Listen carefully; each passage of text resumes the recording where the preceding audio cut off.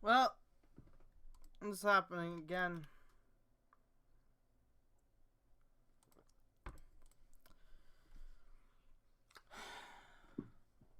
Gotta wait until other people show up. Epsilon is here.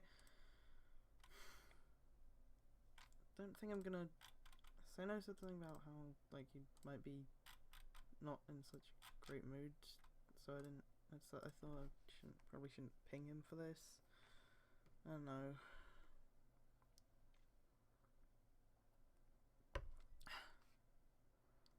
Again, we're probably gonna start out with the Darkiplier thing once Saraku joins.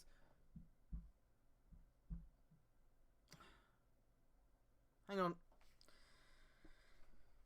I think my sister's making noise upstairs, and I think it looks like it was picking up on the mic, so... Nah, it's stopped now. Whatever.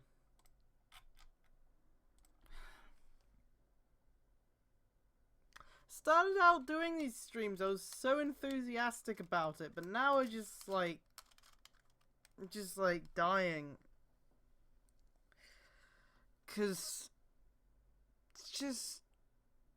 I'm not fucking reading sounding. Okay? That would only make me hurt even more. Oh yeah, speaking of hurting, I need to change the fucking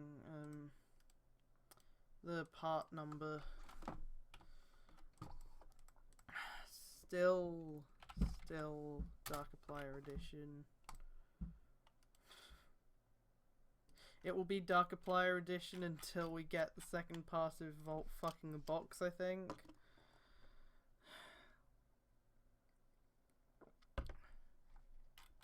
I should probably post the stream in Liam Vent as well.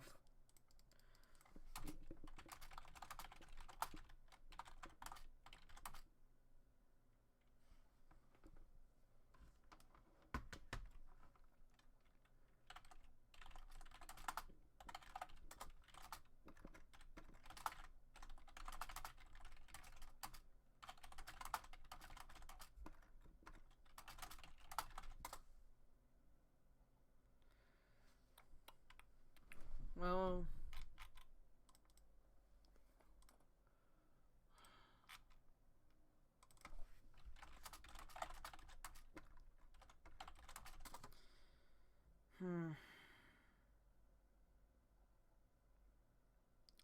Oh yeah, I've got new stupid Hero Vision pictures.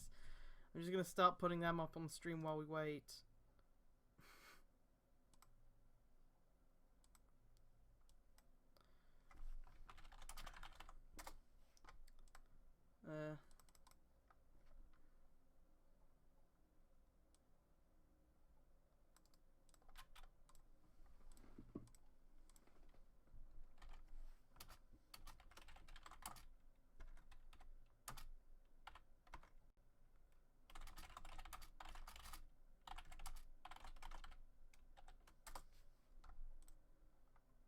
Yeah, just gonna start putting them up on stream and probably post them in voice chat as well. So, oh hey Seno, I didn't ping you because I wasn't sure if you wanted me to, because the thing I said before, but I'm glad to see you here. Just gonna start. I'm just fucking putting bad Hero Vision pictures on stream because I'm waiting for Saraku to come back. And it's fine. I might not be here the whole time though, just depending. Yeah,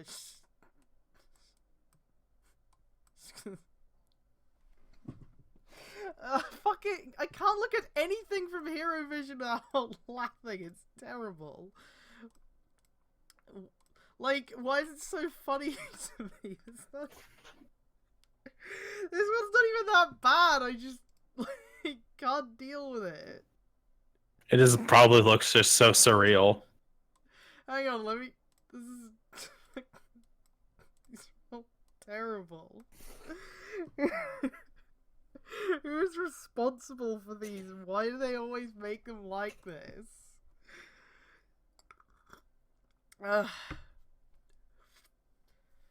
Hero Vision and the True Heroes of the Tokusatsu fandom. They bring us the worst shit.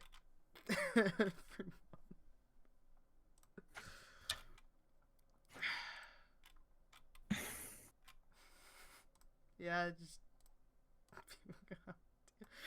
Oh god, fuck, hang on, I'm gonna bring that one up on the stream as well. Everyone needs to see it. Hi.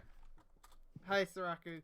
I'm just gonna bring up an awful picture onto the stream first, and then we're gonna start. Because I was putting stupid Hero Vision pictures up while we waited. But yeah, now you're here, we can start on the Darkiplier. You want an awful picture for fucking... From Hero Vision, yeah. Picture. You want an awful Hero Vision picture that has also been touched by FaceApp? Oh god, no! No!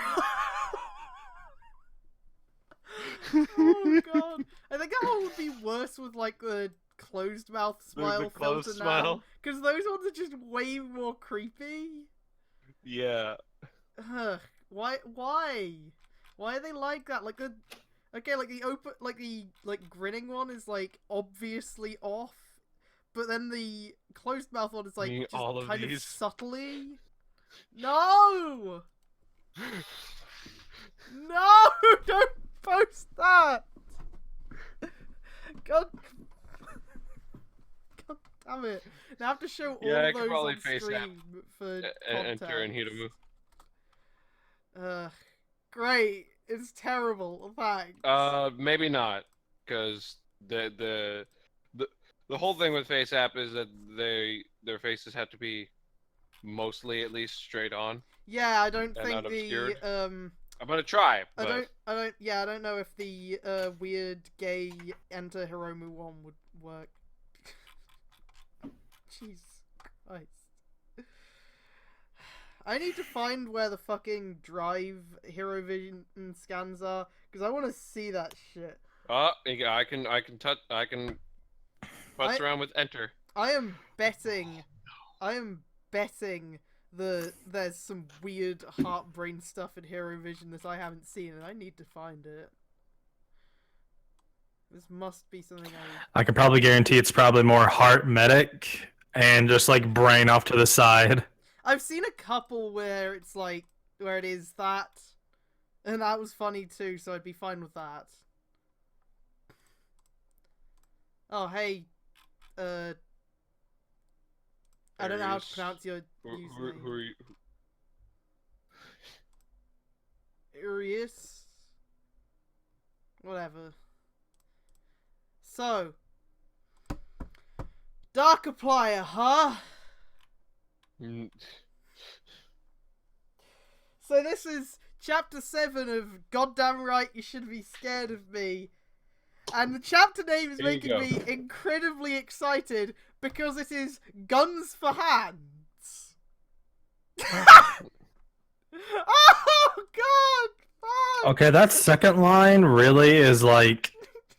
there's a reason why you need to turn it on sometimes. Because storage can like cause a bunch of problems.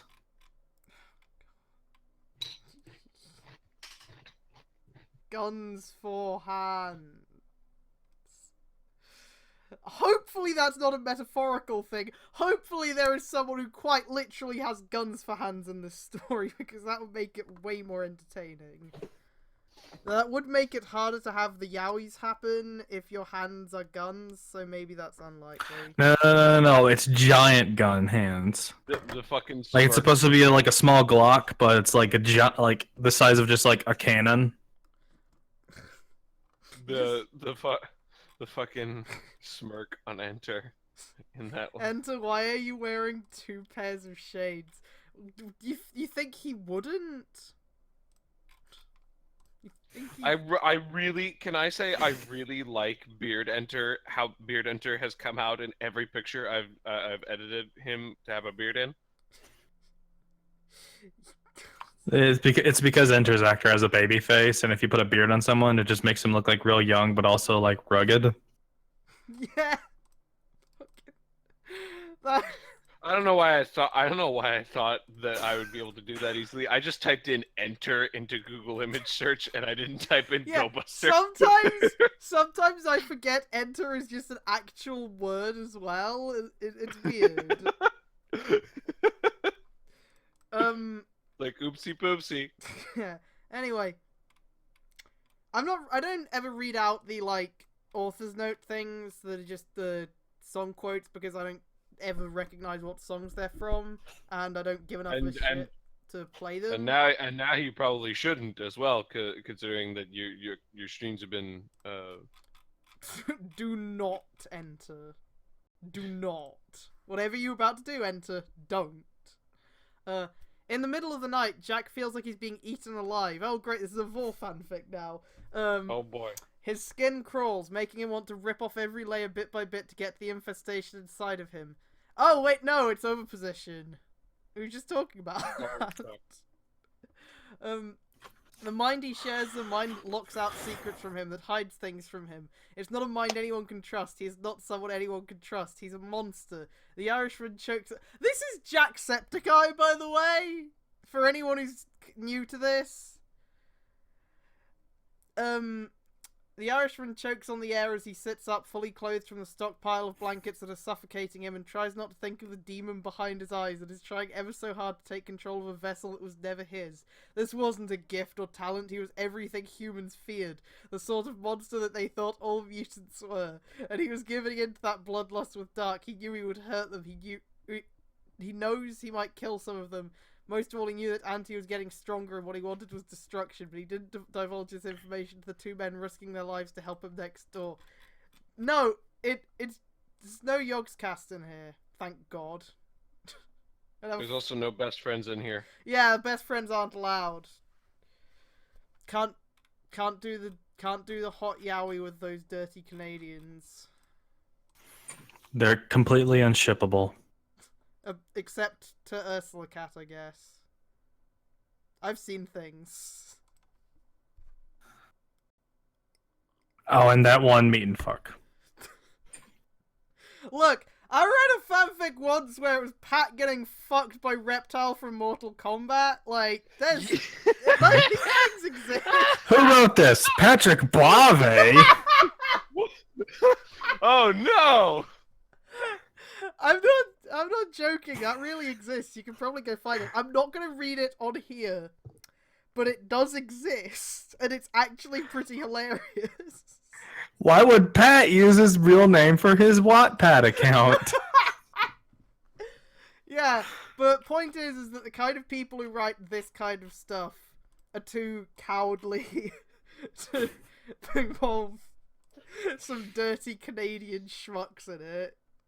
So... Especially the one that's most childish and thinks ketchup's the best sauce ever. Like, Liam is the only one I could imagine them putting in this, right? But Liam's dead. And plus he's too into anime, and these people don't give a shit about anime. In that kind of way. They're like, me? It's like, oh, like Naruto, where I get my edgy music for my Darkiplier AMVs.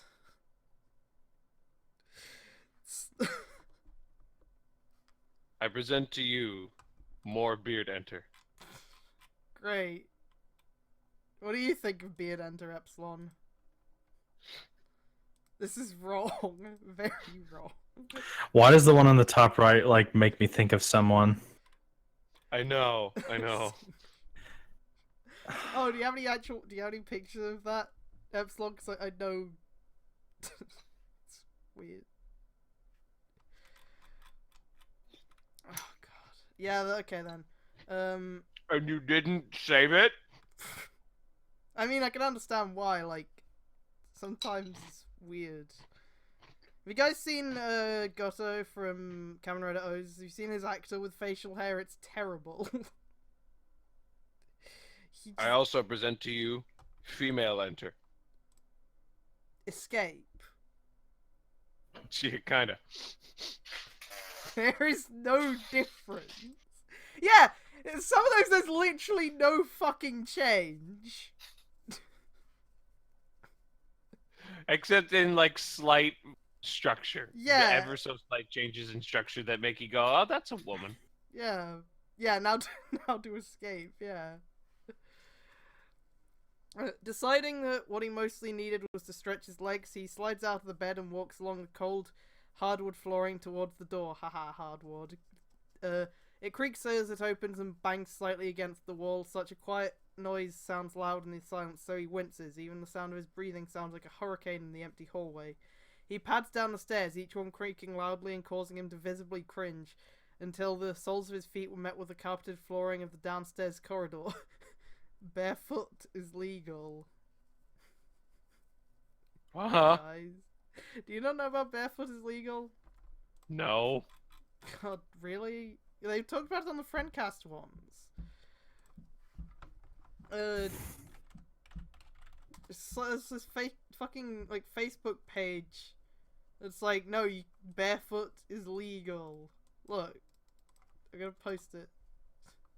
Yes, I go barefoot to stores. Why should I buy $1 flip-flops that are as thick as newspaper held on by a rubber band? Just so people I will never talk to in my life do not judge me? Hashtag it's my feet. Share if you agree. Barefoot is legal. Oh my god. Yeah, there's a ton of these. Alright. I don't know if it's a joke or not. So yeah, that's barefoot is legal.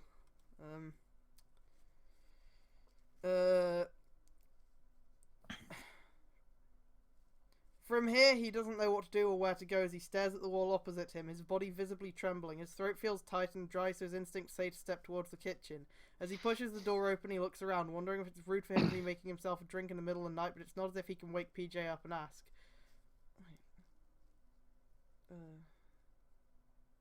Am I missing something here? No, I'm not. Escape. I think... Oh, God! So weird.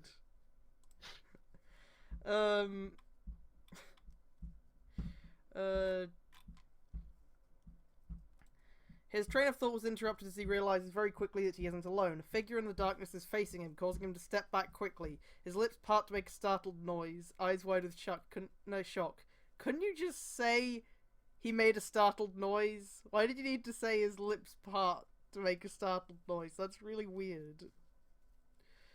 Jack isn't sure who is there, and in his sleep-addled mind finds a suitable time to shout with shock. The figure advances towards him, the silhouette of a man he does not recognize, but looks dark and threatening in the coat of the night. Who are you? He asks, his hands clenched by his side. The green-haired man becomes hyper-aware of the fact he has no training in fighting whatsoever. Wait! He's completely defenseless should the person attack him. Wait! Hasn't he, like, killed people in the wasteland before? Like... You'd think if you live in the fucking wasteland that people that you would like learn how to defend yourself in hand-to-hand combat, right? Like, that's not an unreasonable assumption to make, right? Alright, here's the problem sometimes with the male filter on FaceApp. Is that sometimes it comes out okay, and sometimes it doesn't. Oh my god. Oh my god, wow. What happened to that last one? Jesus Christ! Oh my god.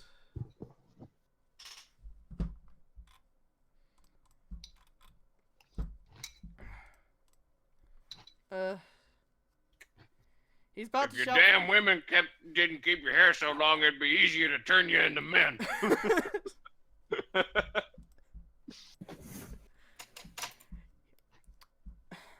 He's about to shout for help as he steps back to find his body meet another person's. Startled, he jumps forward, the light flooding from the bulbs that are suddenly switched on. The cerulean-eyed man spins on his heels to meet the disapproval of a familiar face. PJ is stood staring a little past him, his stormy eyes fixated on the newcomer to the house. By the way, I hope you don't mind hearing me eat cereal, because I'm not going to mute myself for this. That's fine. I'm going to be eating pizza later, and I'm not going to mute myself for that either. Nice. Oh god, yeah, I was about to say, Guyscape does look like he belongs... Guyscape looks like a Neosapod character. A Neosapod actor. He does. This is what Enter's going to look like in Beast Morphers. I'm sorry.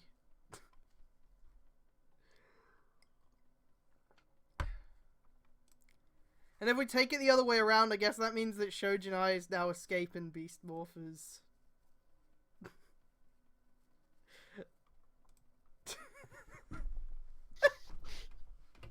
Yeah, it would be hilarious. He just like, you know, does some makeup and then that's it. And now he's escaped. Yeah. Puts on a bra. Now he's escaped. Jack turns to look at the man who is looking a little sheepishly, a glass of water in his hand. The man in question looked much less fierce now that the blanket of darkness had been taken away, his tall, thin body not at all intimidating, with messy brown hair and soft, dark eyes. My apologies, I wasn't planning on running into anyone. His voice isn't deep and has a comedic edge to it, as if he's dedicated his life to laughter. What does that fucking mean? But you must be Auntie, you're much smaller in person. There's a silence and the brown eyes meet that off the hosts, and they go from soft to sad very quickly. Dark called, he muttered apologetically. I left as soon as I could so I could catch him before he goes. I didn't really program my timing very well. Wait, so who's the ones who are gonna fuck here? Is it Jacksepticeye and Markiplier, or Yes. is it fucking Antisepticeye and Darkiplier? I don't know if Darkiplier is a separate character in this. But yeah, both. And she just goes, look at my cleavage for a change.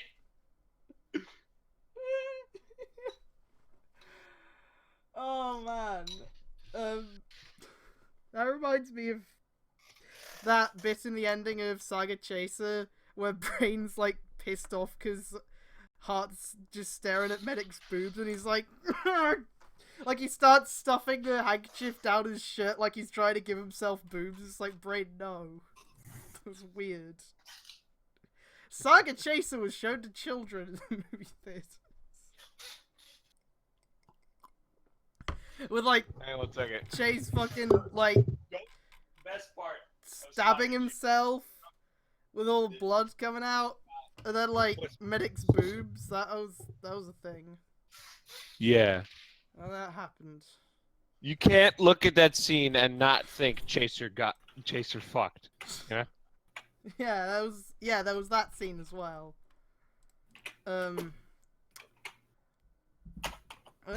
No, you didn't. PJ's serious tone sounds cold and stealing, making Jack feel unwelcome and uncomfortable in a new situation, like he was walking into a lover's tiff.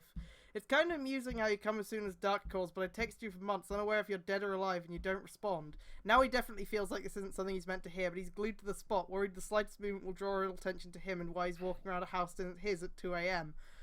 So, Jack's just standing between them, and neither of them are, like, acknowledging that he's really there that much. That's really weird. It's kind of funny. Yeah, it is funny, but I don't think the person writing this intended that. If it wasn't 2 in the morning, I swear I'd punch you right now. For fuck's sake, you haven't spoken to me in months and you just turn up in the middle of the night because Mark asked? Was that a slip-up of the author, or was that a slip-up of the character? The name Mark being there. Instead of Dark. Yeah. Like, it's a one-letter thing, so wouldn't be surprised if the author fucked up, but at the same time... I don't know, keep reading. Keep reading. Maybe Just you'll acknowledge that. Just leave it, I don't owe you anything, Chris mumbled, draining the water in seconds. Let the kid go to bed, he clearly came down for a drink. Jack wants to protest against being called a kid, but he's excited to be able to dart out of the way and back up to bed. His throat wasn't so dry and needy anymore, he was just desperate to escape the rapidly raising voices. Wish they didn't describe his throat as needy, that's kind of... you know... But... in his hurry, he finds himself tripping over a figure at the top of the stairs.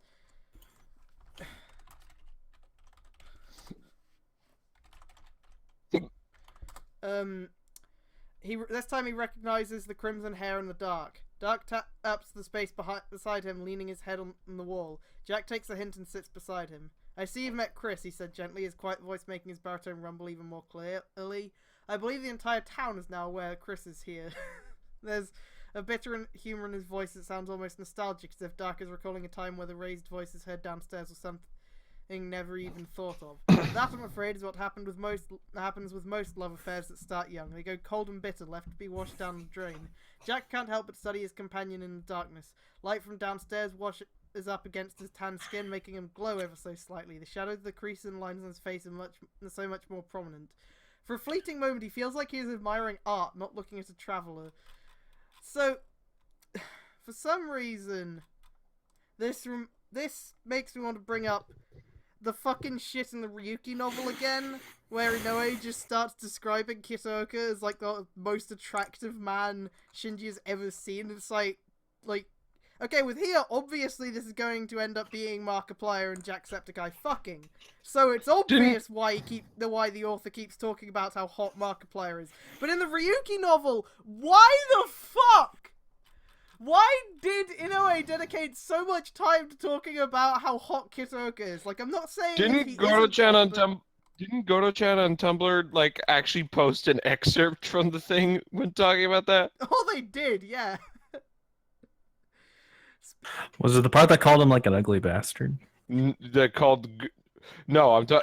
guy's Tumblr name who posted the stuff in the Ryuki novel, his Tumblr name is Goro-chan. Yeah. Okay. I thought you meant the actual actor who played Goro. No. I fucking wish, and then he'd be like, bitch, what the fuck? I'm not ugly. Markiplier's like, whatever, I'm not really into him, like, I'm not gonna say he's unattractive, I'm just not into that. If I had to, I'd give maybe Markiplier a 7. Hey, I'm Epsilon. looking at the Twitch chat, by the way, if you're wondering where I'm getting some of these things from. Oh, now you see it, but you never mentioned my me doing all that stuff for like this. It's Juju with a mustache. Ryuji. Your favorite. No! The mustache. Get that Tommy out of here. Oh god. That's Beast Morpher's Ryuji. Ryuji's like, just puts on a fake mustache. I was like, yeah, I'm totally not. Your favorite. You can't have a Blue Ranger without glasses. That's literally just gonna be Beast Morphers. Is they're just gonna slap glasses on Ryuji. That's fine. I want Beast Morphers to be like the most low effort, like almost nothing changes from. They just reshoot Go Busters with like slight changes. Can they watch them make Can they change it so that Messiah has anything beyond just Go Busters re? They just fucking drill everyone through English lessons and they just go. That's what Epsilon wants.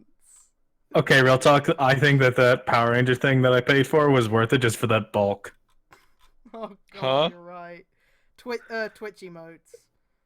Oh. Just.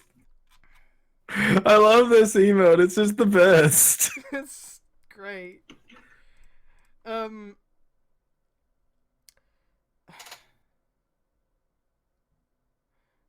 No, the only difference is that Enter now has good French. No, it has to be bad French. Watch them change the morpher from the cool sunglasses thing to just being like something real stupid, like the weapons. Ugh. Like they did for Ninja Steel. Didn't Ninja Steel explicitly change the morpher from being the sword because kids will buy the sword. No, they changed the morphers from being the swords to being the weapon that like they only used for like a couple episodes. Hold on, I think my dog's outside. I gotta let him in. The morpher was on the suit when the suits were displayed at the License Expo. Oh, so they aren't gonna change it. That's good. Because the Morphin Brace is great. It's morphin time! Yeah, it's not gonna have the good voice though. No, it's probably going to have something deep and Zordon-y. Can it at least say it's morphin time though? It probably will. Yeah, and I'd be fine with it if it does, because fucking, like, hey, Go Busters had it. Regardless of Neo-Sabanisms, it will say it's morphin time. Yeah. It should say it's morphin time. Yeah, it should. Jack can't help. Yeah. Admiring art. You didn't tell them your real name. Do you not trust them? It is clearly a question that's been bugging him, but he doesn't want to offend this man or his friends who have offered to help him. It's not that, I just feel if I start telling people my real name, it'll be harder to narrow down who's my friend and who is not. I told you my name because at the time I hadn't considered the danger. Why would I? I've never even interacted with people outside my circle. I don't particularly like having too many people I have to keep track of. These are all people who will not want or need me after this is over. Boy, that's a fucking run-on sentence. He's surprised by how much he himself has thought about this as he whispers under the shouting downstairs. If they know me as Auntie, they do not know me as a friend. They know me as an idea, and I'll have to hope and pray they never actually meet him. Dark is silent, listening to the hurtful words being hurled back and forth by two people who'd sworn they'd love each other forever, as if people like them could ever achieve that. We should get to bed. No, back. So those two are YouTubers as well, right? So this person not only writing them as being in a relationship, but like in a relationship that is no longer good? Why? Morphex, you know what? Morphex works. That's fine, yeah. Morphex works. The transformation device will not say it's morphin time. Aww. It will not. You know it won't. But it No, should. it has to. With the fucking Neo-Sabanisms, it has to. Yeah, There is no way it will not. With the fucking leftover Neo-Sabanisms, they'll say it's morphin time, or... No, I'm saying that the device that physically says it's morphin time will not say it's morphin time. No, it should. I guarantee. I'm willing to bet it won't, because I'm like, that's way too cool for this. They probably be like, no, wait, that's their thing. We can't do their thing. Even though their thing was your thing. But, yeah, like, literally, it says it's morphin time because Power Rangers says it. So it's just coming back. Why would they not? Will they keep Let's Driving? No, because it's improper English, and no matter how good it is, they don't ever keep that. Which means It's Time for Buster is also right out. Damn it. I need to watch Go Busters, man. You do. Yeah, also... oh yeah, Epsilon, the device will say Unleash the Beast. Also... Boost up for Buster, probably dead too.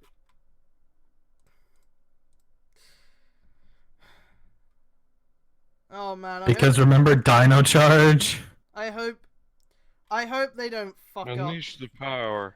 I hope they don't fuck up Beat J Stag, because I love him.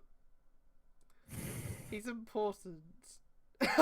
I love Beat J Stag, but he's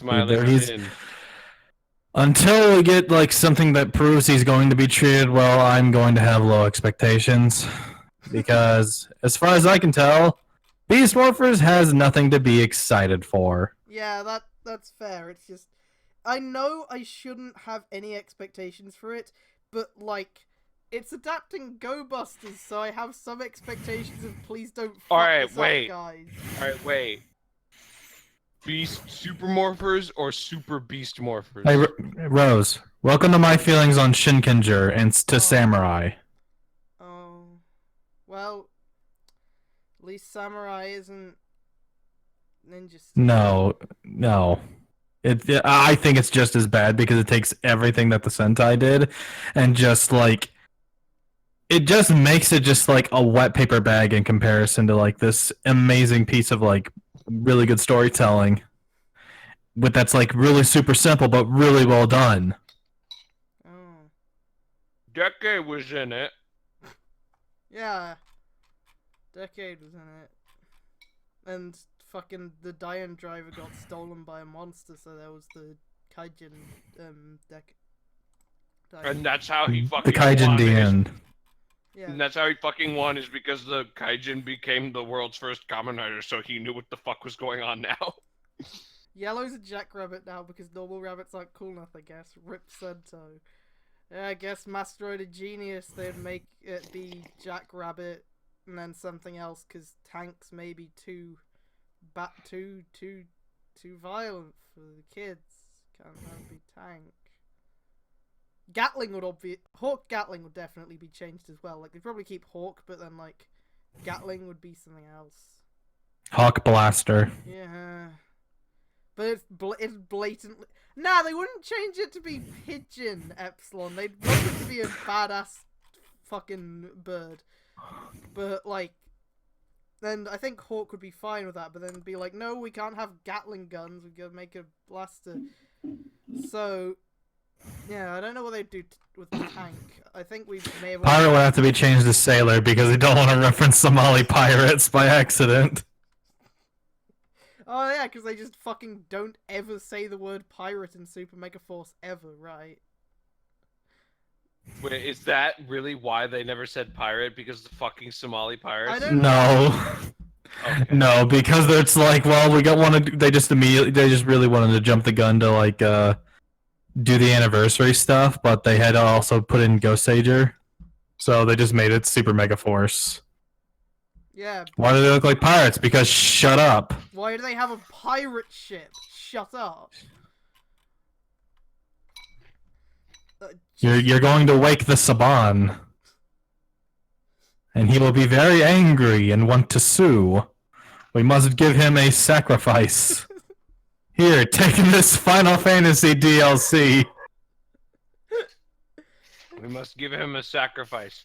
Here, take this Street Fighter crossover. Here's Chroma Squad. Please, Lord Saban, return to your slumber.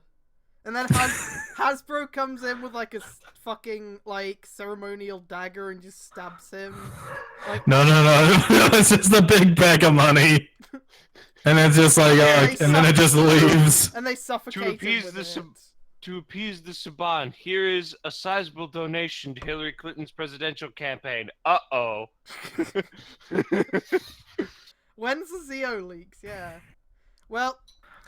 Weren't there already had one. design leaks? Yeah, we had one. Because the fucking Butterbur Soul machine was like broke and was like, oh, it's August, right? Time to show Zeo. And then Toei was like, no! It's not! Well, honestly, I think this is a good time because it gets everybody excited.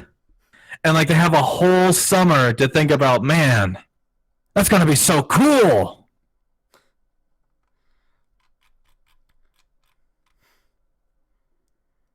Yeah, last few I mean, that's typically what you do with writers. Especially with a show that like kind of ends during summer. Yeah, it was like set to the Butterbur Soul machines are set to show Zeo like early August, so that would have still been a month. But then obviously the internal timer fucked up, and they had to put the shut them all down for maintenance, and Toei's fucking pissed because of it. I think this was a fine time. Also, I think it's funny how the time-themed rider got leaked because of an internal timer being wrong. Yeah. Zeo did it himself. He cannot be... Honore Zio. Ah! He said it as soon as he posted it as soon as I said it. Say no, can you turn your mic down a little bit, by the way? It's kind of loud. Oh, sorry. Just Hold on. I think I said it on default. Input volume. Yeah. Okay, how's now? It's a little better, I think. Okay, then I'll just bring it down to 50. Yeah, there we go. That's fine. Okay. I must have set my mic back to default. Sorry.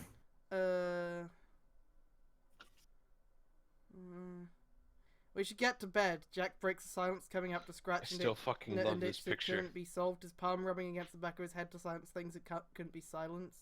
Yes, I suppose we should. They both stand in understood They both stand in understood quiet, both still processing the words that had left the Irishman's lips. It begged one question that neither wanted to bring to the forefront. If Dark knows Jack's name, does he see him as an idea or a friend? I want to look at the... It just occurred to me that What the fuck if does I that scroll mean? down too much, my Gmail address is going to show up on the stream. Oh, great, it Oopsie already poopsie. did. Fuck. Oopsie poopsie.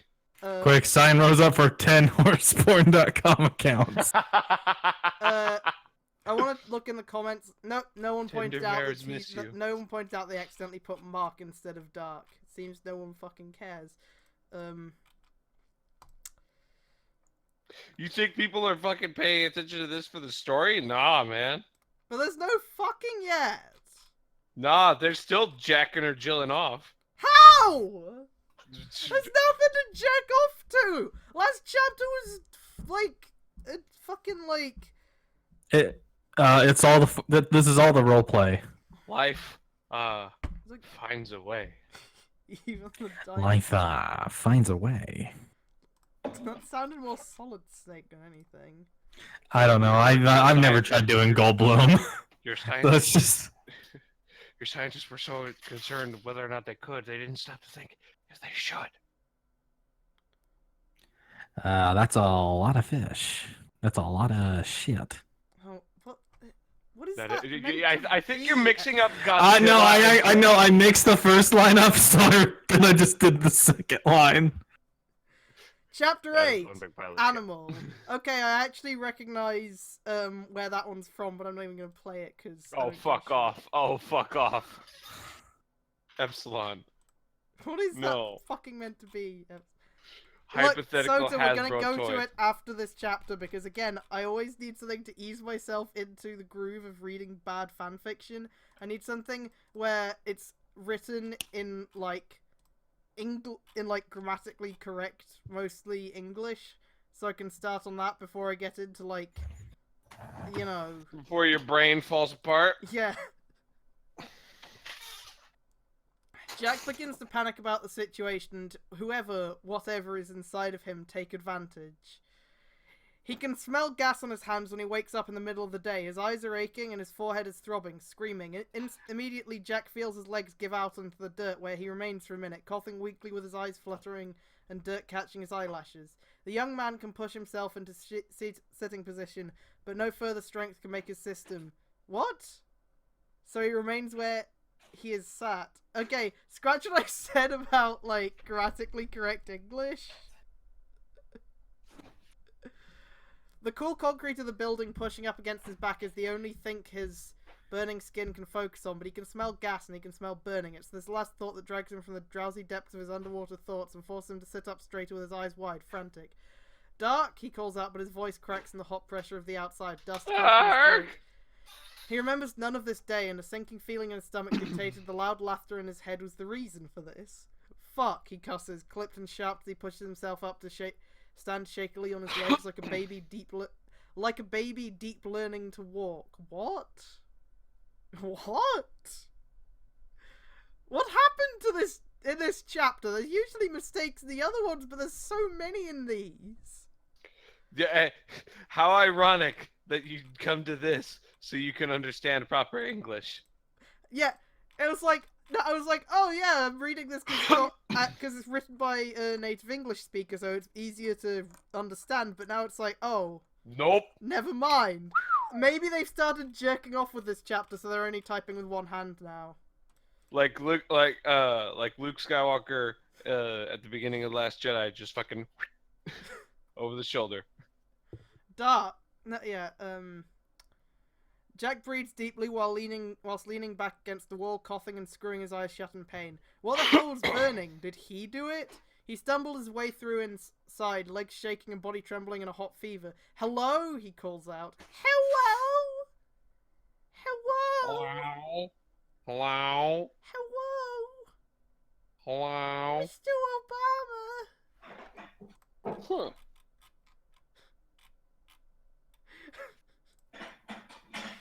Then perish. Loud noises fill his head. The sound of loud bangs, shattering glass, and he falls to the floor again. His head Loud implodes. noises! enclosing him black and numbness. There's no movement from his pale, lifeless body for a good 5 or 10 minutes. In 2 of those, PJ finds him and shouts for help. Between PJ and Dark, they carry the green-haired man upstairs onto the bed, making observations about his state. He smells like gas. His hair has blood in it. He's breathing fine, but neither of them could pinpoint a series of events that ties all of these together. For a long minute, PJ thought perhaps they'd lost him as his chest stuffed and eyes rolled like he was having some kind of seizure. The sound of the Irishman gasping for air sends sighs of relief following, his coughing and wheezing more accepted in the anxious room than any other noise. Dark sends PJ running for some water as the elder man meets Jack's frightened, cerulean eyes. What happened? But all he go in response to the shaky shrug and coughs, eyes half closed again. It's okay. The dark-skinned man was well aware that comfort was not his forte as he pulls up a chair. After a moment's hesitation, however, he takes Jack's hand in his and draws soothing patterns with his fingertips. Looking drained, the younger man's head turns to meet Dark's eyes, a small and very weak smile on his lips. Thank you. When Jack is feeling better, which doesn't take much longer because mutant bodies are quite literally built to withstand abnormal and treacherous conditions, he begins to wander around and get a Okay. If Kuroto was a kid today, he'd have to frame his dad for, like, downloading Minecraft and Flashstart to his office PC instead of creating a Bugster virus. If Kuroto was a kid today, I'd pummel that gamer bitch to Kingdom Come. Gas, gas, gas, I'm gonna step on the gas. Yeah, yeah. I'd love to play that on the stream, but I don't want to risk getting it, limited again. I'm gonna have to put a reminder on the file for this to, like, edit this one so you don't have your fucking email address on your fucking, VOD, idiot. Poopsie poopsie. Yeah, whatever. Not like anyone watches these, so it would be, like, at most one person would fucking care. He begins to wander around and get a drink. He wondered if anyone knew what had happened to him. The smell of gas faded after a thorough wash, and his skin no longer felt weighed down by dirt and blood. Did he get into a fight with someone? Why was there gas involved? And why did he hear explosions when everything is intact? Because I like to play with your little mind. The green-haired man grits his teeth and shakes his head in slow motions, his eyes becoming hard and focused. Yeah. Stay out of my fucking head, he growls aloud, but the monster doesn't dignify him with a response. So it was him. He did this, and whatever happened, if it even happened because of that thing. At this point, he became very aware that his other self could play tricks with his mind in any way he deemed fit, and there was nothing he could do about it. He cussed under his breath. How the hell was he supposed to save his friends when he can't even save himself?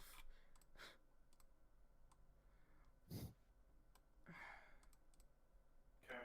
So fucking stupid. Every time I hear somebody say "get out of my mind," I can only think of either this or from Metal Gear when Ocelot is like starting Metal Gear Solid 2 when Ocelot's starting to get possessed by liquid. Yeah, so anyway, that's 2 chapters of the Darkiplier thing, so now it is time for the main event. See, I think that the whole thing is that in Metal Gear Solid 2, it actually is Liquid's arm, and it actually is Liquid's spirit possessing Ocelot. Didn't they? No, wait. A canon thing or what? Wait. Because I thought it was that, like, initially in Metal Gear Solid 4, MGS4, it was hypnotism or something that made him like that, but because he was the son. Yeah, of in Metal Gear Solid, in Metal Gear Solid. Yeah, in Metal Gear Solid 4, you can tell by looking at his arm when you have the boss fight that his arm is not Liquid's arm; it's synthetic. You know? Yeah, but I'm pretty sure it is actually canon that in MGS2 it is actually Liquid's arm and he is actually getting possessed by Liquid because he's Zoro's son. So has that spiritual connection stuff. But then in MGS4 it's a synthetic one. It's because he went, oh fuck that. Yeah. Anyway, episode. Which explains why, while he adopts a lot of Liquid's mannerisms, his voice isn't Liquid's voice anymore. Episode 50, Shingetsu's Plan A. We're only 110 chapters away from the end, guys. Woo! Okay, time to give some focus on Shingetsu. First, we get to explore a few details of his backstory. 2. How did he become a warmongering intergalactic criminal he is now? And 3. What will be his plans to destroy Faust and claim Pandora's box for himself? Bro, you best fucking... None of those had question marks. Plan A, fuck Gentoku. Plan B, Vampire Soccer. I mean, if his plan did actually involve fucking Gentoku, quite literally, this would be a much more interesting fanfic. Unfortunately, it does not, because this author is not Petrified of gay. Yeah, he is not down with the gay. Which is unfortunate. Where's that picture? Where's that picture of like the React video of like the shot of the old lady? They seem like good friends. Yeah. And it's like but like the picture's edited to be like actually like two dudes making out. Yeah. This dude is not down with the gay, which is a shame because he is writing Kamen Rider fanfiction. Yeah, you're right. You're right. Kamen Rider fanfiction. You're down with the gay, or you're out. You're down with the gay, or you aren't writing them in character. Or you're being paid by Toei not to, because old man Toei. That's basically a novel's, huh? You're down with the gay, or you're a Inoue. Inoue. Well, this guy is an Inoue fan, so and he's trying to be edgy like Inoue. But he doesn't understand that there are problems with how Inoue does things, which is fucking wild to me, because... Like, even with people who are, like, big fans of most Inoue seasons, they're still like, yeah, but there's, things that probably shouldn't be like that here. Sento and Banjo are sitting less than 5 feet apart in the hot tub. There's a rumor going around that one of the writers for Zio is Inoue. Of course there is. Of course there is. And... I would be fine with that because I want to experience watching through an Inoue season as it's airing. Inoue's good at writing TV shows. He's just not good when he has no one else to hold him back. Yeah. It's not good when a director is like, no, that's stupid. We're gonna do this. Like you can tell in some places there are plenty of times in Agito where it's like, man, it would just be really cool if like Gills and Agito just didn't talk, and like no, the first time like they get a chance to, Gills and Agito talk, and they're like, oh, okay, so that's what happened. All right, I understand. Yeah. True to his because there's a big misunderstanding between them. I'm sorry. True to his similarities to Kamen Rider Baron, Shingetsu's tragic backstory differs that from Kaito. Great! Shingetsu has a tragic backstory! Cool backstory, you're still a fucking asshole, bro. I don't care what it is. Cool backstory, bro. As Shingetsu is actually a fallen hero archetype. In a way, he was once an intergalactic bounty hunter, just like Samus, who served the Galactic Union Police apprehending criminals. That is until his home planet of Raya, which is fucking named after a Ryuki character for no reason. That's how you pronounce it, right? R-A-I-A. Raya. Yes, Raya. Like Gaia. Why? Why is it named that? Why is it named that? Because remember Ryuki? But this guy... Shingetsu... Because this fucker doesn't have a single original bone in his body. But Shingetsu has nothing to do with Raya as a character. You'd think he'd name it after one of the fucking characters. They fucking... Because, remember... They went to planet Destron. I know. Were invaded by unknown invaders who killed his family. Also, Shigetsu shares a similar mindset with Tiger Snipe in a way he has nothing left to lose ever since his loved ones were killed. Tanky's incantation whenever she transforms into Tengen Topper Evolution. You know what this reminds me of? And I fucking hate... You know what that backstory reminds me of? And I fucking hate that it does because I really love that movie. What? The One with Jet Li. Is that the one where he fights all the alternate universe versions of himself or something? Yeah, and the bad guy is another version of him that used to be with the interdimensional police or whatever.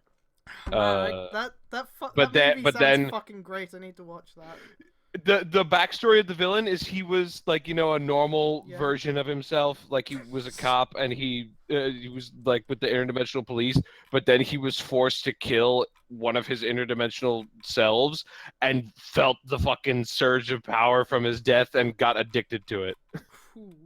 So he went around killing That's all of his fucking alternate great. universe selves. That's fucking awesome. But the problem is, every time one of them died, the power was split between all Yeah, of so they all all of get the other cells. stronger. So they all get stronger. So at the very end, it's just two of them who are like near god tier. And the whole thing is that the good one has to not and the whole thing is that the good one has to not kill him. Because they're like, no one knows what will happen if someone kills all of their other selves. No one knows if they'll become a god or they'll destroy the entire multiverse. Oh my god.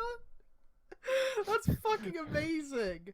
And so they just send him to this prison dimension, and he just fucking stands at the back guy just stands at the top of a pyramid, beating the shit out of all comers for the rest of eternity.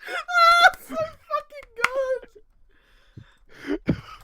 Oh, yeah. Anyway, Shingetsu isn't that. Shingetsu's a pussy ass bitch. No, Shingetsu's a fucking bitch. Shingetsu's not Jet Li. Apparently, Jet Li's super fucking sick. I also just like slap him with his cock and like make him his bitch.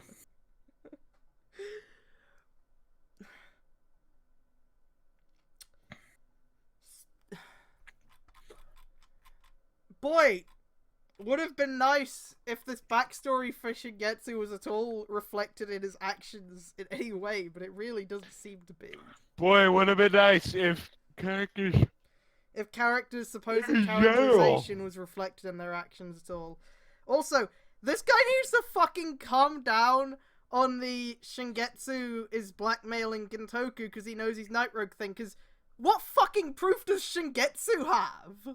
Right? Like, if he just fucking called up, like, some news thing, was like, hey, I know who the leader of this secret organization, Faust, is, it's Gintoku, like, what? It's Shingetsu's word against, like, the Prime Minister's son's word. Like... Gintoku would just hire a guy to pretend to be... he literally fucking Night Rouge. did that! That's why Utsumi got shot! So, the thing is, right, is...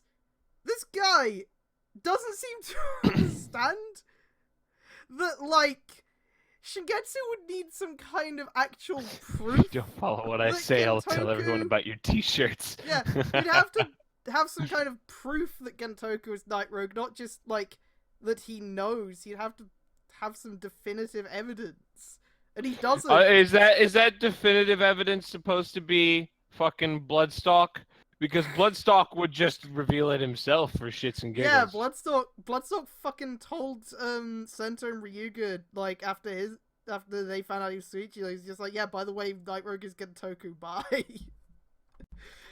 And then he just jumped into the Since all the sky. secrets are coming out here. Might as well!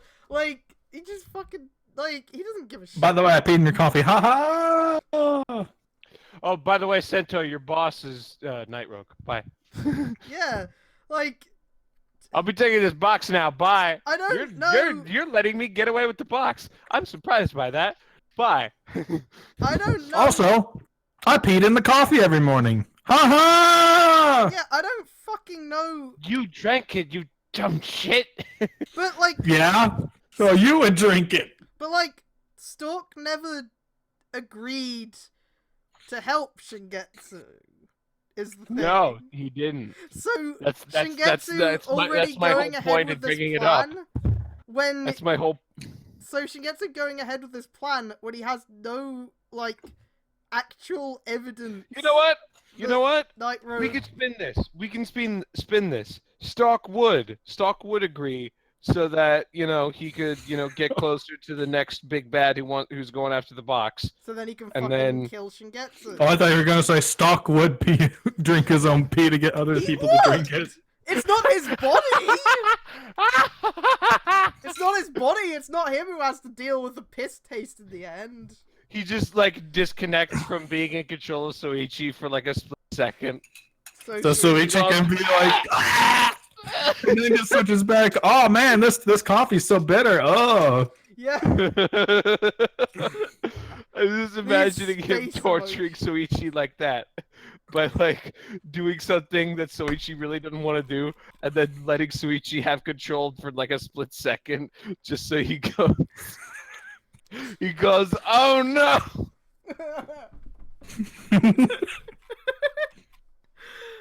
Oh no. Fucking. Yeah, but I don't think this guy realized that you can't just blackmail someone like that without having any kind of evidence of the thing that you're blackmailing them over. Like, Shingetsu doesn't even live in Toto, so like, this is some random foreigner's word against the son of the Prime Minister's word. This random foreigner who may or may not have, like, attacked the country before. This random foreigner we have footage of appearing just before the Kamen Rider has to fight because he's causing trouble. Versus the Prime Minister's son, who does no wrong and couldn't possibly do wrong. And is a good leader of the country. Who appreciates Bonzi Buddy. And appreciates our national animal, Bonzi Buddy. Does not wear novelty T-shirts. That dictate his answers through some method of precognition that he knows how a conversation is going to happen. No. I think he probably had the regular agreed, but he had like a little diss kanji like in his pocket, so he would just slap it onto there. If he disagreed. Oh, you agree? Oh, no, you doesn't. I would have thought that if he didn't agree, he'd just keep the jacket closed and he'd just go, fuck. Yeah, I think he's trying. Yeah, he probably. Okay, like, I think both of those are good, but I like the other one because it's so stupid that it fits him. The one with the diss kanji on it.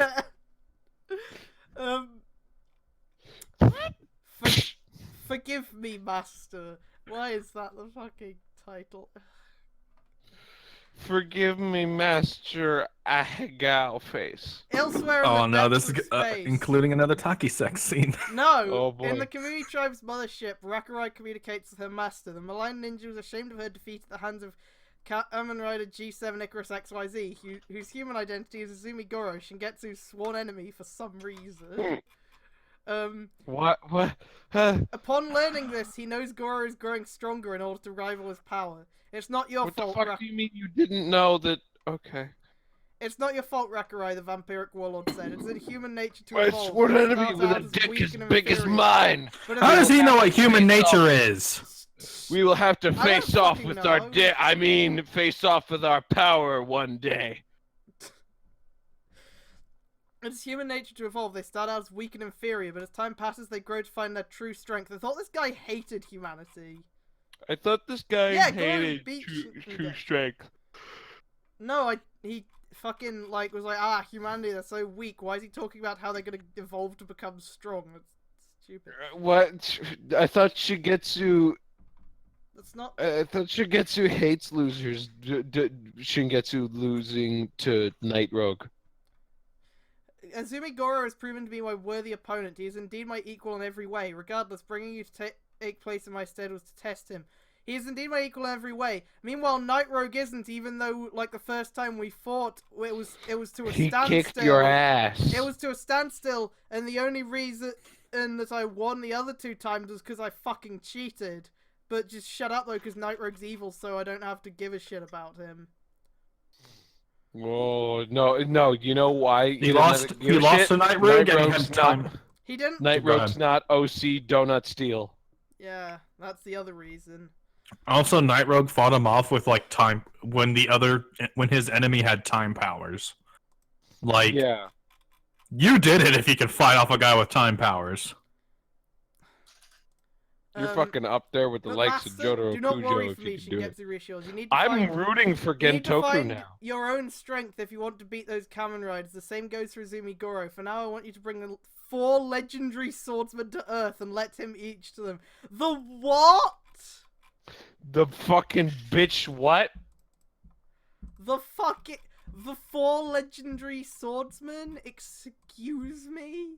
Yes, sir. Rakurai bowed reverently to him swordsman what? as Shingetsu closes too. I want them to be location. so fucking lame. Back on Earth, as Shingetsu maintained a low profile in his journey in Toto, along the way he hears a cry of distress nearby. A boy is stuck in a tree and cries for someone to help him to come down from the tree. See, this is the scene I said where it's literally just a fucking Kaito scene, but with Shingetsu inserted in instead. Someone please help me, the young boy cried, scared he could fall down as he doesn't know how to climb down on his own. Shingetsu approaches the tree and the child stuck. Despite his contempt towards humanity, which, why did he say humanity evolves to become strong in the end and shit when he fucking hates humanity, huh? It really makes him disappointed for a child not to brave himself to reach obstacles. Hey kid, Shingetsu calls out to the kid. If you keep wallowing like that, you'll spend the days of the rest of your life being picked on by others for being a wimp you are. Is that what you want? Harsh as it sounds, Shingetsu wants a child to be strong in his own right and never be a crybaby. The boy took his words as he attempts to climb down from the tree, and this time Shingetsu catches him, and the boy manages to walk. Are you telling me this villain? Are you telling me this villain? Yeah. This main rider villain Yeah. is not gonna just go, hey, bang, and shoot a kid? No, because he's Kaito. Remember Kaito? No. And it needs hurts to not because be Kaito's my favorite character, and I hate Kaito's this. fucking great. He's the best. Very good. Like- Shingetsu smiled to the boy after catching him in his arms. Shingetsu's meant to... Thing is Kaito wasn't meant to be the main villain. Kaito was, like, the rival, and while he was the final, like, boss, he was not framed as being evil. Shingetsu is framed as being evil, so having him help this kid down from the tree is really fucking jarring and bad. Because that scene also shows that are the fucking main. That scene was like, it was like, And- while and there was like, Tagawa. okay, Kota and Kaito have obviously they have different worldviews, but Kaito's isn't like just, man, fuck anyone who's weak. It's like, no, you gotta, weak should become stronger. Or Is that whatever. It's Soichi as Hamtaro? Yes, it is. But like, it doesn't work with Shingetsu because he's not just a rival character. He's a he's fucking evil. He's a loser. He's fucking evil. He's a galactic warlord. He's trying to make the universe fucking worship him by stealing a fucking box that wouldn't actually even give him the power to do that, but whatever. Meanwhile, Kaito wanted to become the strongest so he would force the world to change and be better.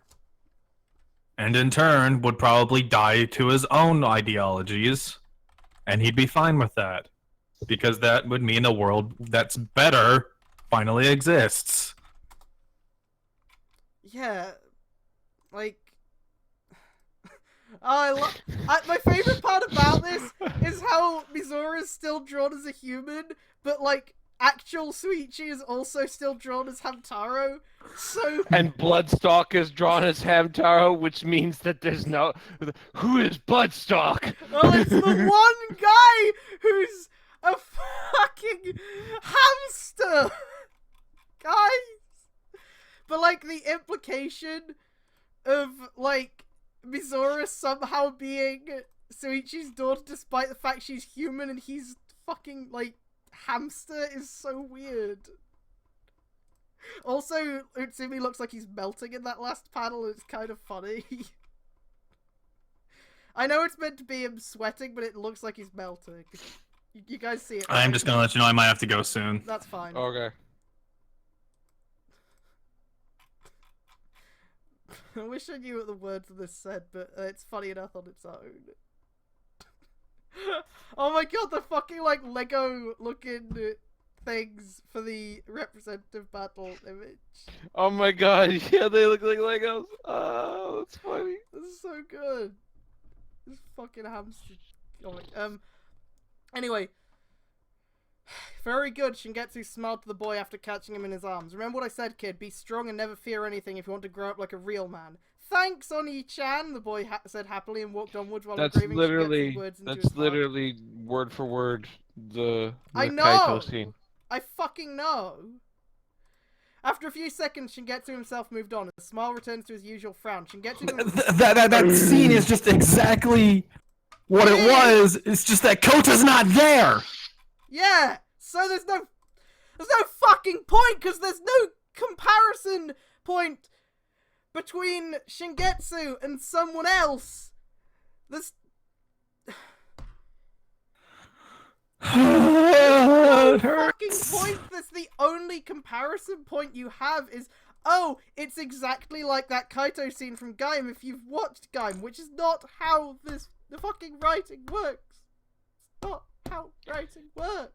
I'd swear to this guy doesn't know originality and doesn't know God, fucking Hamtaro evolved black hole though. Like, that's great. Wait, was Soichi's actor like a voice actor in Hamtaro or something? I have no idea what the joke is of this. I don't know.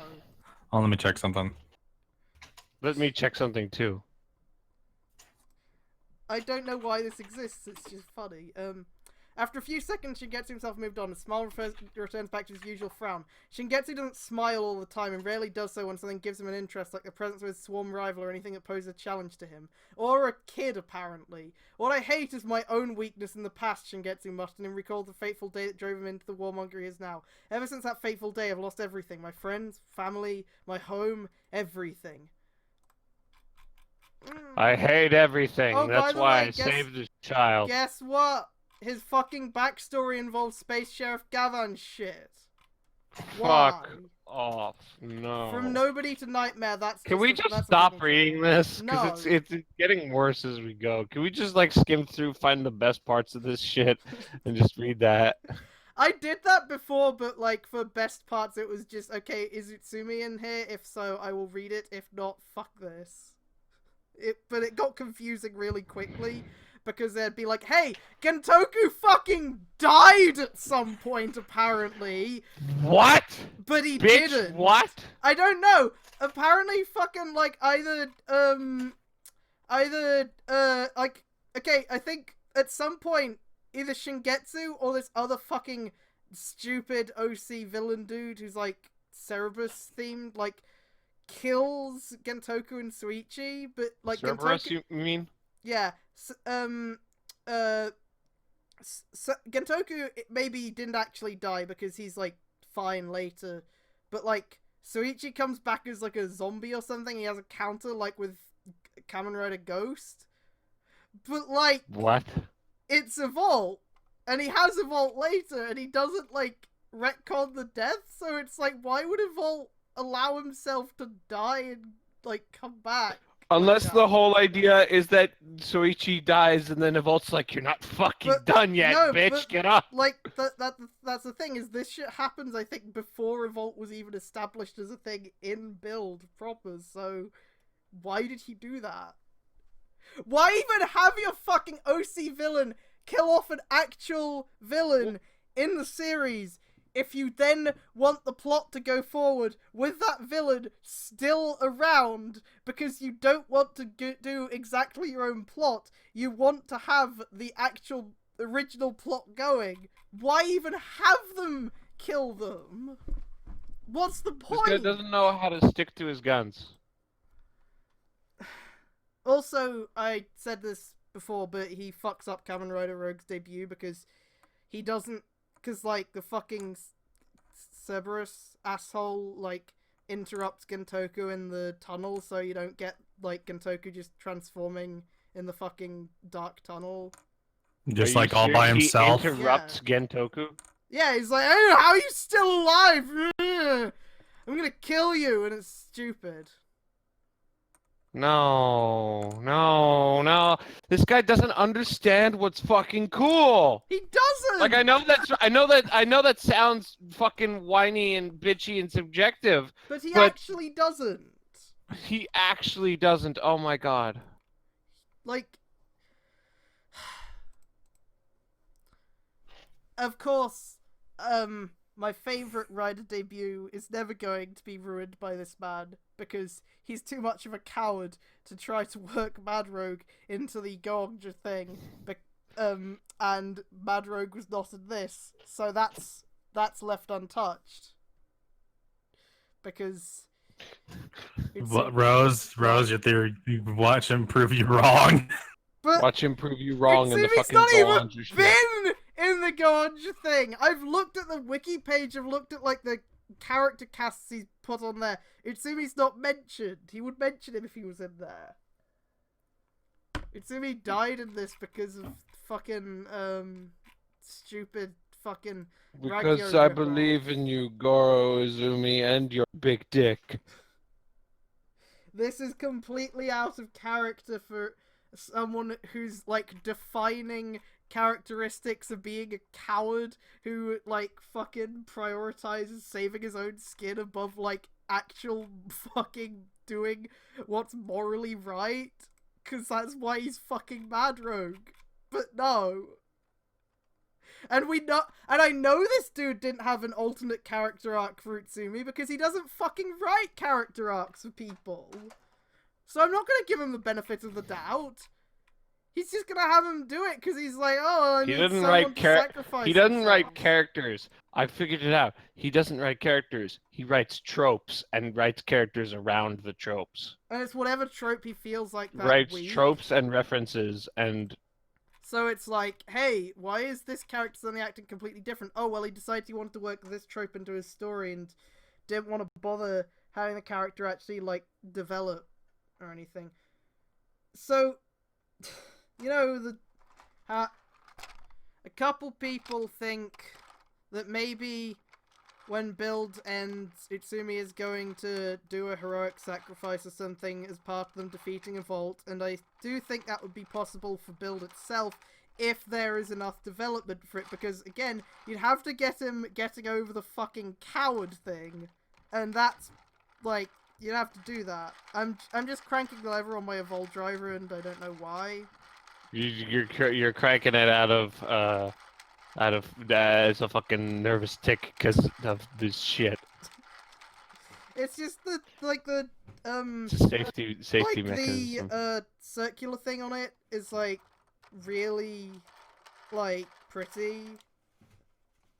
Like the gold dark blue bit that spins. Yeah. Like, it's really nice looking. Yeah, that's why. Yeah, he's gonna do a coward sacrifice by backstab, which accidentally counts heroic. He's gonna be like, oh. Yeah, probably.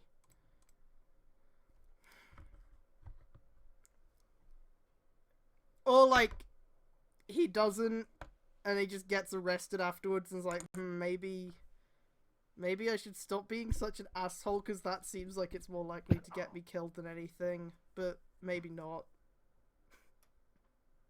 I don't know. I don't know where the fuck Utsumi's gonna go. It seems that he's starting to think, hey, maybe I shouldn't work with a vault because he's probably gonna fucking kill me. But I don't know what that means. Where are we gonna go next week? I don't know. Whatever. I'm hanging out with my. Hey Utsumi, I'm going for beers with Shinobu. Don't shit the bed. No, hey, there's fucking Grease and Rogue here. I'm gonna go capture them. Oh shit, I fucked it up again. Fuck. Shit. God damn it. Fuck. Utsumi, we're back. Did you shit the bed? Yes, sir. No, Cobra, no. Stop talking about that bit of Rogue 2. We don't think about that bit.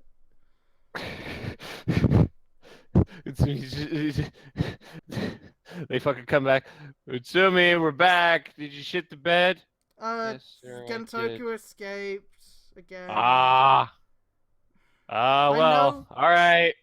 Well, Shinobu, looks like it's your time to shine. Well, Utsumi, I'm turning you into a Lost Smash because you can't get anyone else to do it. I'm expecting that to actually fucking happen, and that's why Utsumi runs away. Is because like, well, I don't want to fucking have that happen. So he takes the bat lost bottle and he does it to him just to hammer in the point. He doesn't even need to do it with the Bat Lost bottle. It's already gone black and gold. I know. But he'd still do it. Yeah, I don't know if he'd actually, like, manage to, or if he would run away before he does it, but, like, I feel like that's gonna... He would That's do a it to possibility. demonstrate the power of the fucking lost bottles, you know? Maybe. Or, alternatively, he'd just be like, okay, clearly you aren't doing a good enough job, so how about you fucking do that power boost, but you die if you lose thing to yourself, and it's like, how about I fucking don't? Like, because at some point he should probably fucking realize that, hey, every time I fight the other riders, no matter how confident I am in the data I have on them beforehand, they're just gonna fucking end up beating my ass anyway. I probably shouldn't bet my life on it. Yeah.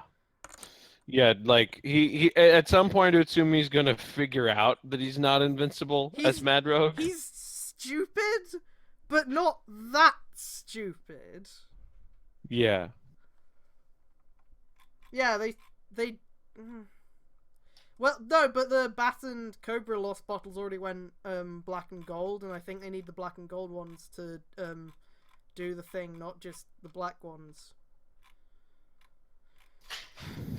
Don't remember exactly.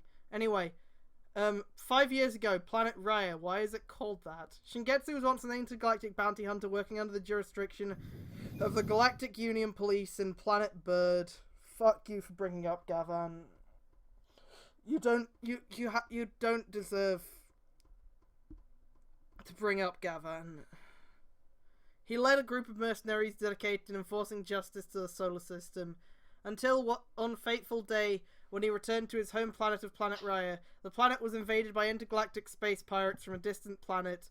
A lot of the use of the word planet. The raiders killed most of the planet's inhabitants, including Shigetsu's relatives, Planet. his mother and father, and his lover.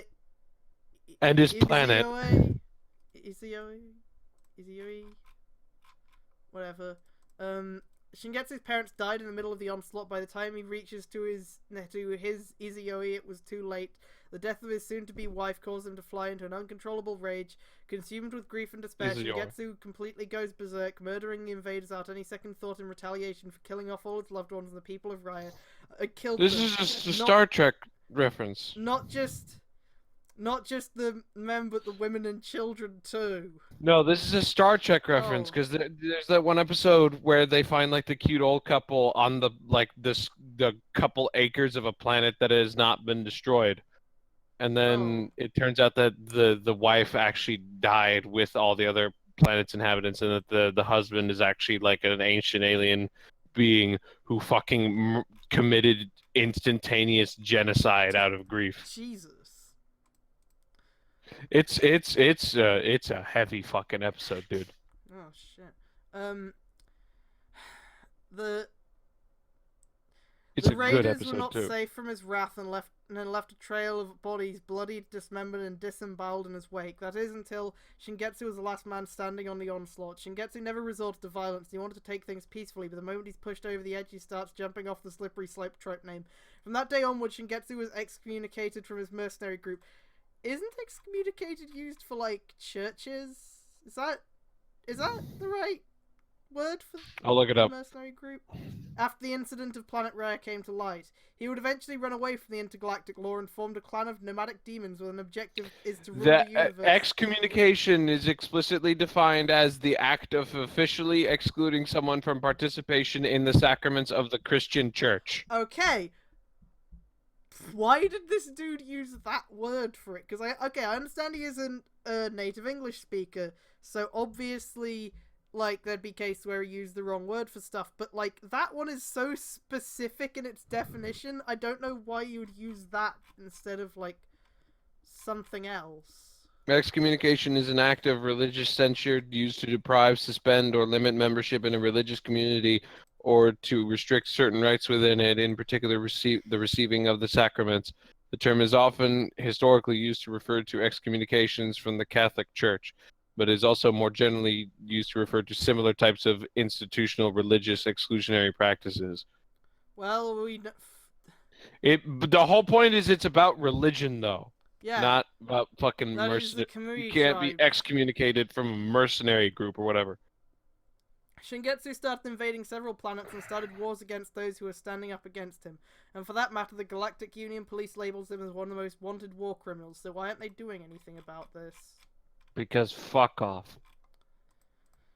Flash forward to the present. Nobody knows why Shingetsu is motivated to take Pandora's box so he can take control of all planets to his will. Again, that's not what Pandora's box fucking does, but okay. But also, no one knows why he's motivated to do this thing. That he's the reason why he's motivated to do It's it. all because he wanted more power, not just to become a god, but he wanted to be stronger. That the fateful day when his friends, family, and love were killed right before his eyes shows that deep down he was too weak and he couldn't protect them. That explains what he wants to create a world cleansed of the weak. Also, the reason he wants to accomplish his goals alone, he doesn't want any of his men to experience the pain he felt. The day he encounters Goro gave him the purpose to find his true strength. What? That's an author's note, and fuck, this guy's writing is just atrocious. That's gay Shigetsu. You do that. Heated drama between men by accident. Well, it is Kamen Rider. I know. You but can't. The part of the whole formula is heated drama between men. I'm glad that fucking like pre-release build stuff gave us that phrase because it's so useful. Heated drama between men. Yeah, it's so useful.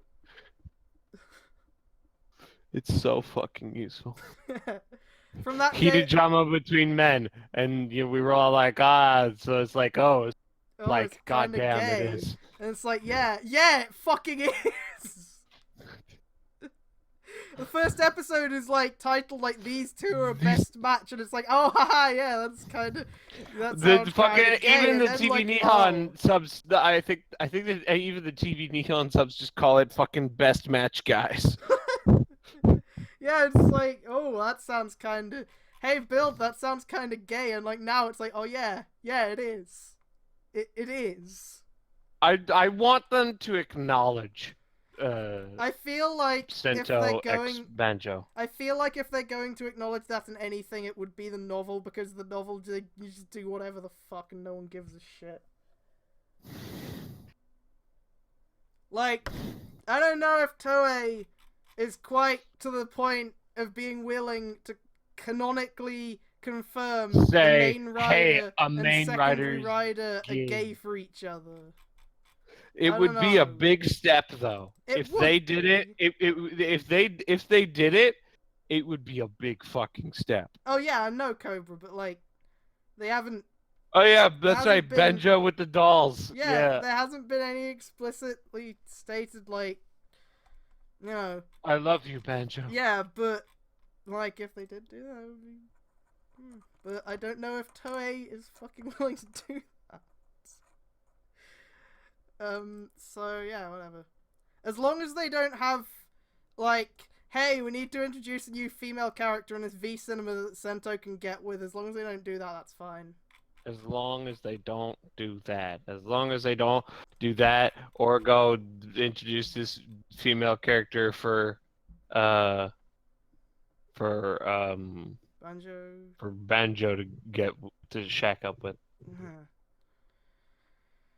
Because, like, fucking Ghost, it was like, oh, we need to introduce a female character in Spectre V Cinema for Takeru to get with, because, well, that case it was like, because they fucking gave him a future son or something, but, like, it's still stupid.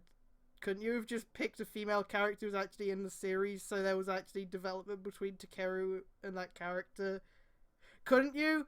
Like, I never saw Takeru and Akari as working in a romantic relationship, but holy shit, that would have been much better than, oh, Akari's gonna hook up with the creepy mad scientist dude, and Takeru's gonna hook up with this female character we've never seen before until the V Cinema. Like, why?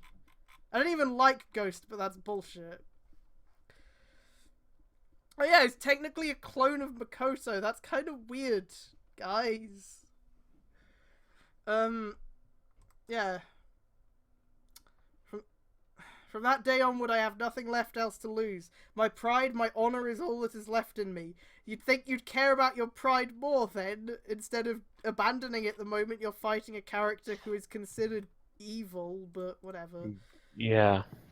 I was too weak to protect the people I loved and cared for. The only other thing is left for me is to eliminate the weak and the foolish, Shingetsu mused, showing that he started out as a man dedicated in protecting the peace and the stars to a tyrannical warlord in the galaxy, and I will do whatever it takes to bring everything in the universe down to their knees.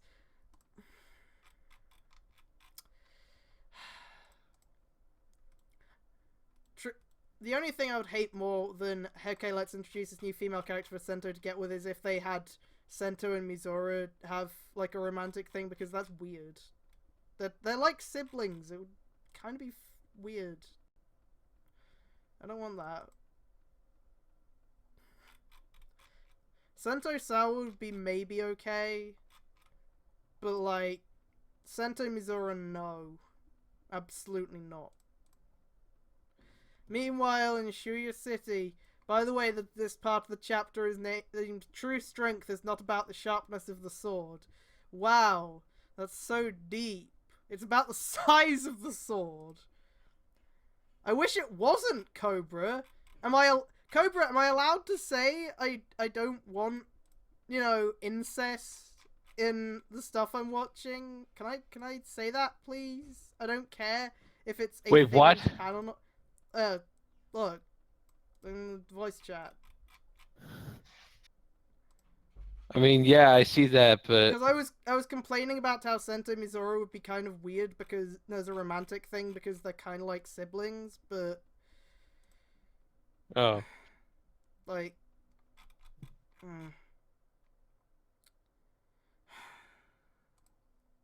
Meanwhile, in Shuya City, elsewhere in the docks, you really didn't need to put both of those. You could have just said, meanwhile, in the docks of Shuya City, bro. Some music from Tengen Toppa Gurren Lagann I'm not going to play because I've learned that playing the music this guy asks for gets my stream blocked in Japan. Samus, while transformed into Kamen Rider Huntress creator gamer, once again clashes with Taki. The two women trade blows to determine what the two of them learn how the modern world has been kind to them or not. What? Heaven and earth break through, Taki chants as she undergoes into her transformation to her Tengen Toppa Evolution mode. This is going to be the phrase she says every time she does it. I don't know why this dude didn't consider that when he made up the form. But yeah, it's just there now. Shut up, it's always been there. Her demonic mask quickly transforms into that familiar star-shaped visor. The Konichi's ponytail is let loose and her head is dyed blue due to the spiritual energy influencing her body. The ninja charges at Huntress creator gamer, who responds by pulling out the Gachikon breaker and blade mode. Taki then pulls out Rekimaru and wields one Kriznaga blade, and she comes to trade blows with the bounty hunter. Having mastered the godly power of Tengen Toppa Revolution, Taki manages to match Samus in terms of power because Goro came inside her again, and that made her stronger. Got him. it's also fucking ridiculous now. See, before we were all, you know, like sitting up and you know, having fun, listening to this crap little story, and now like literally I'm just fucking like awkwardly slouching in my chair. Cause it's his fucking boring fighting scene descriptions. They're terrible. It's like there's no sense of pacing and like how you write the sentences and stuff for an action scene. So it just gets really I don't boring. want to have to say this, but I think I had to say this. I missed the fucking crap Death Note shit, because at least then we were talking about things. Also, I like how he omits that her skin doesn't change color anymore. Mate, did someone bring up that it sounded like whitewashing or what? I can get why, like, the kind of thing that he was trying to go for. It's almost like her skin like has a almost translucent look. The way he phrased it always made it sound like whitewashing, even though it wasn't. So it was just, you know, it was just funny. Really poor wording. Yeah. The Kunoichi rushed towards Huntress creator gamer like a lightning bolt. Oh god! I just thought about looking at the the reviews, and then I completely forgot Zed's fucking review that we left last time. Want to let you know that during the blackmail segment of this chapter, I imagine Tsumi was fucking Kentoku off the whole time under the desk. It improved the chapter a Oh lot. man, I forgot we fucking had to leave that. Ah, From great. Zed Dreamcast. Yeah. I hope the fucking author sees that. I want him to know. He needs to know. He will never know about the Bonzi Buddy stuff though. That we can keep that to ourselves until we write FaustTube FaustTube Uncut. FaustTube Uncut. Yeah. I'm just liking the idea that like he still uses Bonzi Buddy even though he knows it's not good for his computer. Because he wants a buddy. Shut up. I particularly love the idea that after Gentoku's fucking heel face, that that he's like, Sento finally helped me figure out that Bonzi Buddy's bad. Why did you never do that, Itsumi? Itsumi just goes. I just love. No, I just think he just screams into his hands like he knows he's not gonna.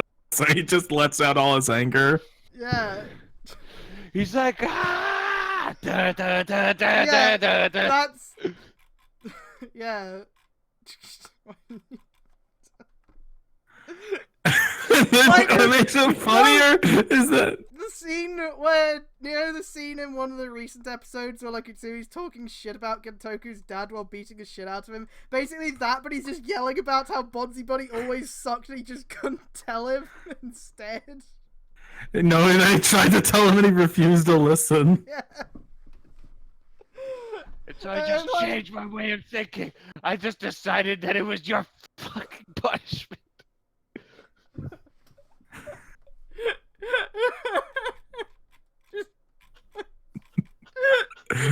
Oh man, I wish so. Oh, I wish I had Photoshop because I would just like take the agreed shirt and just replace agreed with a picture of Bonzi Buddy. No. You do Photoshop and then you like Photoshop like one of those shots of like the inside view of Gentoku's helmet and you Photoshop Bonzi Buddy in there. Inside the fucking rogue suit. Oh man. God. Just take that picture of him looking like inside the helmet Bonzi Buddy's there.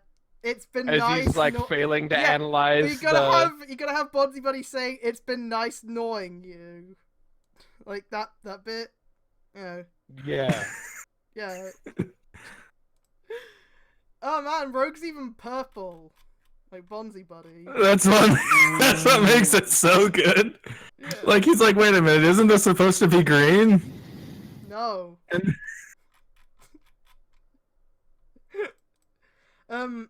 Samus summons the virtual manifestation of her Vario suit to back her up. With the suit being summoned virtually, Samus remotely operates it with mentally considering how the suit activates through sheer willpower.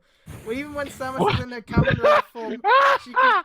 I fucking love that sentence. Can you again? Do I have to? It's... Yes, please. With the suit being summoned virtually, Samus remotely operates it with mentally considering how the suit activates through sheer willpower. Just Samus going to operate the suit. There's a reason why I put like the Rose thinking thing on the stream at all times, and that's the reason why. I was about to put a thinking emote up on the stream, but I realized I already have one. Just there the whole time. Even when Samus is in her Kamen Rider form, she can simultaneously battle in both her power suit and Rider Gashets all together. Even with Tengen Top Revolution, Taki takes stealthy approach when she prepares to combine the two Krishnaga blades and then use her star-shaped visor, transforming it into the Gurren Boomerang Zwei, whatever. Taki exclaims double boomerang spiral as she throws the two weapons like boomerangs and both cross like the shape of a double helix, and it's... How? How? That's not. That doesn't. and it's about to land on Huntress, but Hold on. Samus manages to evade before the weapons return back to sender.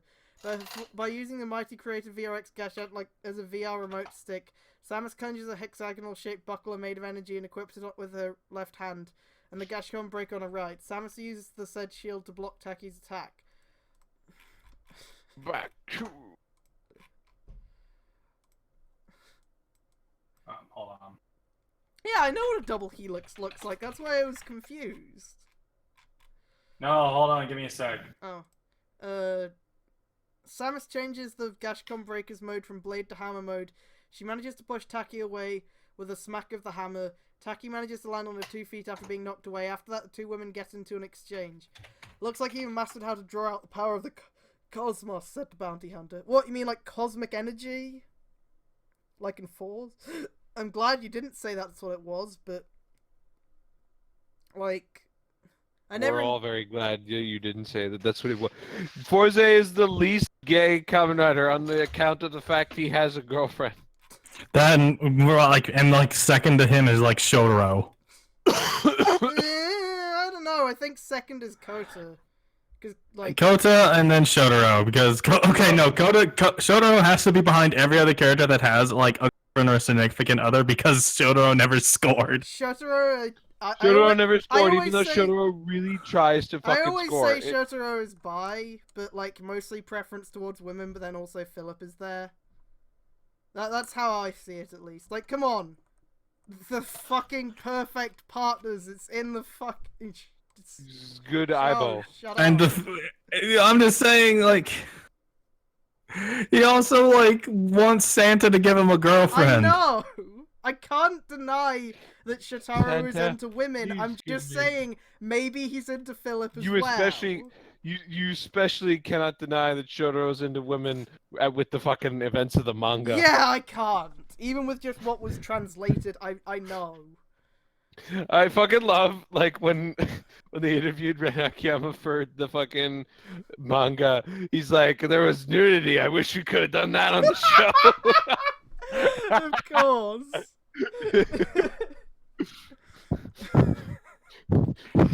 Rei Akiyama confirmed hung like an elephant.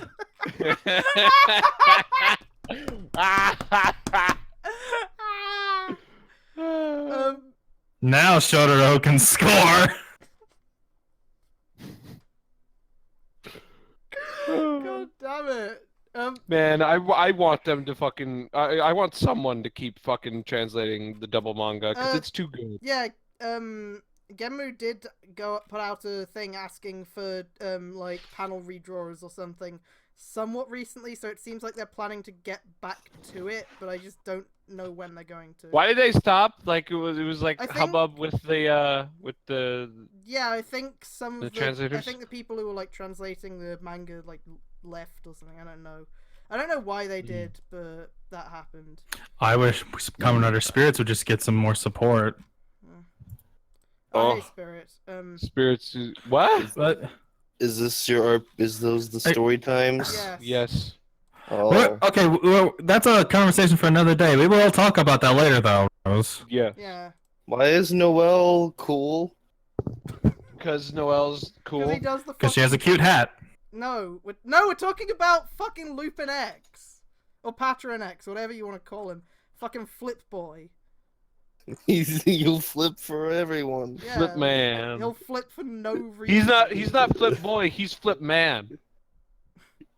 Sure, he'll fuck up at times, but it'll not stop him from flipping. T-pose to assert the GSPO's dominance. The four of us will soon be bathed in the warm glow of friendship like a sunny afternoon. I can't fucking believe he's, like, this much. My friendship So of Kronos quickly. is over. Zio's my new best friend. Like, so fucking quickly, he just ends up like that. Friendship ended with Cronus. Now Zio is my best friend. Oh yeah, he does the flips because he flips sides, but also just because they got the actor and it was like, hey, I could do backflips. I could do a ton of sick backflips. They're like, yeah, you got to do those constantly. And he's like, yeah. Yeah, that's perfect.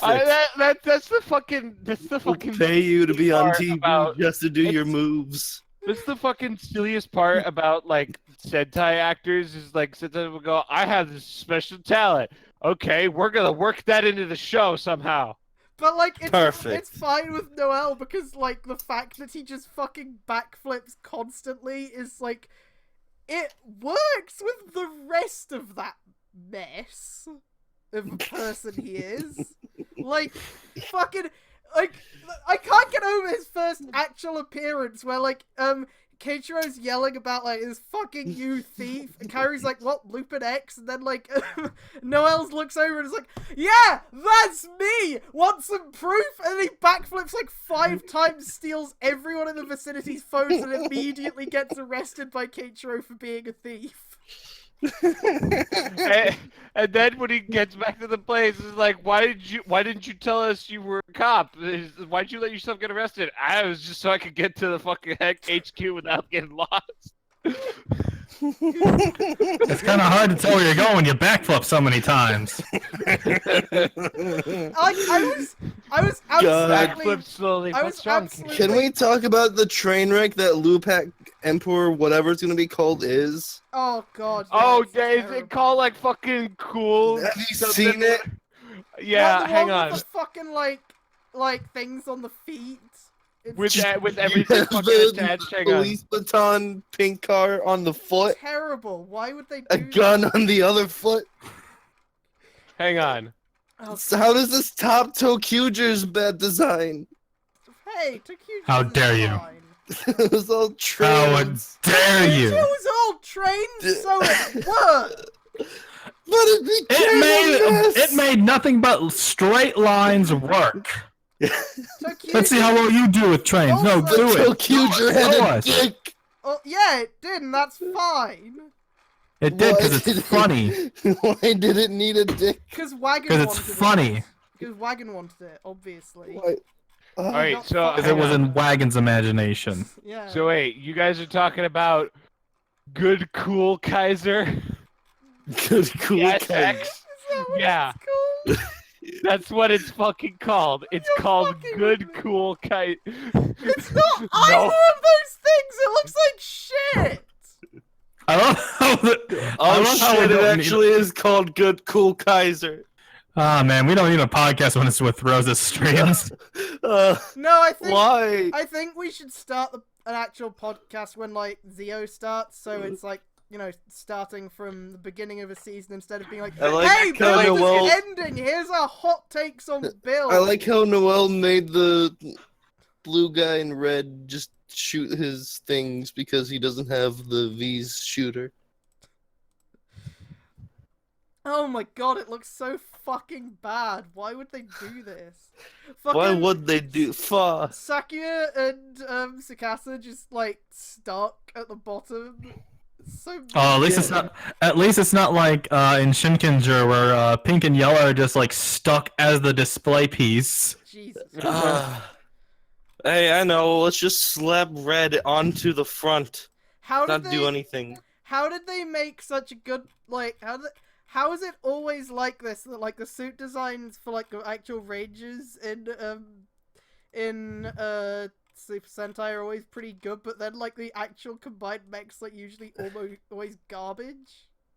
I wonder what Noel's gonna do with that Except shuttle. Q-Reno. Except Q-Reno. I will fight everybody that Oh, Q-Reno no, was I'm not- amazing. I'm not gonna fucking like shit on Kirano. Kirano. All four. All right, so that thing is that fucking monstrosity is comprised of all 3 dial fighters, all 3 trigger machines, all 4 trains, and the good striker.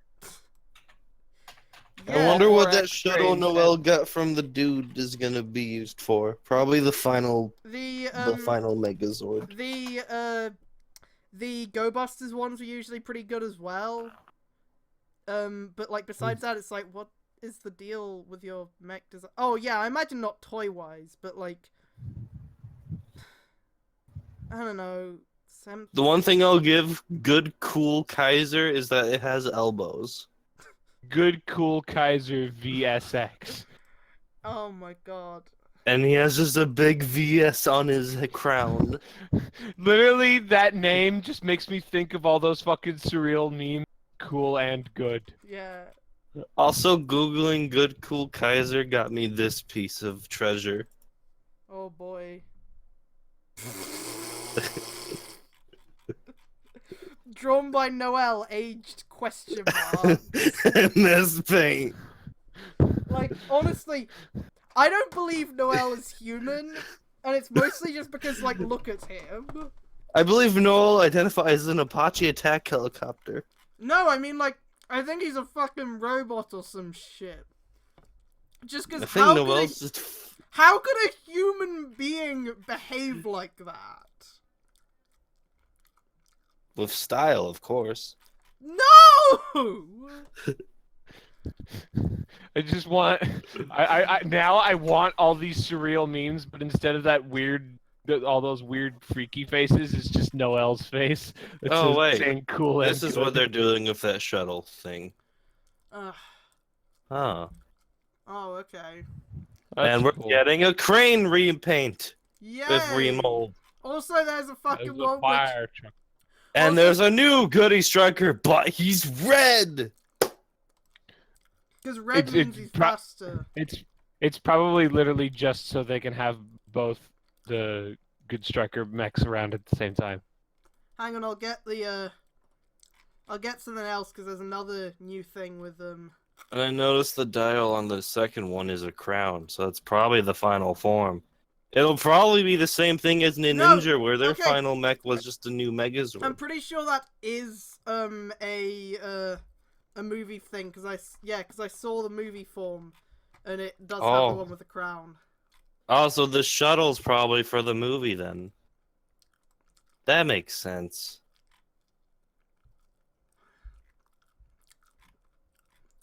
Yep, there it is. There's the movie toy. It's made of fire. No, I need to find, Train Fist Pattern 1 first. He's gonna punch. Gotta punch them all.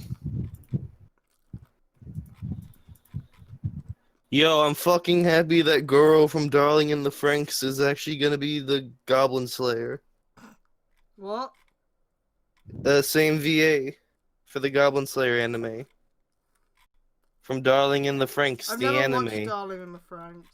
It's like Frankenstein's Monster of Mech animes. No, just watch Eureka 7. It's basically the same thing, but good. Yeah. It's like you look Except, You look at Noel's smile, right? It doesn't quite ever reach his eyes, so it looks like he's gonna fucking kill you. Like, it's the same fucking vibe! It's the same vibe that Evolved Suichi has!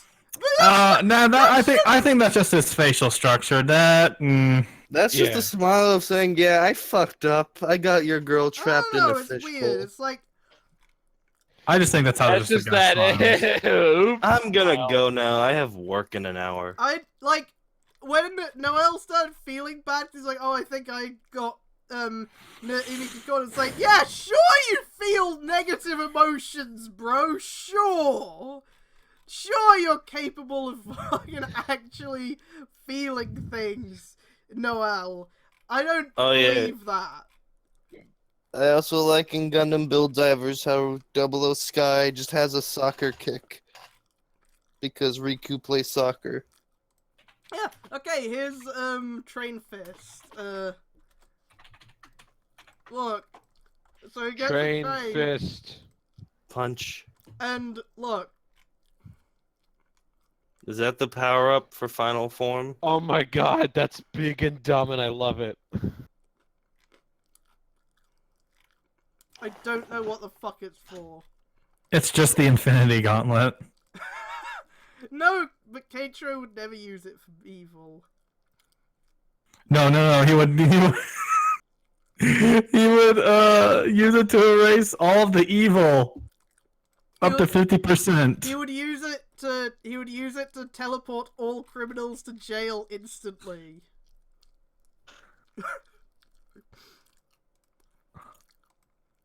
Anybody who's ever committed a crime, go to jail.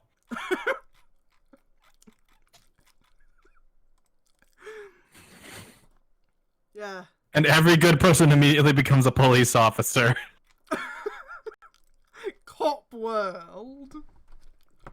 Universe. This is the true Copland.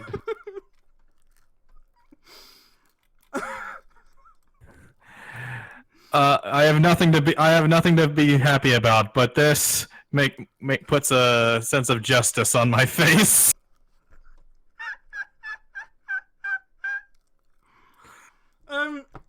I would never intended to be a god in any way, but I'm using the power of the heavens to vanquish evil. Oh Taki fuck! I responded. forgot about this shit.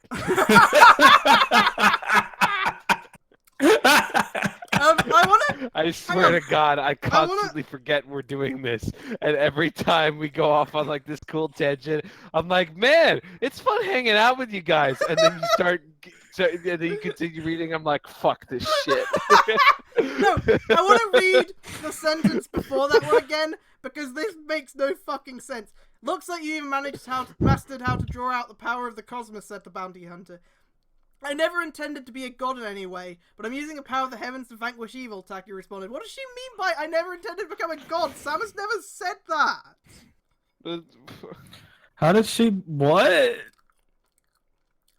How would she even be seen as one?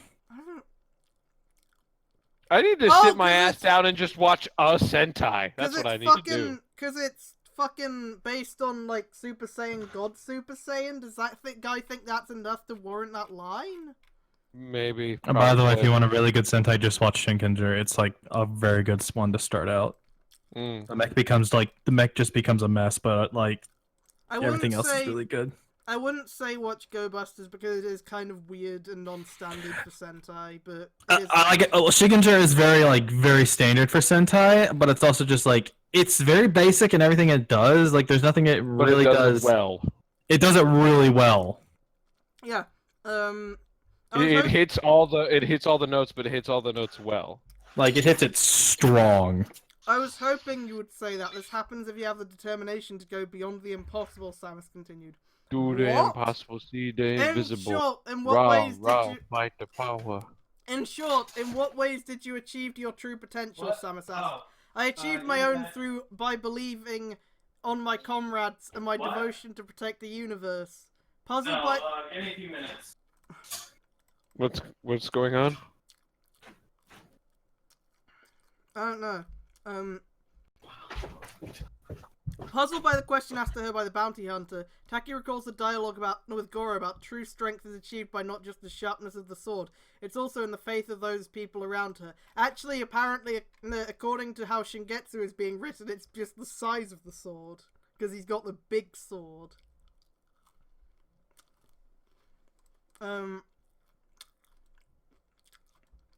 Taki also reveals she did the same thing. I know what true strength really means. It's not about the sharpness of one sword. It's about believing in those people who put their faith in others.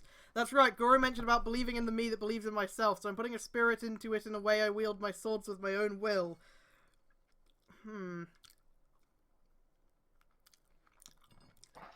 Wow.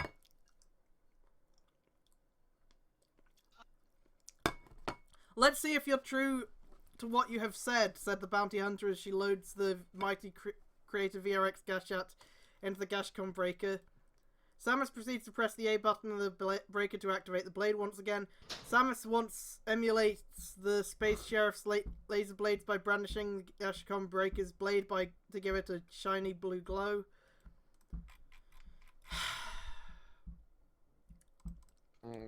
The Tengen Top Revolution empowered Taki, and Huntress created Aimer once again clash blades at unprecedented speed before they once again get into a gridlock again.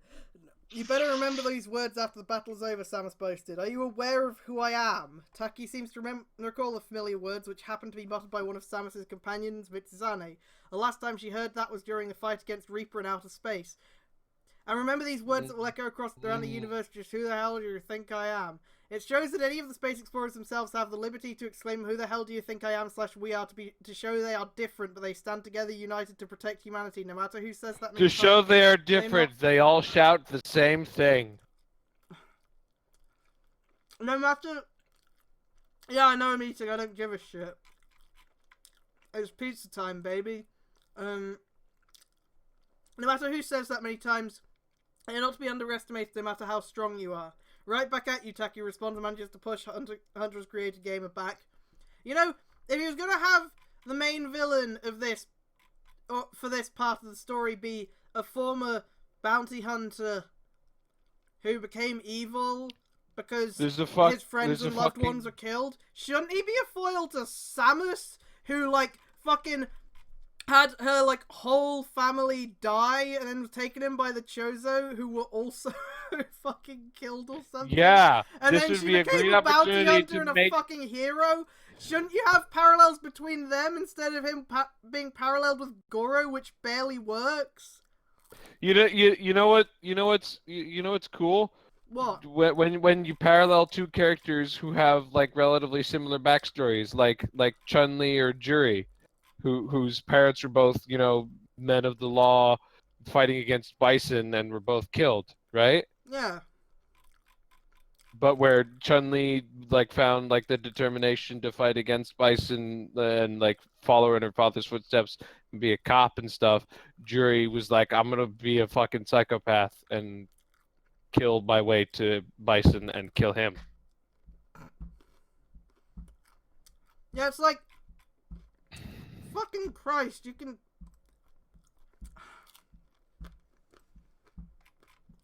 It's so clear as well to anyone. Which also reading kind of this, I says think. which also kind of says that the line between good and evil, it can be as simple as how much fucking pain you take. Yeah.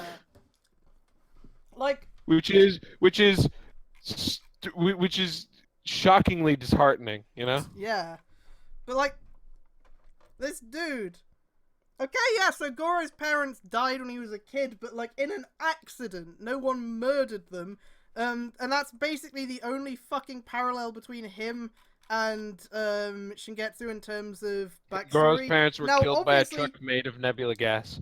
Obviously, you don't have to have two characters have a similar backstory in order to have them be parallels to each other. However, when your fucking character that you're trying to have be parallels with Goro is literally nothing like Goro whatsoever in any other way, Kota and Kaito's backstories are nothing similar. Yeah, but Kota grew up normal, and Kaito grew up with his fucking dad losing his job and becoming an abuser piece of shit.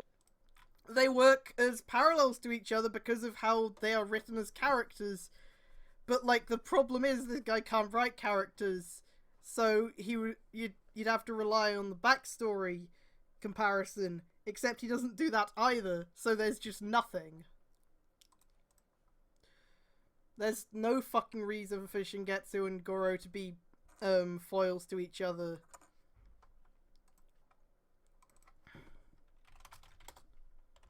Like, what the fuck?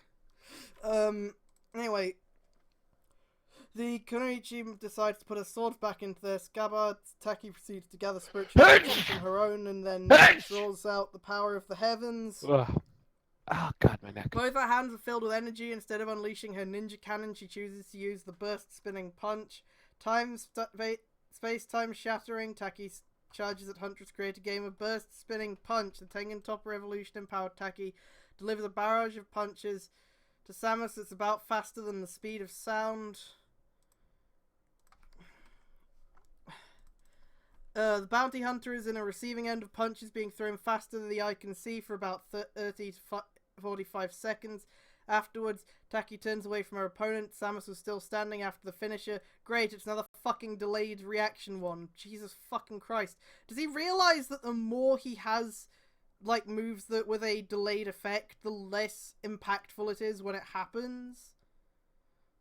Like if you have one character who can do them, then that's fine, because it's like, oh shit, whenever it does happen. But when you have a ton of different characters who can all do it, like, it just stops mattering. Especially when everyone always reacts to it the same way, no matter what character it is. None of them ever never, like, try to attack them right after they get hit. None of them go, oh shit, this is a delayed reaction thing because they've already seen one. No, they all go, oh, it didn't even hurt. And then so that the other character can say something smart.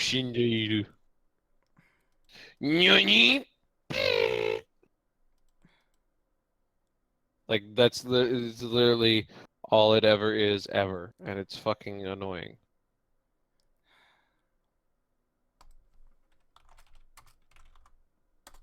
Yeah, like, fucking... If you're gonna have this happen so much, have some fucking variation.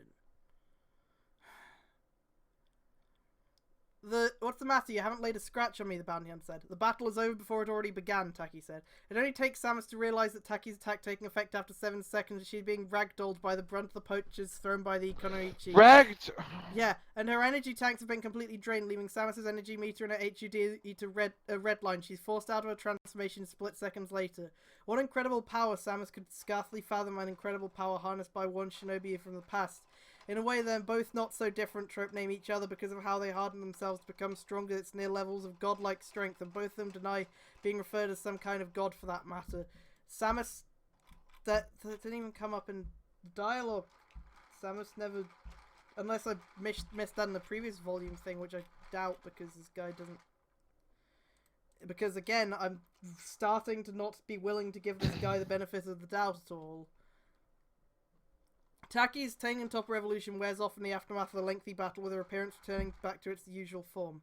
Tell me something. What are you trying to tell Goro about the Shingetsu? Taki recalls before she and Samus fight. The bounty hunter asks Taki to bring Goro to their HQ. Why did they fight to begin with? Why were they fighting in this scene? What purpose did it serve? Big titty girl fight.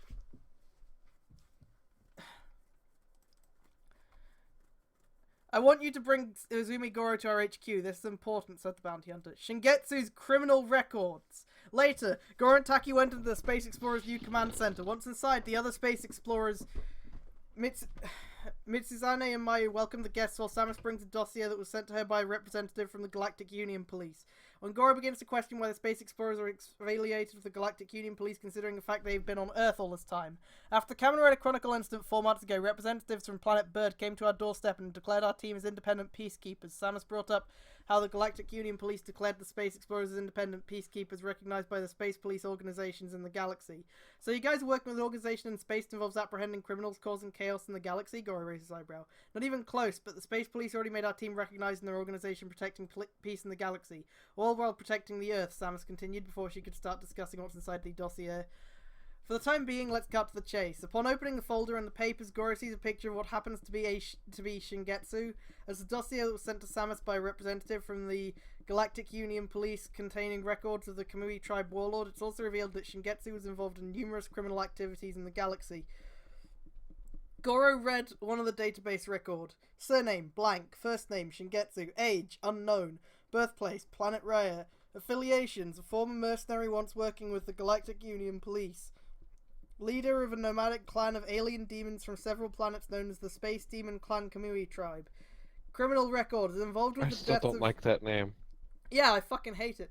Is involved with the deaths of rival space pirates who invaded his home planet of Raya.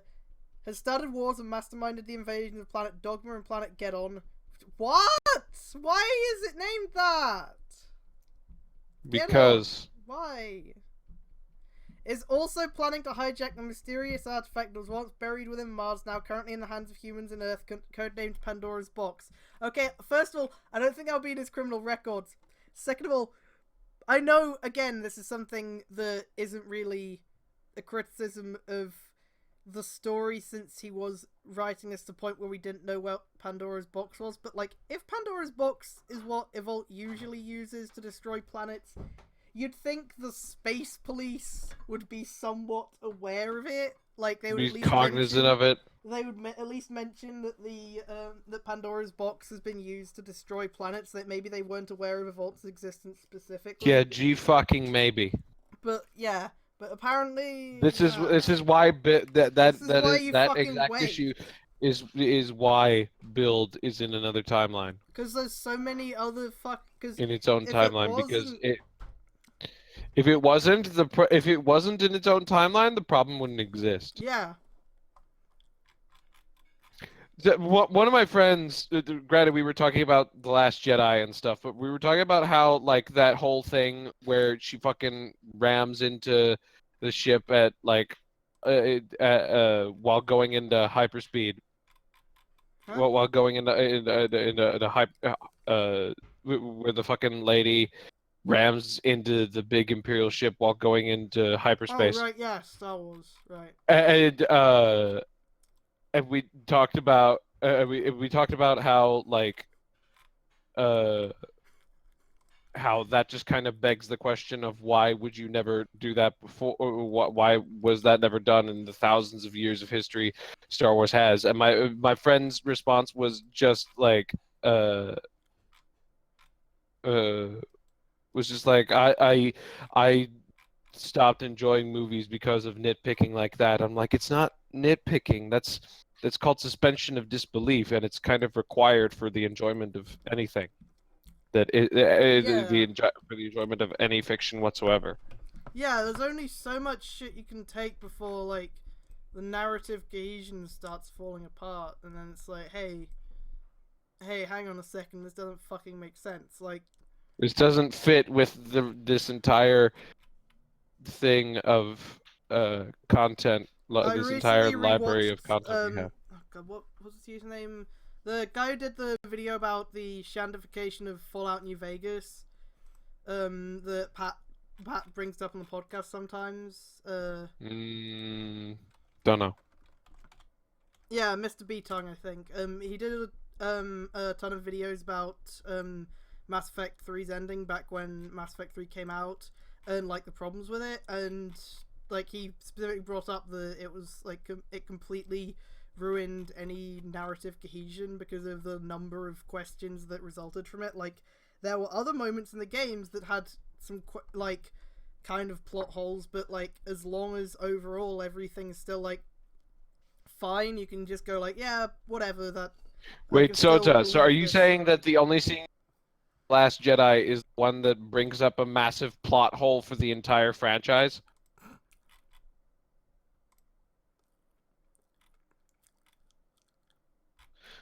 Is that what you're saying, Soda? Hang on. What scene are you saying is the one you super enjoyed? Is it the one the hyperspace one yeah. where she fucking kamikaze rushes the giant ship and blows it wide open? Yeah, that's that scene. I'm talking about how that scene blows a plot hole into fucking how hyperspace works. No way, Goro said in utter disbelief. So this guy's on every shit list from across the galaxy. It's only a matter of time before he starts causing a lot of chaos in Toto. Though both parties, Goro and company and the Space Explorers, have their reasons why not to get themselves involved with the Toto government, they also have a reason why they had to put their trust on Sento to not only eliminate Shingetsu.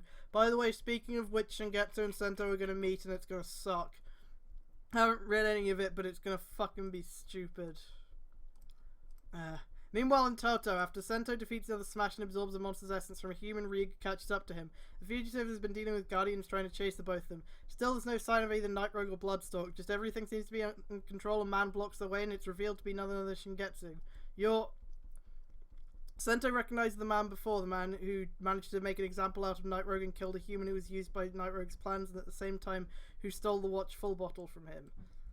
It is I, Shingetsu. Might as well you remember that name, Kiryu Sento, the Kamui tribe warlord boasted. Why are you here? Sento becomes incensed at the sight of Shingetsu as he prepares to load the rabbit and tank full bottles and quickly transform them to build rabbit tank form and charges at Shingetsu. I'm not in a mood to fight with you, Shingetsu shrugged. He pulls out the watch full bottle and proceeds to shake it, and by doing so, time suddenly stops and everything is rewound back before Sento is about to transform into build.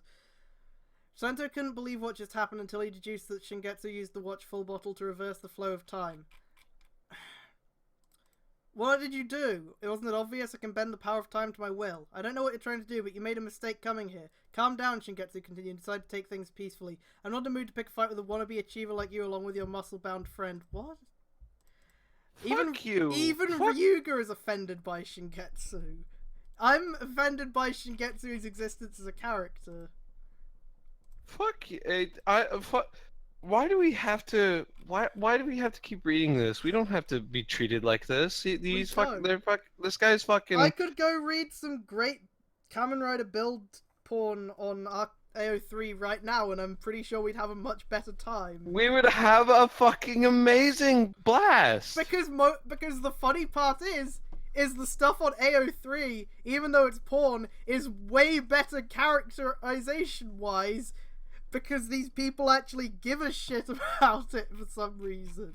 You'd think of people writing smut wouldn't care about the characterization stuff, but actually, in this case, it seems they do.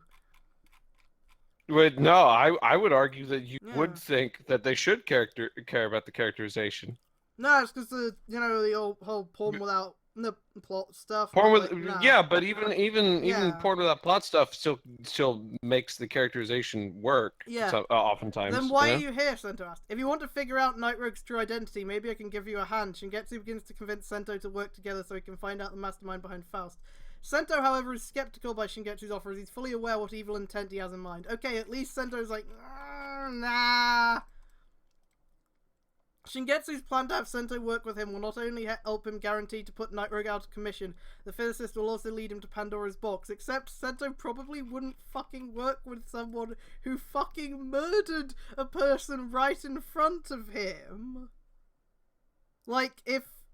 Unless that person was willing to repent for their actions, like with Gintoku, where he's like, yeah, I'm willing to fucking work to make up what I did before. Like, Shingetsu doesn't give a shit, so I don't think Sento would be down with that.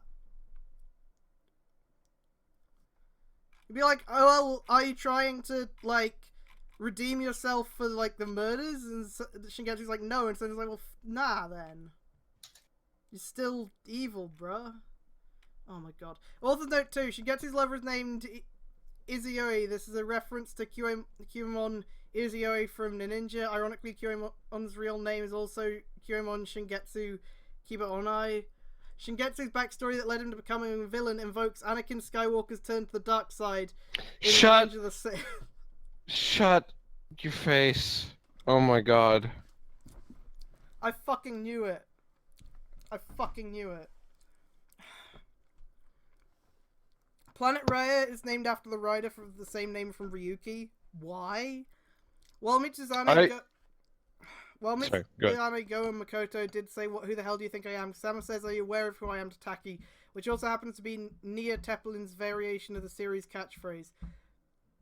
Taki's burst spinning punch in this chapter looks like a Fist of the North Star-esque fist barrage, complete with the delayed reaction of the finisher and Taki's one line, "The battle is over before it already began," as to Kenshiro's "You're already dead."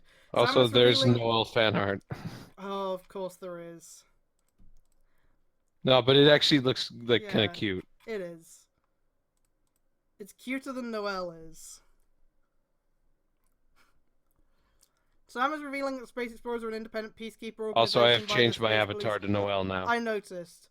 Through the Galactic Union Police, the organization that brought the Space Sheriff, the Space Police consists of the Deca Rangers, Signalman's police force, as well as the Galactic Union Police itself, are all related to one organization based on crossovers between Super Sentai metal heroes like Gokaiger vs. Gavan and the most recent Deca Ranger vs. Gavan. Shut the fuck up! Oh my god. Two planets, much like Planet Destron in Volume 2, are named after villainous factions coming from the Showa era. Planet Dogma is named after the villainous organization of the same name from Kamen Rider Super 1, while Planet Geddon is the first villainous group of Kamen Rider Amazon. Again, why? These names of the planets don't indicate, like, the reference in their names doesn't indicate anything about what the plot relevance of those planets is. You're literally just naming them as references because you can't think of anything else.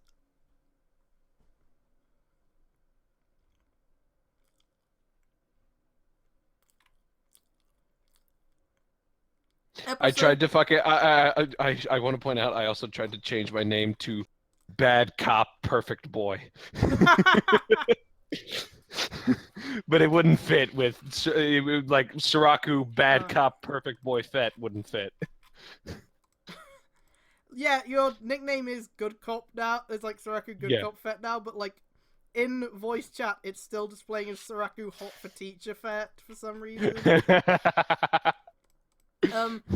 The episode 51, Whisper to a Scream. Author's note 1, the chapter's title is a reference to the song of the same name by the Icicle Works, albeit it's written as Bird Fly Whisper to a Scream. I first heard the song from By Saints the Row who? the Third. Oh. Okay, the previous chapter is now my 50th, and now this chapter will be my 51st milestone for the story. On a funnier note, though, Kamen Rider's only recently had 9 episodes so far. The story already has 50 chapters. That's not a good thing! That's not something to be proud of. That's something to be horribly ashamed, especially considering how most Rider seasons run. Where, like, you know, That's not a good 53 is the most that any one series has run. That is not a good thing, bro. By March of 2018, the story is likely expecting to reach 100 chapters. My 2 installments, the first Metroid Kamen Rider Generations has 127 chapters, Volume 2 has 132, as so far one of my stories to have 100 lengthy chapters. As far as Volume 3 is concerned, I'm planning to suppress the other 2 stories I wrote in terms of not just chapters, but as far as plot and character development is concerned. Volume 3 takes not only dark and edgy routes, keeping its times with Kamen Rider Build, but with more supernatural elements. Please don't call Kamen Rider Build dark and edgy. Kamen Rider the Build does go does get pretty fucking dark, but it's not edgy, right? Like,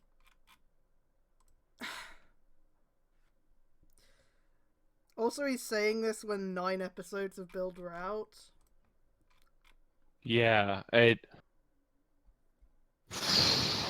So, like, what the fuck? Shingetsu, in terms of being the big bad trope name of this story, is the epitome of nightmare-fueled trope name in the story. No, he fucking... I have never been afraid of him. I want him to go away because he's boring.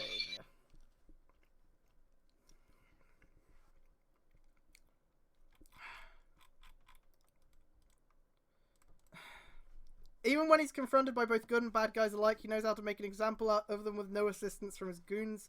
Volume 2, the Armada's lieutenants were affably evil, trope named by nature. Silex is a psychopathic harbinger for destruction. Shingetsu contrasts the other villains in Volume 2. While he's still an honorable warrior with a foul, affably evil personality, trope name also he doesn't. He embodies the Darth Vader clone archetype, especially if you look at his backstory in the previous chapter. Except, in his backstory, he didn't then get fucking, like, roast to a crisp and then, turned into fucking Darth Vader in the fucking Emperor Palpatine Surgical Reconstruction Center. Which is... I'm sorry, I just wanted to talk about the Emperor Palpatine Surgical Reconstruction Center.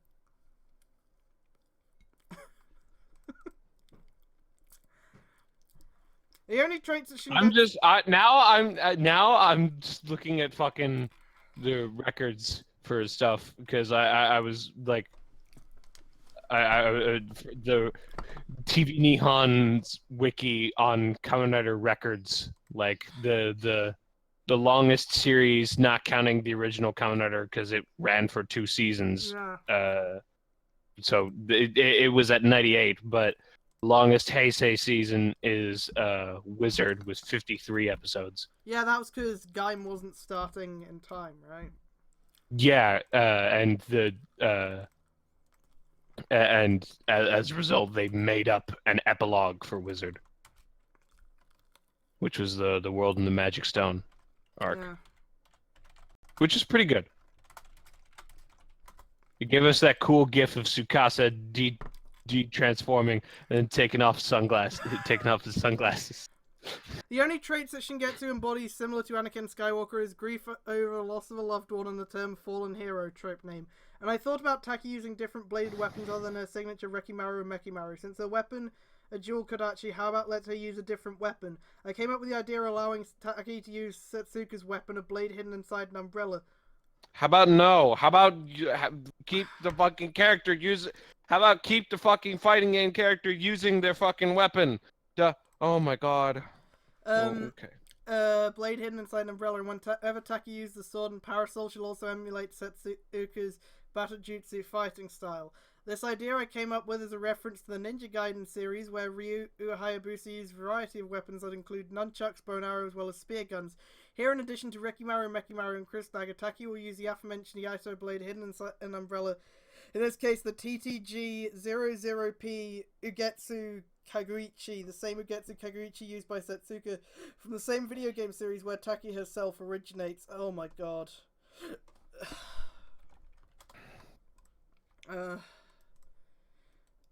Taki's usage of the Ugetsu Kaguichi not only gives her Setsuka's fighting style, her usage of the umbrella with the hidden blade also doubles as a jousting lance, similar to Baron's banner spear or Kamen Rider Knight's sword vent, and it turns into another Gurren Lagann styled Giga drill break. Also keeping with the laying on top of Gurren Lagann nods in the story, I wouldn't call them nods. It's much more than that. The Ugetsu Kaguichi, when used in its drill mode, acts like the drill of Kitan's mech.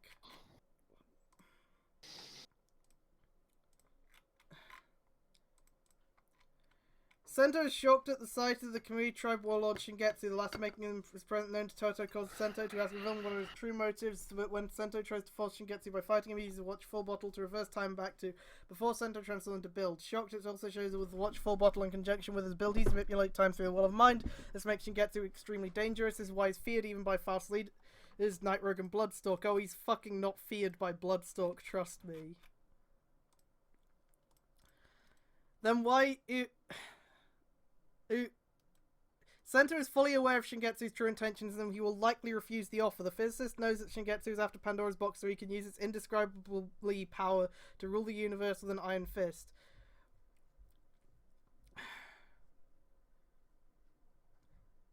Why should we trust you? Sento said vehemently to the tyrannical warlord. You're planning to use me to get to the box. That's too bad. I never expected you would say that. Shingetsu makes an affable reply, but you want to defeat Night Rogue so badly because he does have something to do with you in regards with your memories. You must need me. I can stop him dead in his tracks as long as I can control time. Much like Sento, Ryuga thought that Shingetsu was likely going to use Sento to get to the box. The former prize fighter is aware of Shingetsu's actions as he's proven to be evil compared to Faust. Not a chance, you fucking batshit crazy sociopath, Ryuga cursed at Shingetsu. Just because you want Night Rogue dead, you're not just going to use us as your pawns for your plan. The warlord kept his cool despite Ryuga's loud and ill-tempered manner. That's too bad, Shingetsu sighed, all while harbouring no ill will to either Sento or Ryuga. If you want to find out who Night Rogue really is, you could have said yes. The reason why is because fucking... Oh, this is stupid. Ugh. This is stupid. Why do I do this to myself? Ugh.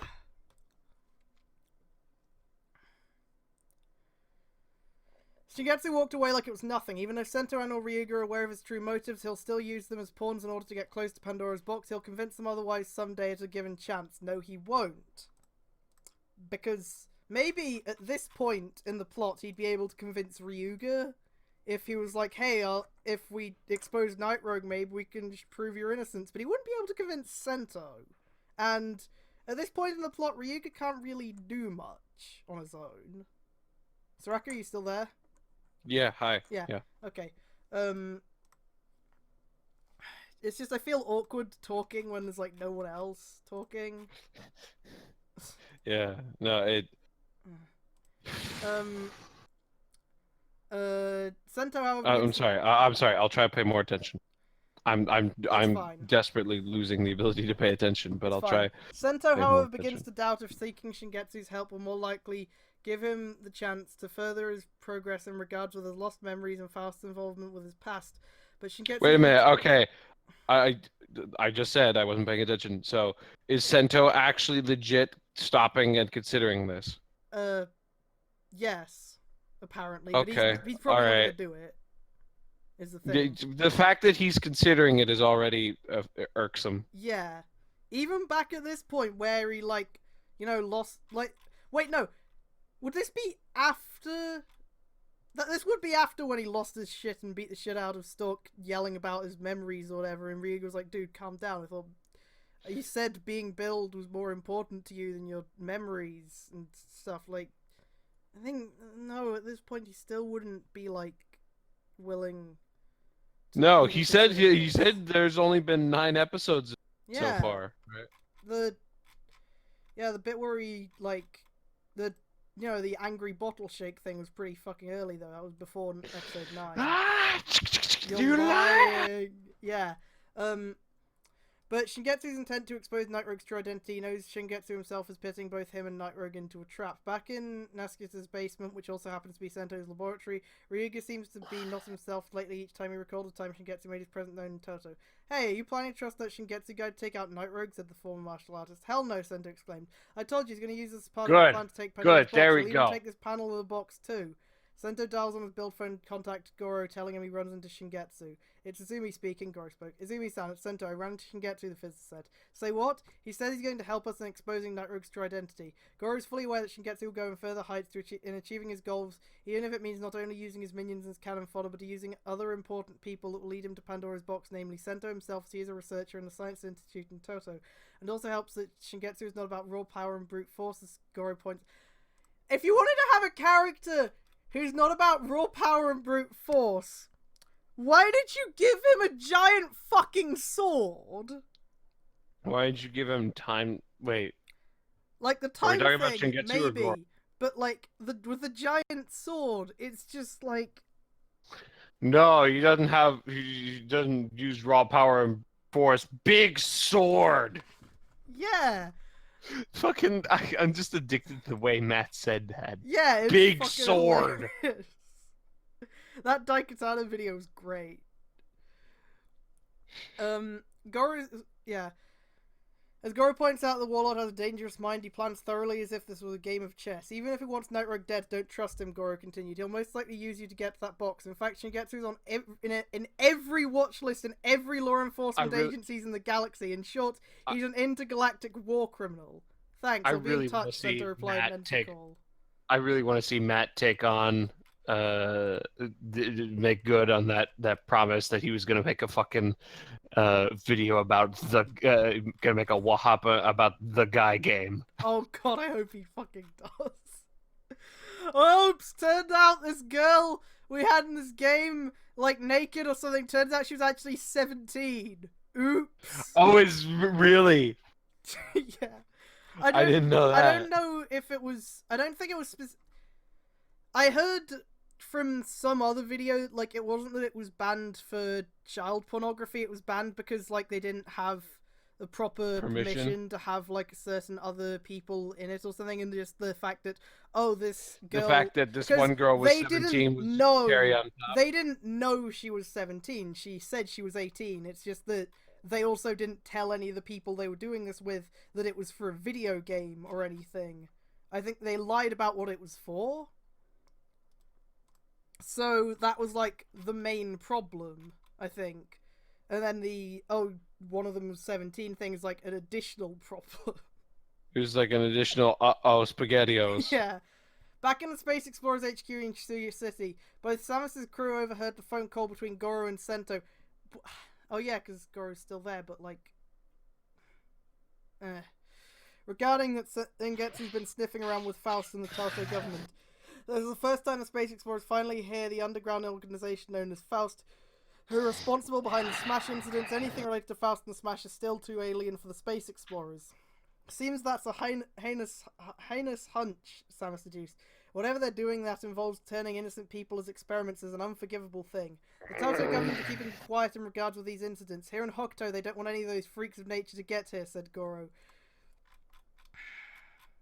Alright. Can somebody tell me something, though? How the fuck does this guy reconcile, fucking Watchfiggy, Heisei Generations Final? I don't know, man. I'm pretty sure Epsilon, eventually... I'm pretty Epsilon, sure you read this dumb bullshit. How does he reconcile it? I'm pretty sure he eventually mentions that it's like, oh, Build was confirmed to be in a different universe, but in this story it's still in the same universe as everything else. And he just didn't do Heisei Gen Final because I think it wasn't, because, you know, it wasn't out until recently. Alright, but isn't also part of Heisei Gen Final really crucial to Build's plot? Shut up. The fucking Kaiser system? Shut up. The Kaiser system that was literally developed by two of the same person Shut from up. alternate universe. Shut up, though. It's fine. Don't worry about it. Regardless of their Okay. thoughts involving Build, Pandora's Box, Faust, and the Toto government, still they bide with their code not to stick their nose on their business. What's important for both Goro's party and the Space Explorers is to deal with the Kamui tribe. The computer informs everyone inside of 4 unidentified signatures descending into the Earth through their spy satellites orbiting the Earth. But there is no confirmation of any meteorites. The 4 unidentified targets start to roam around Shuya City. Goro deduces it has something to do with the Kamui tribe. Siege. Moments later, the HQ starts to feel tremor. My god, I really do not give a shit about anything that doesn't involve at least one Build character in this, and I only care slightly more about stuff that does involve Build characters because they aren't in characters, so it doesn't matter. But, like, I do not give a fucking shit about Goro and his fucking Soul Calibur characters. I do not give a shit about the Space Explorers because none of them are in character whatsoever. And they're basically just this dude's excuse to make Gurren Lagann references even more than he already does, because they aren't fucking relevant to the plot anyway. Samus isn't the main character anymore. Goro is. And every single time there's a fucking fight scene now, it's always Goro or the fucking Soul Calibur girls who, like, do shit. So, like, there's basically no fucking reason for the Space Explorers to even be in the story anymore. Moments later, the HQ starts to feel tremor. The command center's under attack, says Mayu. Makoto and Mitsuzane went into the HQ's lobby where they see an armadillo monster curling itself into a ball and charges into the gate's walls. The armadillo demon is being backed by Tengu grunts. Samus decides to take on the Kamui tribe alone, but not without Taki's assistance. Then that's not fucking alone, is it? That's not alone, then!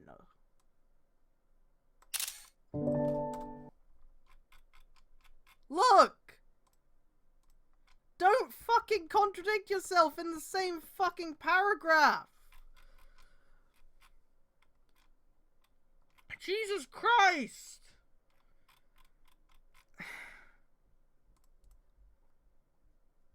But before the Kunoichi can go into battle, Natsu appears out of nowhere and delivers an umbrella to her master. Everyone except for Goro, Mayu, Samus, and Taki herself laughed. That is until Natsu draws out a sword hidden in the umbrella's shaft and swings it on Go and Mitsuzane.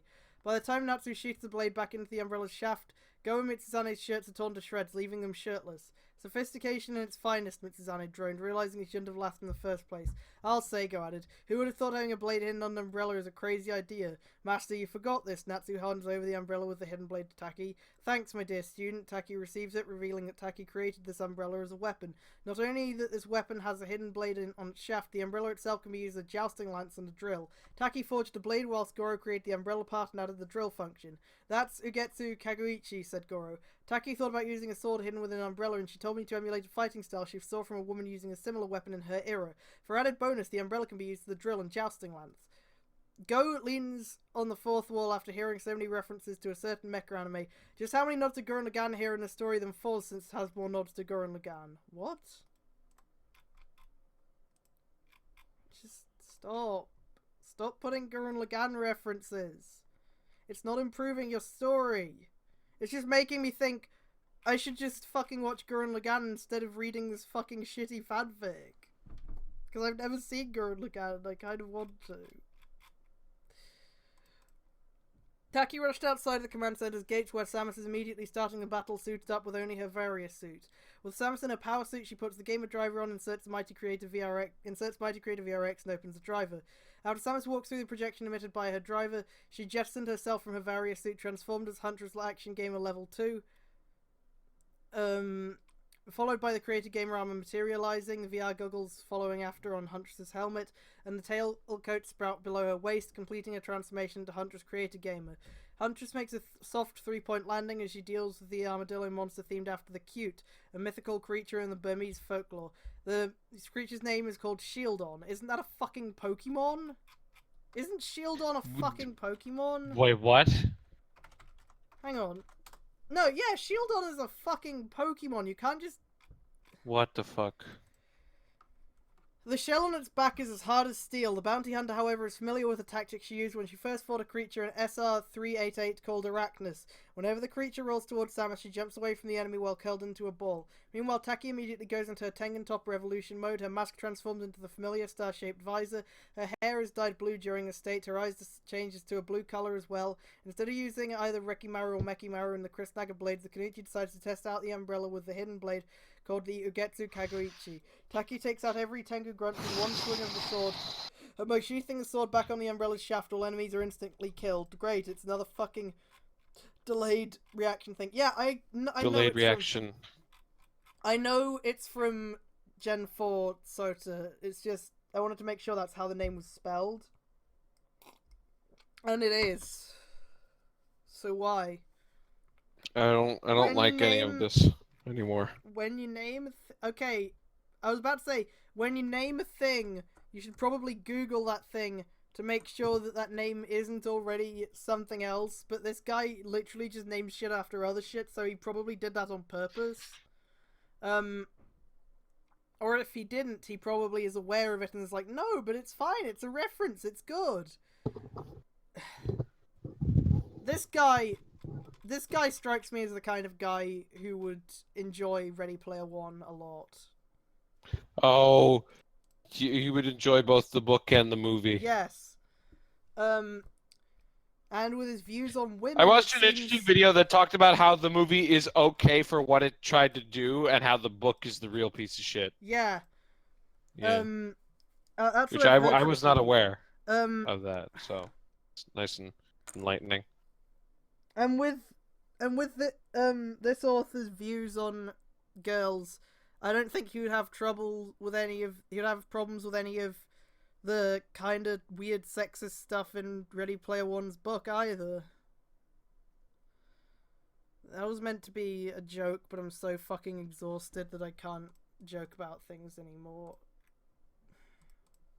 I like how we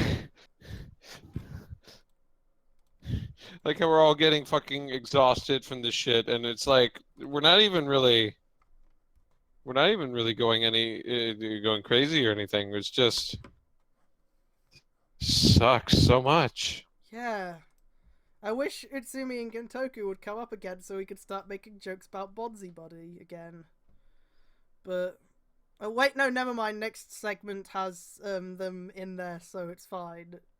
Okay, nice. Soon we can stop being quite so tired, but we'll still be tired because Shingetsu's going to be involved, obviously. Leaving the last enemy standing would be the Armadillo Demon. That creature can curl into a ball and will bulldoze anyone in its path. Samus reminds the Kunoichi the potential danger of the enemy. Lead the way, Taki nodded. Shieldon once again curls itself into a ball and proceeds to charge at Huntress Creator Gamer, to which she jumps over it. Then it manages to turn around and head straight for Taki. The Kunoichi manages to avoid it as well. The Armadillo Demon returns to its normal form, spitting fire on its enemies, to which they dodge quickly with their reflexes. It returns curling back into its ball-like form and attempts to bulldoze Taki and Samus. Huntress inserts the VRX Gashette into the Gashcon Breaker in hammer mode and swings the weapon at Shieldon while it's still in its ball-like form like a baseball bat. A critical hit landed instantly and the Armadillo Demon is forced back into its bipedal form. Taki launched the creature into the air with a ninja cannon technique, sending it flying. Then Taki holds the Ugetsu Kagoichi with her right hand and she proceeds to activate its drill mode. We haven't decided... I was about to say, we haven't started trying to kill each other over this, but there was that one time that we got into a huge argument in the Toku channel because of Kanori being a dick about fanfiction in general, though I'm not sure if that really counts since Kanori isn't around for these streams. Also, Kanori did apologize later Yeah. about the things Yeah. said, so... I was just thinking, because I just saw that clip again of Pat and Wooly, actually getting into a fight because of Omicron. And, I don't think we've gotten quite to that level yet. But, in terms of the suffering, I'd say, yeah, it's Omicron. I still need to sit down and watch the whole Omicron LP. What happened with the fight? Yeah, so, Wooly had the, guide, and, they were trying to figure something out that was, there was a locked door, and you had to use a screwdriver to open it, but Wooly didn't tell them, because he was like, oh, well, it's part of the puzzle because he didn't realize the door was that they'd already examined was the one I needed to open with the screwdriver. And then once Matt and Pat just realized that for some reason, no, I think Pat stole the guide to check what they actually needed to do, and then got pissed off at Wooly because Wooly didn't tell them what the thing they needed to do was, and Wooly was like, no, I would have told you if you had examined a door and it said that it was locked, and Pat was like, but we did do that. And then Matt was just like, guys, look, there's a dead body in the game. Guys, look, I'm jumping. Like, Matt just tried to continue the game while they were, like, while they were fucking killing each other over it. Yeah. Like, Okay. it's funny in retrospect, but like, at the time, it was But like... in the moment, oof. it was like legit concerning because Yeah. you're like, They were, like, actually angry at each other. Yeah.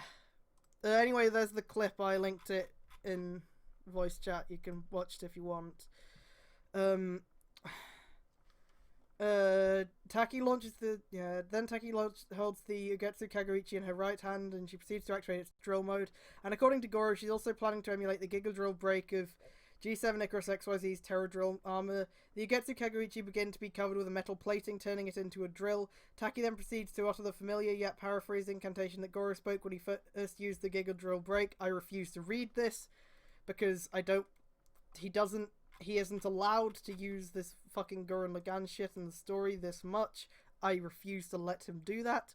The Ugetsu Kagurichi in its drill form enlarges itself, followed by Taki shouting Hisatsu and jumping to land a finishing blow on the Armadillo Demon, all while shouting the familiar attack's name, Giga Drill Break. The light weapon itself propels Taki into the air as she lands the killing blow. Afterwards, Taki lands on the ground safely, and the metal plates on the Ugetsu Kagurichi disappear moments later, and the Armadillo Demon is reeling with a huge gaping hole from its chest to the back, and an explosion engulfs the creature, killing it. Taki then pulls out an empty full bottle and absorbs the essence of the demon, and then administers an exorcism technique to instantly purify it. The result was an Armadillo full bottle. The ninja then says, demon captured, the deed is done. The other space explorers, namely Makoto, Mitsuzane, and Go, are left utterly speechless after witnessing Taki emulating G7 Icarus Terror Drill armor's Giga Drill break by using an umbrella with a blade hidden in it. Since when can ninjas get to be hot-blooded at the exact level as the Daiguren guys? Once again, Go leaned on the fourth wall. Or in this case, Konoichi-senpai Makoto. go, stop. Why the fuck? From the tits, body figure, and the personality, seems she could turn other men into utter pansies, Mitsuzane droned. Well, that's my master to you, Natsu boasted. She's already badass since she became a ninja, and giving her the Gurren Lagann style moveset really takes her skills up to 11. That's my sensei. You just reminded Jump me it of up, like when there's the next Goro Taki sexy, and all I'm gonna be thinking about is like Natsu breaking the wall down. You're feeling like, that's my Breaking the wall sensei. down. That's my sensei. Yeah. Confrontation. Elsewhere in Totoro, a car travels to an unknown destination. Inside the car's backseat, we see Gintoku talking to someone on the phone, presumably his father Tyson. His assistant Utsumi was in the front passenger seat. Who's driving? Who gives a shit? Along the way, an unsuspecting pedestrian crosses the road. The car was running at fast speed as just it's about to hit the person. The driver suddenly puts his foot on the brake pedal in a fit of panicking reaction to the point it drew the eye of Goro Gintoku himself. Instead of venting his anger on the driver, the pedestrian stared at both Utsumi and Gintoku. Gintoku appears to recognize the face of the man confronting him, and the pedestrian appeared to be none other than Shingetsu. I wish they had just hit Shingetsu with the car, actually. Listen, the women in the commercial wanted to talk to me. They said, call this number because I want to talk to you. So here I am. I dialed the number, and now I want to have some phone sex. This is outrageous. Also, implying he was... I don't know. It's just... If Shingetsu is like that to Gintoku, why would he even acknowledge Utsumi's existence? I think he would just be staring at Gintoku the whole time. So saying he was staring at both of them makes it sound like Utsumi did something, when I don't even know if Utsumi was around the last few times that Shigetsu has confronted Gintoku directly. I don't know if Shigetsu even knows who Utsumi is. Because Bloodstalk and Utsumi were watching Night Rogue and Shigetsu fight from a distance, and Stalk went up, but Utsumi didn't. So why would he even fucking know? Why would Shingetsu care? who this fucking dumb Megane is in the front seat. Who gives a shit? Similar to the Western yokai from the ninja, this is the first time the story features the monster of the chapter being based on a creature outside of Japanese mythology. That's wrong, because there have been others from outside of Japanese mythology, and I remember mentioning it at the time that it doesn't fucking make sense that it was. The cute comes from Burmese mythology. The cute themed yokai is called Shieldon. It shares the name of the Pokemon of the same name, a Steel-type Pokemon. The fight against Shieldon is similar to Arachnus in Metroid 2 Return of Samus / Samus Returns. So he knows it's a Pokemon name, but he fucking doesn't care.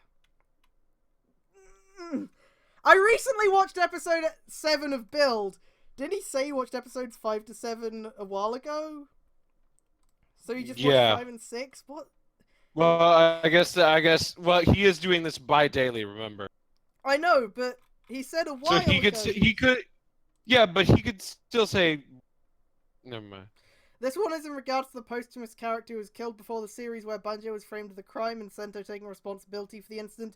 Even after Bloodstock revealed that Takumi Katsuragi was the founder of Faust, this comes to my question: is that Katsuragi was a good man, as Sento reassures to his mother, or is he just another copycat of Bano whose reason behind the Roid Mead's madness was to further his own research in a similar way in regards with the Smash?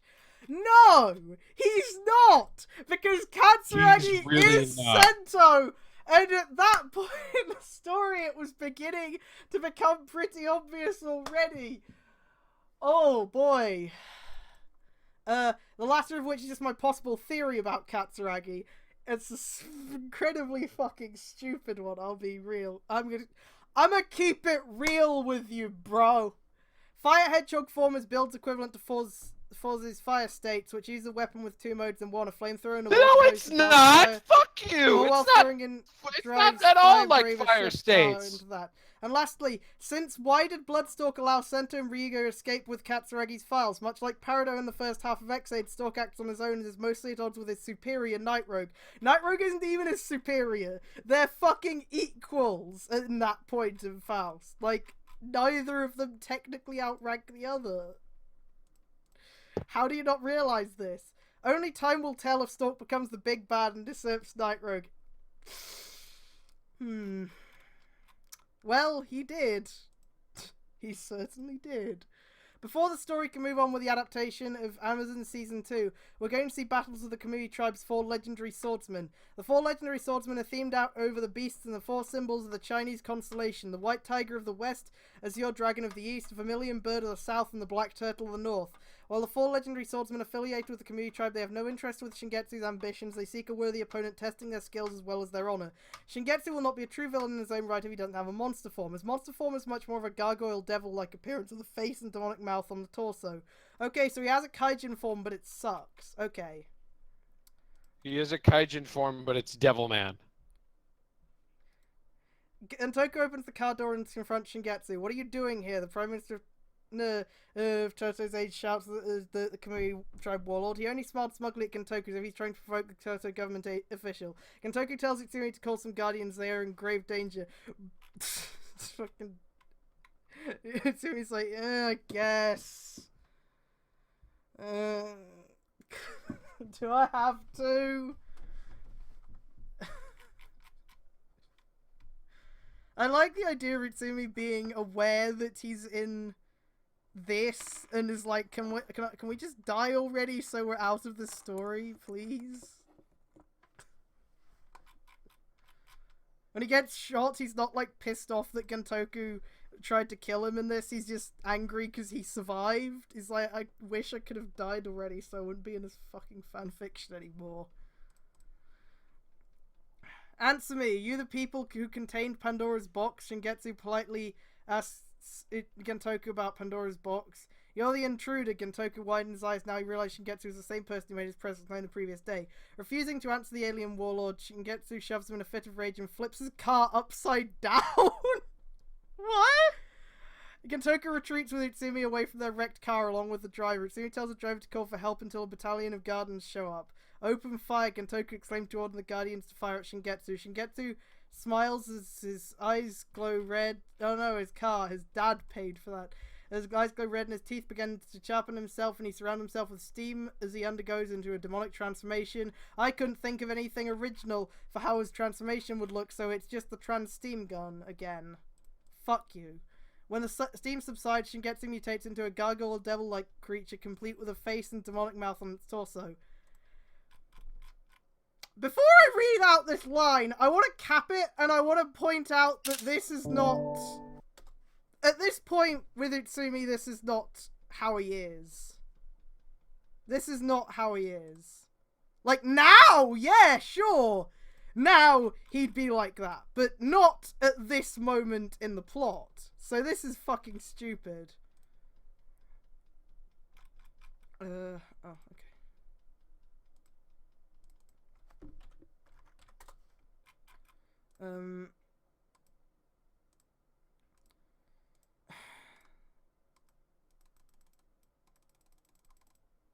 Yeah. That is not...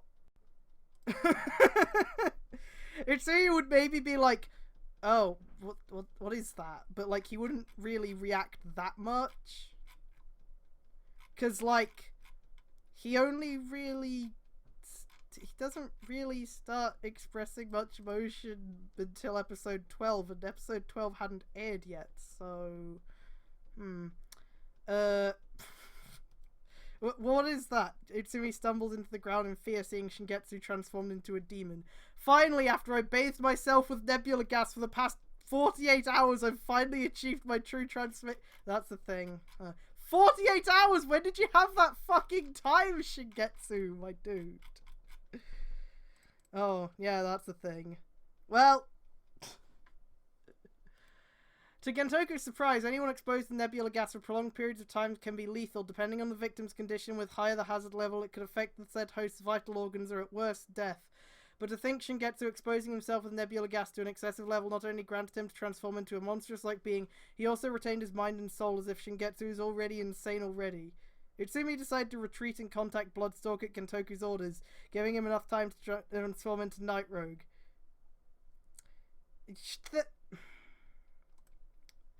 If your demon boner lasts for 48 hours, contact your doctor and tell him how sick it was. Yeah. Also, Utsumi deciding to do anything, phrase like that, it's just weird. Like, you'd have Gentoku telling him to do it, that's fine. But this is not a point where he would be doing anything. Utsumi makes his own decisions. Yeah. Gentoku calls out Shingetsu's insanity. To think you expose yourself to nebula gas gain you the ability to transform the abomination you are now. Are you insane? Nebula gases are dangerous to human beings. That's why you're using lab rats as cannon fodder. The alien warlord lectures Gentoku back. In fact, the reason why I exposed myself with this substance for 48 hours shows that I used to be human, or rather, I'm a vampire from outer space. What? What? Shit. What? Shingetsu points out that those with alien physiology can withstand the nebula gas's toxic effects. Nebula gas isn't toxic, dude. It's not. Dumbass thinks that because it looks like fart gas, it must be toxic. It's not toxic, okay? It's dangerous.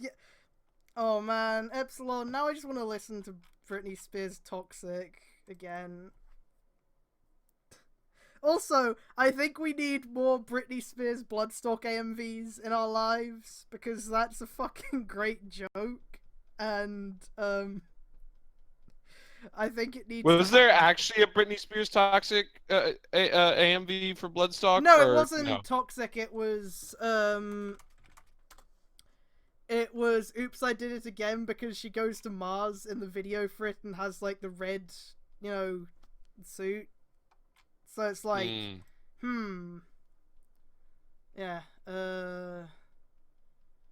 yeah, red jumpsuit on Mars, and it was like, Oh, I bet Stock turned him into a smash without telling him.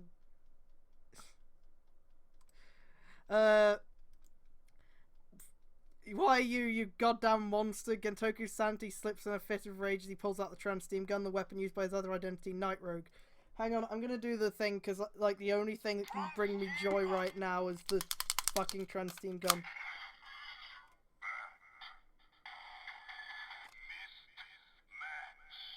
Chokitsu. Joe Kits. Joe Kits.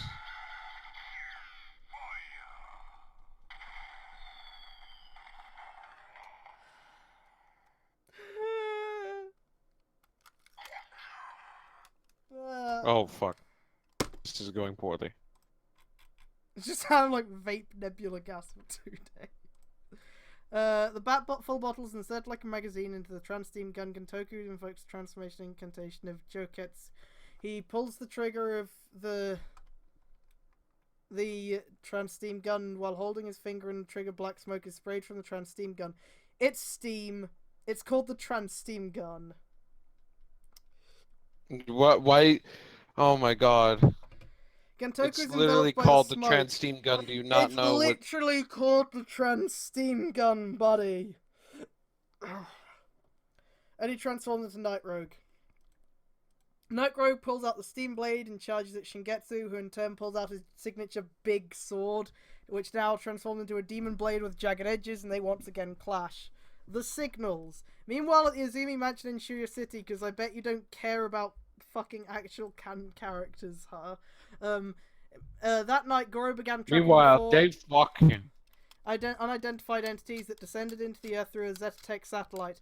Much like with the Space Explorer's spy satellites, it failed to identify the 4 entities. The satellite scans show the 4 entities have settled in 4 different locations out or across Shuya City. One in the seafloor cavern within the waters of Shuya that can be reached with a submersible. The other is an underground Buddhist sanctum underneath the Dagava Temple. Fuck you for using that name.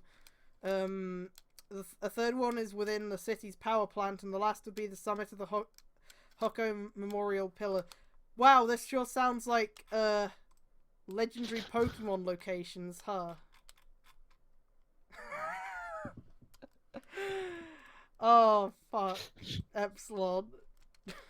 I was just fucking reminded of just the Game Grumps bit of consume Prado-Sec.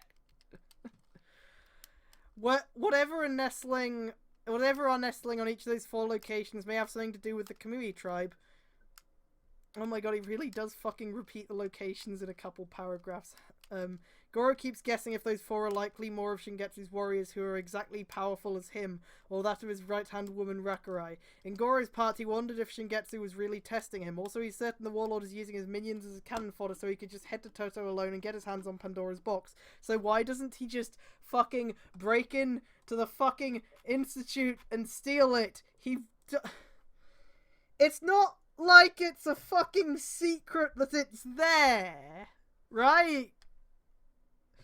So why does he need to even have this elaborate plan to expose Gentoku as Night Rogue when he could just fucking ask someone on the street where Pandora's box is being kept, fucking stop time, break in, steal it, and then leave?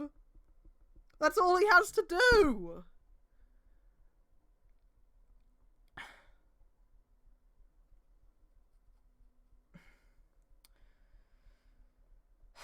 Even though he's willing to help Center in regards of solving the latter's lost memories and protecting Pandora's box from falling into the wrong hands, Goro thoroughly declined it in a way that he refuses to stick his nose into someone's business and focus on what he does usually, operating a powerful company under legitimate circumstances and protecting Shura City from the Kamui tribe. Boy, I sure hope he doesn't fucking have something about Zetatech and Namba having any kind of a business deal before the fucking Number Child thing happens, because then that's not going to be a good look. Goro begins to discuss with Taki about the 4 locations where each of the unknowns are settling. Looks like the 4 unidentified entities settled at each 4 locations. One is within a cave located at the bottom of the ocean, bolded. We might need to get ourselves a submersible to get there. Another is in the Degava Temple, and the target appears to be inside the underground sanctum. The third one is within the power plant. The bad news is the power plant has a tight security, so we may need to go stealth. And lastly, another one is resting at the summit of the Hoko Memorial Pillar. That place is a tower where the souls of the departed are put to rest. On the other hand, my parents were laid to rest there 17 years ago. It was 2 weeks after the fateful car accident. So fucking, What? Oh, what the fuck? these are just fucking legendary Pokemon locations. Fuck off. Taki seems to be very skeptical about finding a submersible to get into one of the target locations that is the cave at the bottom of the Shuya waters. She, on the other hand, is familiar with ancient Buddhist temples, which is mostly known in her era as sanctuary for spirits. For that matter, Taki decides to go to the underground sanctum of the Dagava temple first. Goro manages to agree. I also told Samus Aran's crew of the 4 locations. For that matter, I thought about cooperating with them even. Goro also noted the space explorers. They said that each of their crew will be waiting for us the moment we reach to each of the locations. In terms of where we should head, I'm not very picky. Perhaps we should go to either of 4 randomly. Let me think about choosing a destination this time, Goro, Taki makes a suggestion. How about we head for that Buddhist underground sanctum in the Dagava temple? It was indeed a good idea to check on the underground sanctum in the Dagava temple. All while discussing about going into any of the 4 locations, Goro fiddles with the striker armor key of his G7 Icarus trial prototype along with his stealth and crow full bottles. Sir, are you... How is he fiddling with all 3 of them? Does he have 3 fucking hands? I just want Cougar to show up and kill everyone. Yeah. He just punches the ground, boom.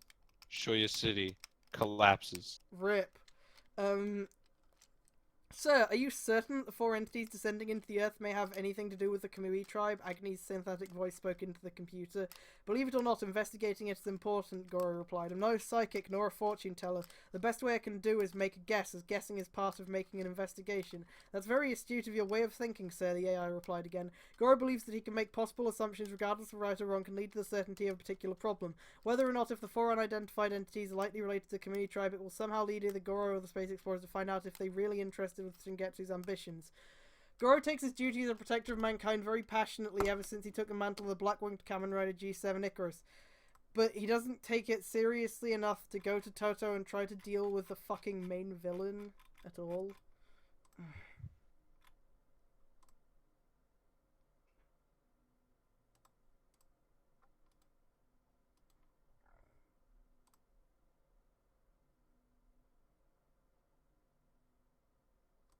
Why?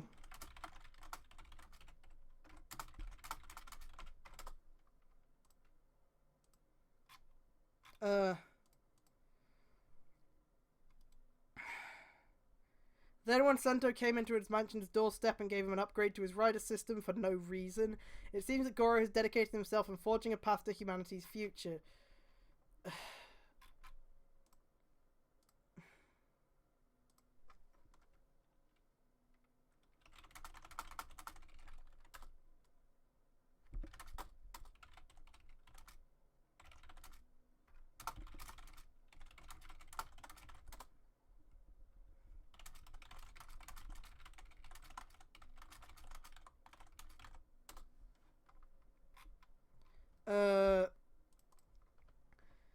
After all, he has finally found his purpose in life as protecting his beloved city from those who try and usher evil and despair in its inhabitants. Oh, right, so if it's not happening outside his city, then, like, humanity's future can get fucked, I guess.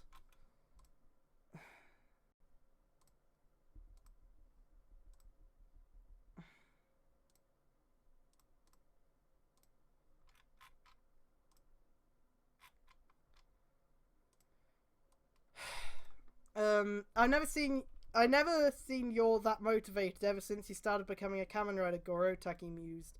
She barely knew him before he became a Kamen Rider. There wasn't enough time. Yeah, it feels like I managed to go all the way this far, Goro replied. Sometimes one generation after another will always succeed those who came before to those who protect their world. Because ever since I first saw each of the space explorers, I want to look up any one of them on how they fought with their blood, sweat and tears with their efforts in protecting the universe. This is what staying passionate to your goals, Goro. Taki understood Goro's motivation. Sometimes while you go into further heights to battle every malignant being along the way, you must have the willingness to cast away mundane things and other pleasures of your life for the greater good. For the greater good. Oh, shut it. I'm sorry, I need to think about something good like Hot Fuzz right now to make myself, like, survive. Though Goro has the awesome ego trope name to back up his powers, skills, and knowledge, Taki reminds him that in order to help those in need embody the heroism that every Kamen Rider has, Goro is willing to sacrifice all the pleasure of his life for the sake of protecting the world and building a path for humanity's future. Goro believes that humans will always evolve as a decry to Shingetsu's social Darwinist rants trope name. Also, no matter how weak a human is, they will grow and become stronger in their own right. But didn't fucking Shingetsu say that? Oopsie poopsie. locations. At the Space Explorers HQ, the crew begins to plan about separating into 3 parties. Since the Seafloor Cavern part, they're going to need some help from Angie and friends. Great, the fucking cross-Angie characters are still in this fucking story. Samus began cutting to the chase. Let's see, Elaine and Go will be on the Hoko Memorial Pillar. Mayo and Makoto will take the power plant. Mitsuzane and myself will be on the Dagova Temple, where we'll rendezvous with Izumi, Goro, and that ninja. You're that ninja. And as for the cavern underneath the Showa City's seafloor, we're going to need Angie and her friends to reach there. The power plant security is extremely tight, right from CCTVs and infrared sensors that can't be seen on the naked eye, said Makoto. I heard Izumi-san can hack through the power plant security, Mitsuzane replied. Perhaps through that mechanical bird of his. The Hoko Memorial Pillar, a tower that houses several graves of departed ones on all 7 floors, the Lion pondered with his finger and thumb pinched on his chin. Not to mention, many people visit that place daily to pay respect to the fallen, Mayo added. What about the Dagova Temple? Go asked. I hear that temple's underground sanctum is infested with maligned spirits, said Samus. That's why we need Taki to take those demons out of the way. As far as courtesy calls... I hear this random temple that has never been mentioned or is infested with ghosts. The Space Explorers are more willing to cooperate with... Why are there 2 different places that are both infested with ghosts? Because there's a fucking, like, funeral tower and this fucking temple. If you're gonna have these be blatantly legendary Pokemon locations, have some fucking variety. The Space Explorers are more willing to cooperate with Goro's party to investigate the 4 locations where 4 unidentified entities nestled in each places across Showa City. Oh my god, apparently the Dagova Temple was mentioned in Chapter 1. We just all forgot because it never came up. Oh, was it? Yeah, apparently, and I do kind of remember that now. I remember us making a joke about, like, oh, is it the fucking, is that where the ghost temple is supposed to be in this guy's shit? Shingetsu's monster form being primarily red in color, complete with a face and mouth on its torso, similar to that of Nightmare and Soul Calibur 4. Guess what it fucking resembles? Gurren Lagann, remember Gurren Lagann? Remember Tengen Toppa Gurren Lagann the form? Though Forze has a Gurren Lagann homage specifically in the form of Sagittarius Nova, whose appearance resembles that of the titular mecha, or in this case the base form. Shingetsu achieving his demonic transformation by excessive exposure to nebula gases all while retaining his mind and soul is also similar to when Kaito transformed into an Overlord Inverse by eating a fruit of Helheim, resulting in him becoming Lord Baron, except it isn't, because that's not how nebula gas fucking works. The Dagova Temple that was mentioned in Chapter 1 and is one of the nest of one of the flawed legendary swordsmen is named after Kamen Rider Kuga's En Dagova Zeba. Yeah, we know that.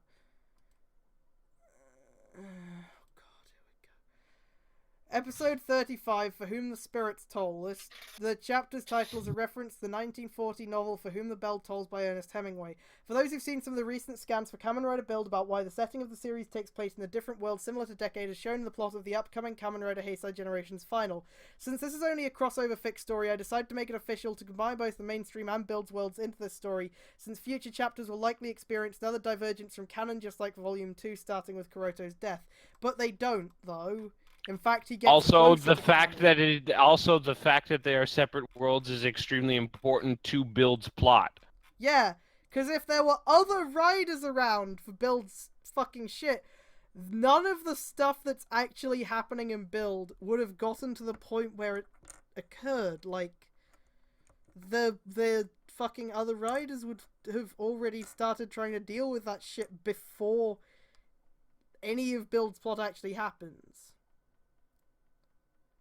I know, Epsilon, it's just like, it's ridiculous for Build, because, like, fucking Skyward went up 10 years ago, you'd think, and it fucking affects the whole country, you'd think previous riders would be, like, you know, concerned about that.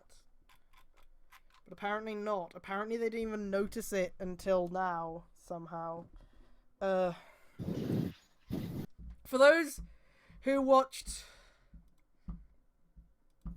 the recent episode of Build, anyone who has Hazard Level 3 in their bodies via Nebula Gas can use the Build driver.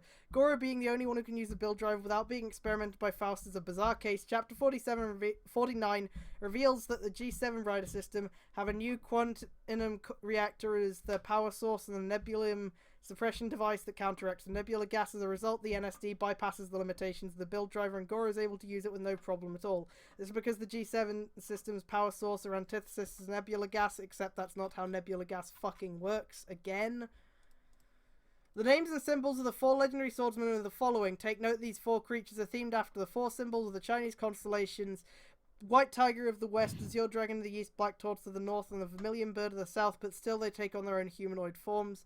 Jushin Tiger, the shooting star of the west, based on the White Tiger of the west, though his name is a homage of Japanese pro wrestler Jushin Thunder Liger. Ironically, despite being one of the 4 swordsmen, he doesn't wield a sword. Then why is he a fucking swordsman? This is painful. By Faust is a bizarre case. Chapter 4. This is all quite painful. Given that the base of the character would be Jushin Liger, Tiger takes on enemies with wrestling moves. His location would be in the underground shrine of the Dagova Temple in the westmost part of Shuya City. Ifrit the Firebird, based on the Vermilion Bird of the South. What comes to hearing the name Ifrit is one of the recurring summons in the Final Fantasy, and it's associated with fire. Also, I'm a spearman, pulls out an AK. Also, the Vermilion Bird draws similarities to the Phoenix, Ifrit's location being the Hoko Memorial Pillar, and its Phoenix motifs allude that he embodies the cycle of life, death, and rebirth. Nova the I Archdragon. fucking hate all of this. Same. Based on the Azure Dragon of the East, this legendary swordsman is likely one of the most powerful among the 4. Considering it will be setting itself in the power plant of the easternmost part of the city, it's associated to lightning. Can this be the last chapter and we just hang out and talk about better things Sure, for the rest fine. of the time? I'll keep the stream rest on of the thing. Yeah, for the rest of the Yeah. stream we just hang out and talk about cool shit. Kagnazo of the Raging Torrent, based on the Black Tortoise of the North, named after one of the 4 elemental archfiends of the same name from Final Fantasy IV. Kagnazo's appearance in the game is someone based on the Black Tortoise in some ways. That's why I chose to come out with the name as a tribute to this elemental archfiend. The Kagnazo story nests in the Seafort Ore Cavern in the northernmost part of the city's ocean. I don't fucking care about any of this. Just get back to Utsumi and Gentoku, please. I'm like almost tempted to just skip through this to get to there, but I'm streaming, so I can't.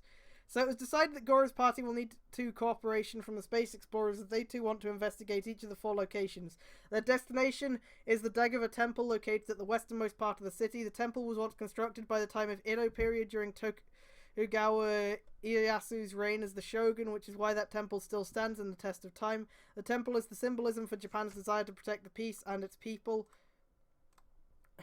What? I'm not skipping to chapter 136 because that will only make us suffer more, Epsilon. According to Goro, the Dagova Temple has a secret place beneath it that is a knowledge forbidden to be spread. Why does he know that then? Why does he know that? No sound effects, English Chie, Ruby only, Final Destination. Oh god, no. That place is an underground Buddhist shrine during Ieyasu's rule. Several ninja clans, including that of Taki's, the Fuma ninja clan, decide to deal with evil spirits and seal them inside the shrine. A concentration of evil spirits attract many skeletal corpses of prisoners who are incarcerated beneath the jails, which in turn become undead monsters, thus making the basement of the temple extremely dangerous, which is why Taki is needed to deal with any undead that comes in the way. Our first target is located underneath the Buddhist shrine of the Dagova Temple. Goro starts a short yet concise overview for their mission. That's not what yet means, motherfucker. Taki, ever heard that within the shrine itself it's full of skeletal remains of prisoners who were incarcerated for attempting to rebel against Ieyasu Tokugawa during his era? Evil spirits that were sealed and dormant in the temple take over these dead bodies, creating their undead puppets. Even to this day, asked the Koichi, so evil spirits hijack dead bodies made of bones and start attacking anyone entering their territory? Natsu added. That's more likely the case, Goro replied. Since we're going to the basement, best is we avoid doing any unnecessary attention. Is Samus Aran familiar of the location? Taki asked. Yeah, she does, Goro continued. But one of her guys, going by the name Kuroshiro Mitsuzane, the green guy who uses a lock to transform into an armored rider, knows the temple's historical background.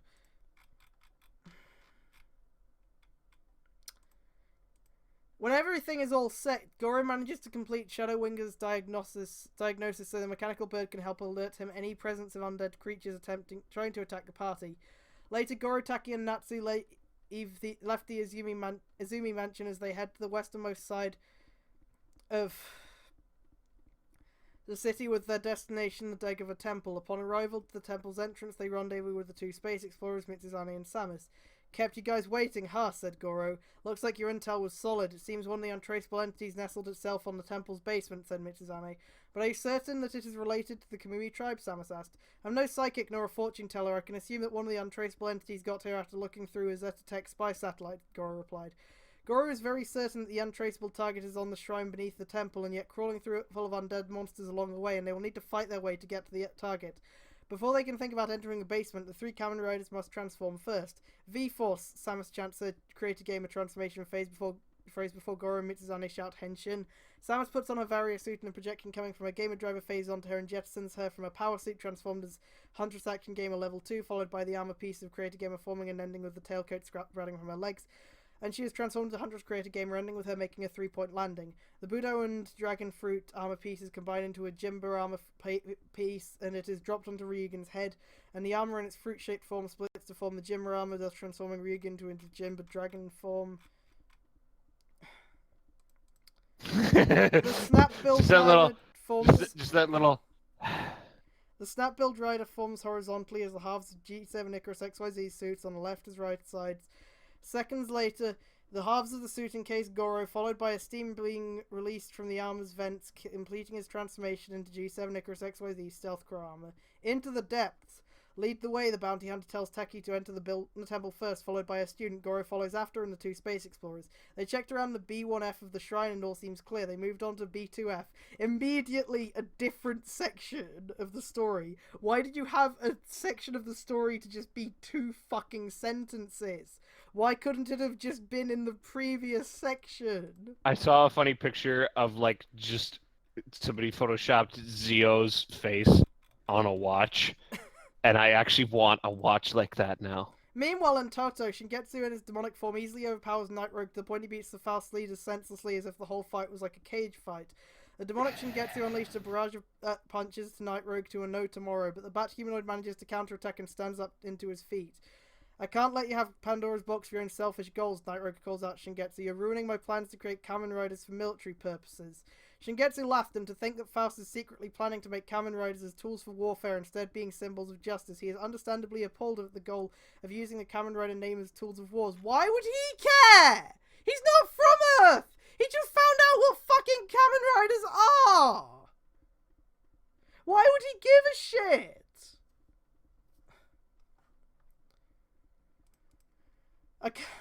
Ha ha ha, do you think you can protect your world by turning Kamen Riders as tools of war? Shingetsu laughed and refuted to Night Rogue's objectives. Is it because you are afraid the 2 neighbouring lands are trying to invade your territory? How laughable. In a way, we're not so different, Trope Name. Both of us want to instigate a war and a quest for power and will go further heights to achieve that goal. Unlike me, you're a sick, power-mad psychopath. As Night Rogue and Shingetsu are fighting, Build in rabbit tank form somehow catches up where he's about to fight Night Rogue. When Shingetsu sees Sento's presence, he grabs Night Rogue and throws the Fast Leader elsewhere. What do we have here? Shingetsu chuckled. You're Shingetsu? Sento exclaimed. Why are you fighting Night Rogue? Can't tell you. I will make you talk, Sento replied as he pulls out the hedgehog and fire truck full bottles and shotgun and prepares to insert them into the build driver. What? Build cranks the lever of the build driver to initiate his change into new form. Sento chants build up. As the half of the suit encase him, Build changes from rabbit tank to fire hedgehog. Build use the fire hose shaped arm cannon in his left arm to fire a flamethrower at Shingetsu before he smashes him with the spine knuckle. It's more shaped like a fucking hose and ladder than actually like. Yeah, just why a would hose. Gentoku bring that up to Shingetsu? Yeah.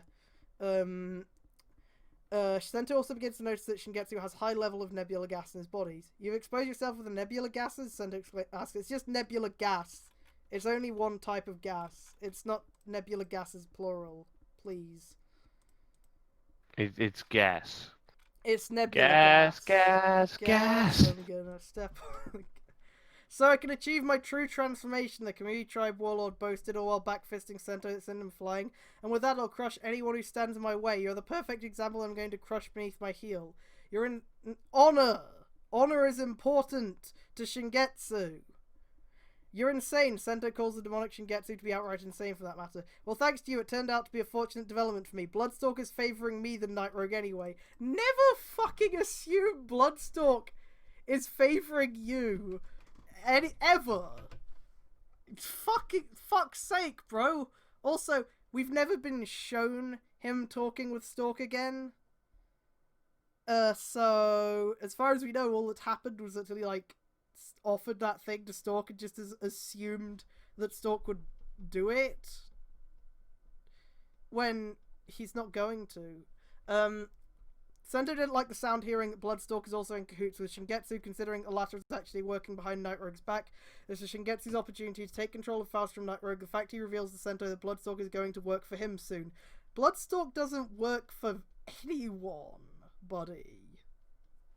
Come on. What are you planning? Bloodstock works for Bloodstock. Yeah.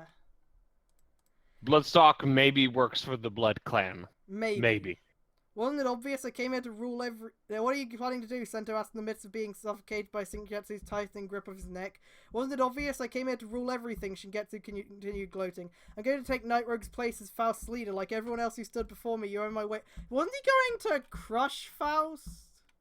Like, didn't he not like Faust? Why does he suddenly want to take it over? I thought he wanted to destroy the Earth and rule the universe. Something. No, he just wants to rule the universe. I don't know if he wants to specifically destroy Earth, but he said he wanted to crush Faust from the shadows, but now he's saying he wants to take over as I leader. wonder Why? if he's going to come into conflict with Evolt, because Evolt wants to actually destroy the Earth. Yeah, I don't think Shingetsu lasts that long.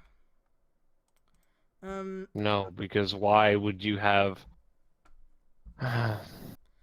like everyone else who stood before me, you're in my way. Do you understand? A weakling of a Neanderthal like you has no place in my world. If you're desperate to bring Faust to its knees and I am here, I'll be glad to help you, but if you refuse, I won't hesitate to endanger anyone you know. This is not a threat, it's a promise. Well, what do you think? What? It's not, though, Cobra. He explicitly said that the nebula gas, he kept his mind and body intact, so... It makes no sense that it would start making him go crazy. Seeing Sento's problem with Faust also allows Shingetsu to use the former's anger to further their sinister plans. In short, Shingetsu takes advantage of Sento's anger towards Faust and regards with their involvement with his lost memory, something that Sento is trying to avoid. It's made even worse that Shingetsu threatens to kill the people who are connected to Sento. Realizing that from Goro, Shingetsu proves he can manipulate anyone who are involved or against with Faust, so he can take control of that organization for himself, which will lead to him to Pandora's box. Or he could just break into the fucking research institute and take it. He doesn't need to do this. Seriously, it's not a secret where it's kept. Go to hell, Sento refuted, answering that he will not become a pawn to Shingetsu's plans. He doles more brutal strikes on Build. He grabs the Kamen Rider by the throat, lifting up from the ground. Unlike him, Goro, then Shingetsu starts comparing Sento to Goro. You, Kiryu, Sento are nothing more than a monkey compared to me. Fuck off. Fuck this guy. Sento's better than Goro. Fuck off. Sento's fucking perfect boy. Yeah, he's fucking better than Goro. And Banjo's a bad cop. The vampiric That's warlord still the takes best his time... joke. Huh? That's still the best joke. Bad cop, perfect boy.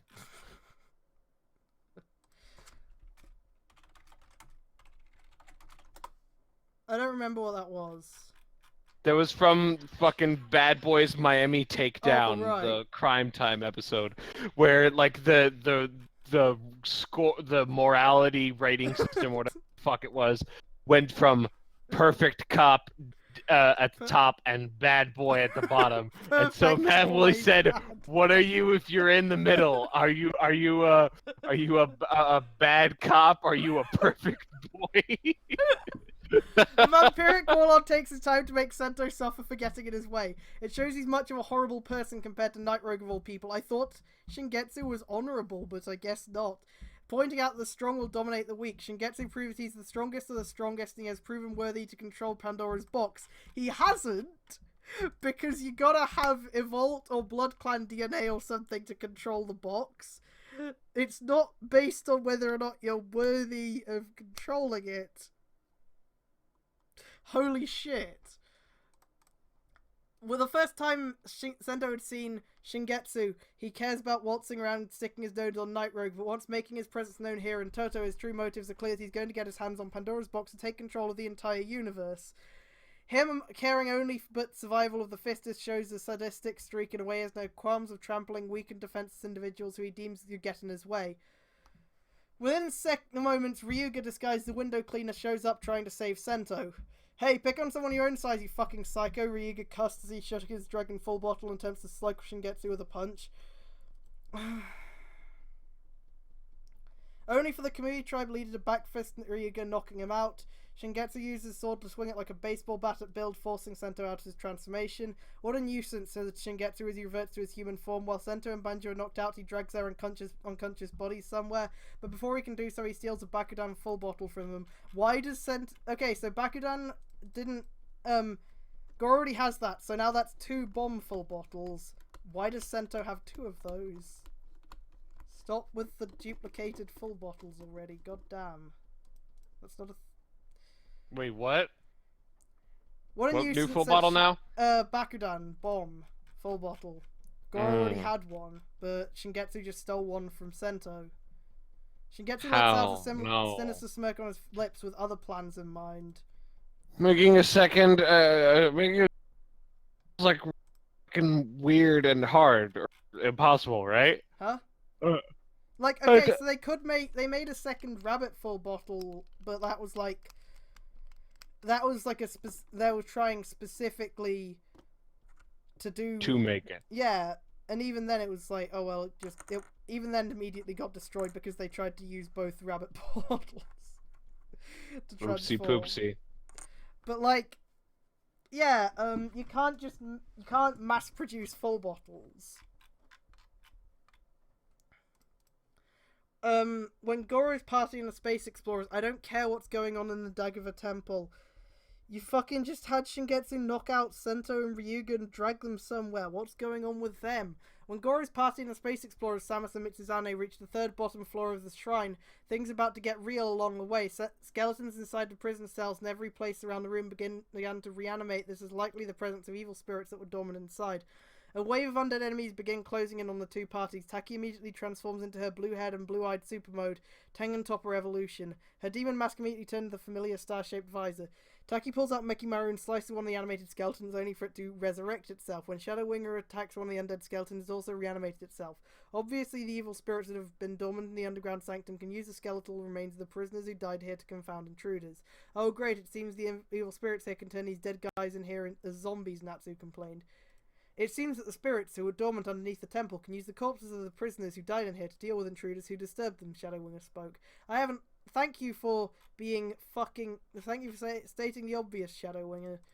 I have an idea. We need to head for the next stairway, Taki said as she told the others to head for the stairs leading to the B4F. When they managed to get into B4F, Taki creates a diversion by using a fire Nimpo. Nimpo, Enkabe no Jutsu. Ninja technique, out of the wall of flames. Taki casts a wall of fire that blocks the way for the attacking undead creatures. Afterwards, Taki advancing to the B4F, catching up with Goro and Natsu and the 2 Space Explorer duo of Mitsuzane and Samus. We still got company, said Mitsuzane, as they are all still confronted with more animated skeletons along the way.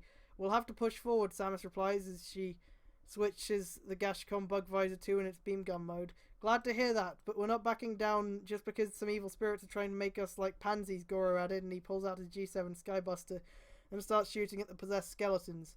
Even if these undead creatures reanimate each time they're killed, that doesn't stop the 2 parties to advance forward to find the spirits. The stairs leading to the B5F. I am losing it. I'm losing it. Nah, but Takeru's not here though, so shut up. For some reason, no main riders are members of the Space Explorers. I don't know why that is. Except Emu, but Emu isn't no, even. Emu's not a member of the Space Explorers. That's right. Yeah. Also, Taki should be able to seal away the evil spirits. They took her specifically to do that. More enemies are waiting ahead of them, even in the B5F of the shrine. Let's smoke them, said Natsu as she used the hierophant green gauntlets and greaves, throwing in some punches and kicks at the skeletons. What? Her and Taki. Wait, what? Hierophant Green, Yeah. what? Sento made When? them for her, apparently, at some point, and he keeps forgetting to have them include Sento, them, but why then- did you make a fucking JoJo reference? Because fuck off, shut up. I know Sento does fucking JoJo-esque poses whenever hanging Shut out up. with Suichi and shit, but Shut up. Don't look down on us, Mm. boneheads. Who the hell do you think I am? Ryugen exclaimed as he scores a headshot after firing an energy arrow from his sonic arrow and slashed another one trying to attack him from behind. G7 Icarus XYZ loads the armadillo and Bakudan full bottles into a skybuster. He spins the cylinder of the blaster and fires an energy blast shaped like an armadillo, killing into a ball and bulldoze the enemies. The energy ball then explodes like a bomb that obliterates the possessed skeletons, along with the malignant spirits that took control of the corpses. Time to increase some firepower, Samus said as she ejects the mighty creator VRX Gashat from the driver, and she uses it as the VR control stick as she draws a weapon, conjuring a minigun creator in virtual reality. The VR minigun begins to spin and ready to fire. Hang on, I want to scroll down to see if this chapter resolves the thing with Sento and Ryuga at all. It kinda does. okay, go. Spin it up, Samus exclaimed as she opens fires and unloads a lot of energy bullets from the minigun she conjured from the VRX Gashat, taking out all incoming enemies, allowing everyone to move forward to the B6F floor. Once on the next stream, more waves of undead enemies close in. Huntress creator gamer, while spinning the minigun, manages to make short work of all the enemies. Nice shooting, Samus. Keep it up, said Mitsuzane. Whoa, talk about overkill, Natsu comments on how a minigun works. Once the whole room is clear, both parties move into the last floor of the shrine. Inside the B7F floor of the underground shrine, everyone stumbled into a wrestling ring. The hell, what's a wrestling ring doing here at the very bottom of a friggin' temple? Mitsuzane scratched his head. Samus observed around the area for anything suspicious, but her visor states there is nothing around other than the ring itself. Goro entered the ring to make sure to sense any ominous presence inside the room. Suddenly, from a right side of the top rope, a tiger-like creature with human-shaped features stands behind Goro. So a furry stands behind Goro and prepares to do a suicide dive. Taki senses the presence about to attack Jesus. Goro, behind you, Taki shouts. The black-winged Kamen Rider turned around when he sees his white tiger monster about to attack him from the top rope. G7 Icarus XYZ narrowly avoids the creature's suicide dive, whereas the creature lands barely first on the ring's floor. A white tiger, Mitsuzane said in disbelief. I'm impressed you managed to avoid my dragon rocket, the bipedal humanoid tiger roared. I forgot to introduce myself. My name is Jushin Tiger, the shooting star of the West. I am one of the 4 legendary swordsmen of the Kamui tribe. 4 legendary swordsmen? Did Shingetsu send you guys here? Goro said with a rather quick-tempered tone. And funnily enough, you're a wrestler from outer space instead of using a sword. Let me finish, my 2-legged friend, Tiger continued. There are 4 of us in 4 different places in your city, and though we serve under Lord Shingetsu, we are not interested in his ambitions. Like him, we seek a good battle to test those who have noble hearts. Lord Shingetsu sent us to your planet, so we come to find a warrior who has an honorable soul. Even though I don't wield a sword, but my wrestling moves are my sword, I want to see if you're a worthy opponent. What? Yeah, there's a Kaijin Tiger wrestler about to fight a Kamen Rider, and I've never been more bored in my fucking life.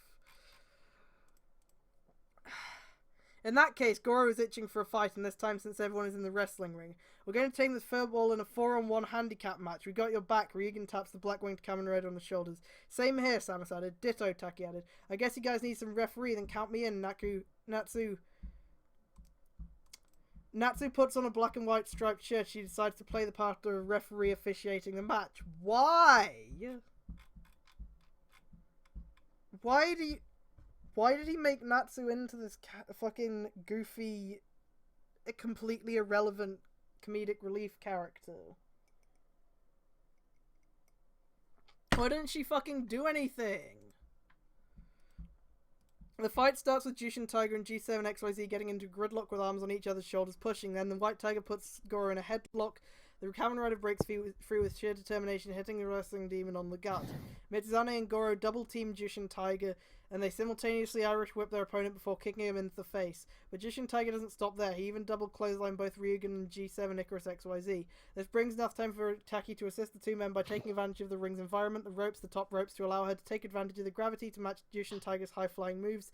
Goro manages to stand up when Taki manages to have Tiger on the floor. She grabs the creature's legs and slingshots him straight to Goro, who kicks him in the face. Huntress Creator Gamer surprises Tiger by catching his neck with her legs and sends him with a Frankensteiner. G7 Icarus XYZ hits a spear on Jushin Tiger while pinning him. Tiger manages to stand up after the count of 2. This time Tiger manages to gain the upper hand and puts Goro into his Tiger Suplex, only for Goro to stand after a 2 count. Jushin Tiger continues to keep G7, Icarus, XYZ, grounded.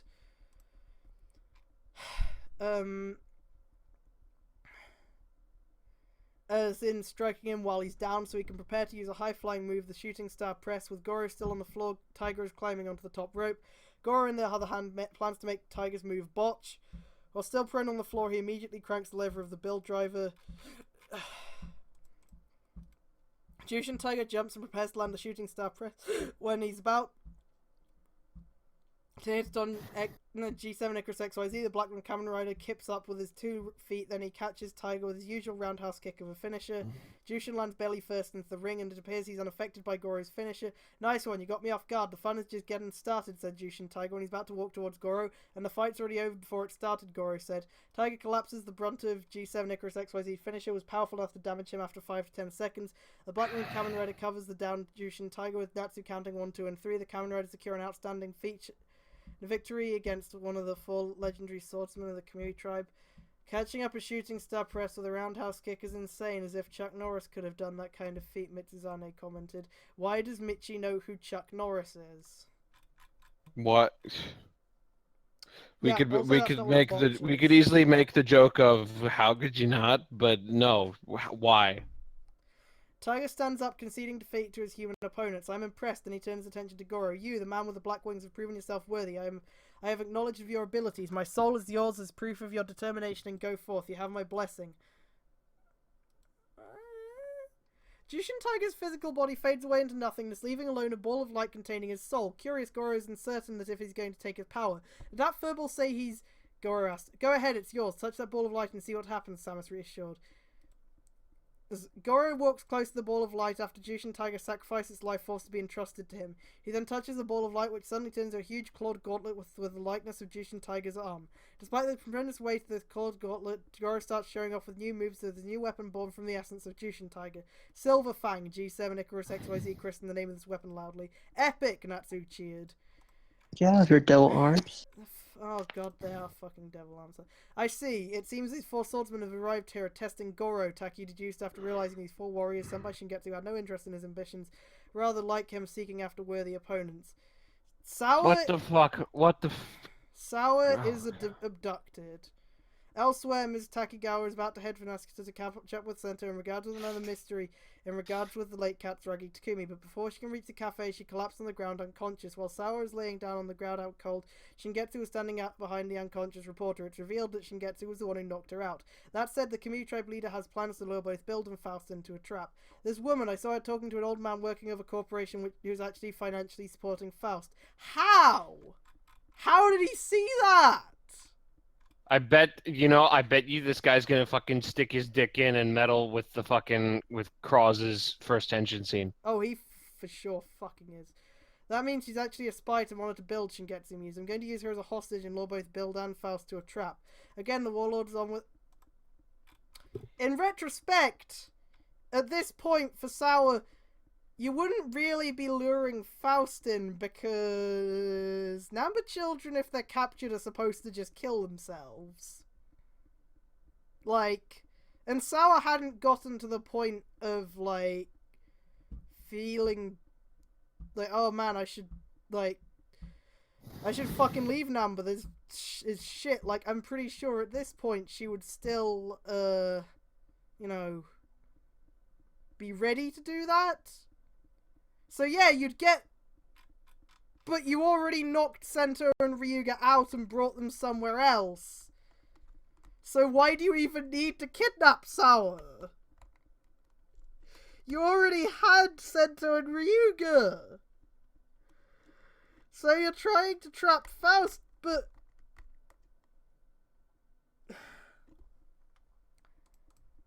Again, the Warlord is on with that psychotic smirk all while fiddling on the Bakudan full bottle in his hand. It is just the beginning. He starts playing on both Sento and Faust like fiddles. Author's note 2. It's like a damn fiddle. The Silver Fang Goro obtains after Jushin Tiger's defeat being a huge Tiger Claw gauntlet makes it similar to the Death Claws used by Kamen Rider Tiger. The move Jushin Tiger used to surprise Goro is a suicide dive called Dragon Rocket, is one of the signature moves of Japanese wrestler Hiroshi Tanahashi. Tanahashi is an avid fan of the Kamen Rider series, not to mention he plays villain Soji Kuruse / Robol Bugster in Heisei Generations vs. Dr. Pac-Man. In a twist of meta-continuity nod to X-Aid, Samus jumping out of her various suit when she's about to transform into Kamen Rider Huntress Creator Gamer is shown back in Chapter 51, is similar to X-Aid whenever he transformed into Muteki Gamer, where he jumps out of the Maximum Gamer armor during the transformation sequence. It also doubles as a continuity nod trope name to the other Metroid games, like recently Metroid Samus Returns, as the ending shows Samus while in the suit jumping and landing on the ground either helmetless or off the suit.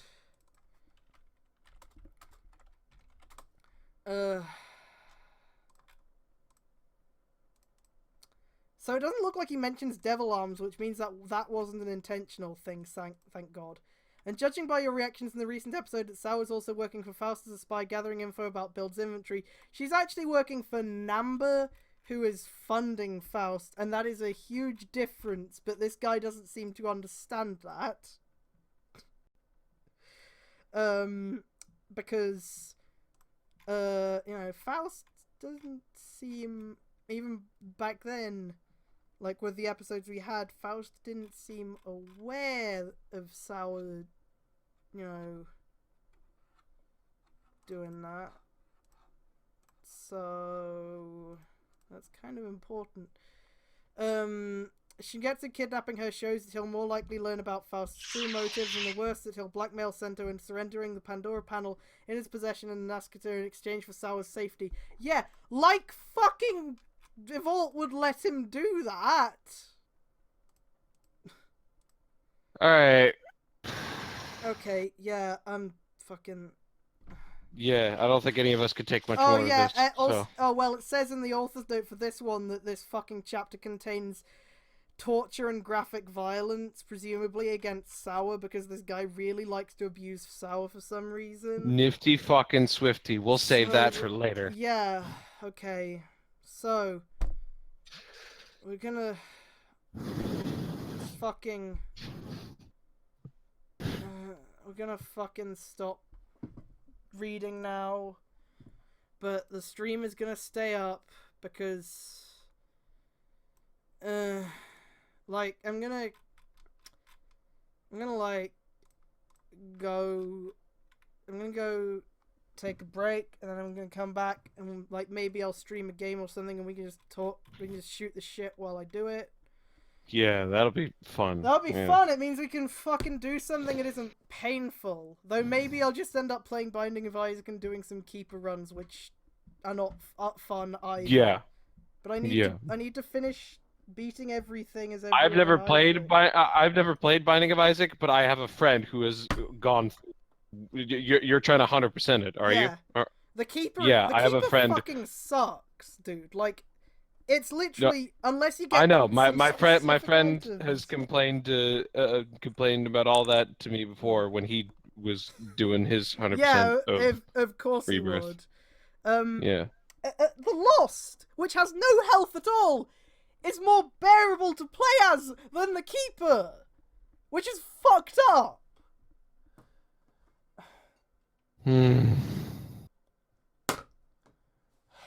But what about Goro? I can't fucking take a torture scene today. No, we gotta. Especially if it's not. Yeah, no. Especially if it's fucking sour, right? We gotta really space apart the fucking atrocities, you know? Yeah. Well, I mean, every chapter of this is an atrocity in its own. No, right? but I mean like. No, I know what you mean. You know, yeah. Maybe The I'll play fucking Crane Squad. Anyway, 30-minute 10 BRB. finisher. Yeah.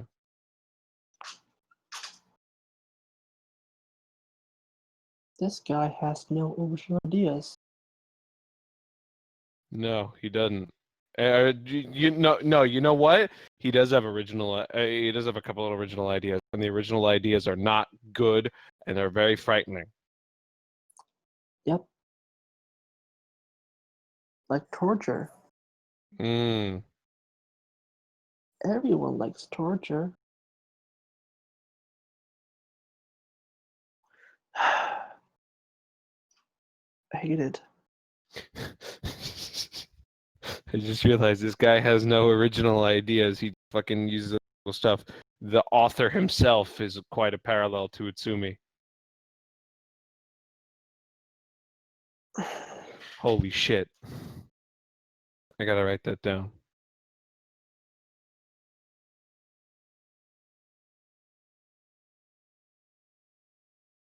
We should make our own fanfic about making good.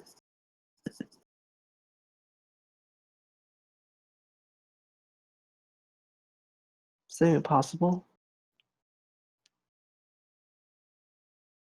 I doubt it.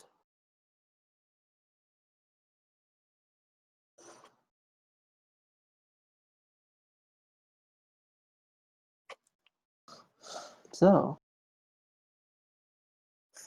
Redman. Redman. I don't know, man.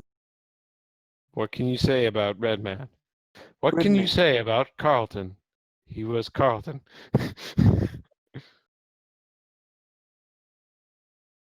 I'm not sure how to feel about Grid,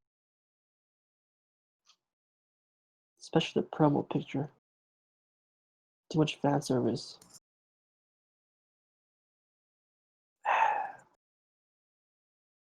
It's a shame.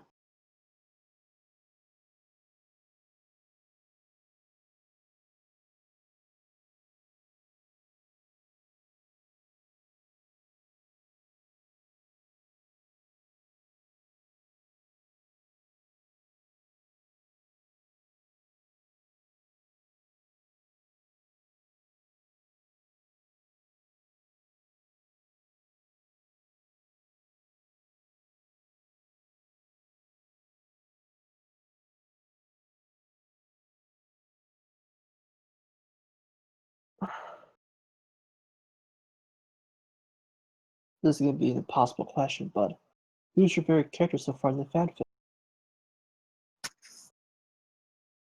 Is it Goro?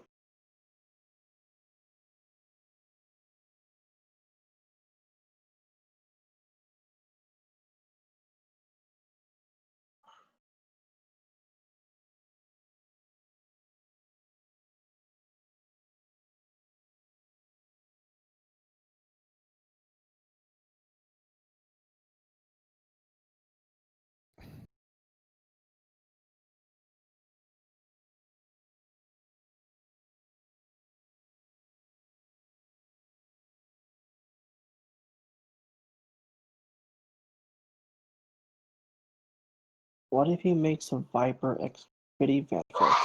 Wait, what? Huh? What? What? What if he makes a Viper fanfic? First. Viper is a fanfic. That's what the But what whole. if he does it first? Then I'll kill him. I don't know. NJS and I will fucking tag team pile drive him. I don't know. How do you steal your ideas? How?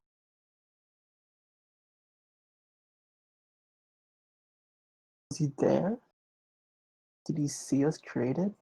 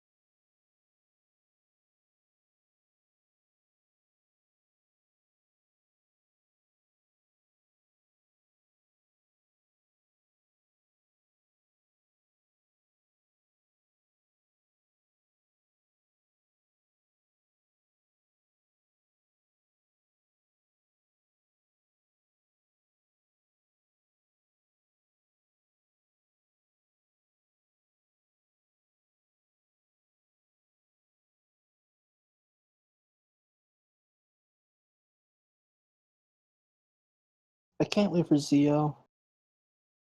Hmm. Soon. Maybe this week I can't.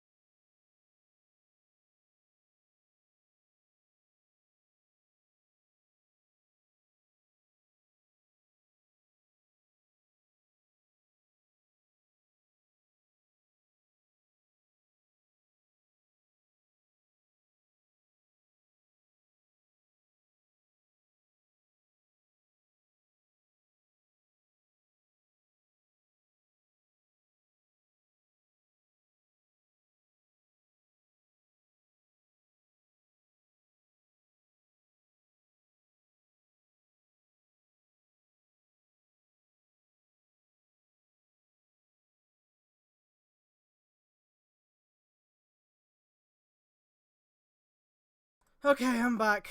So, I don't know. Get out of here, Rose. Get out of here. No, it's my stream. Go work on Ebby. No.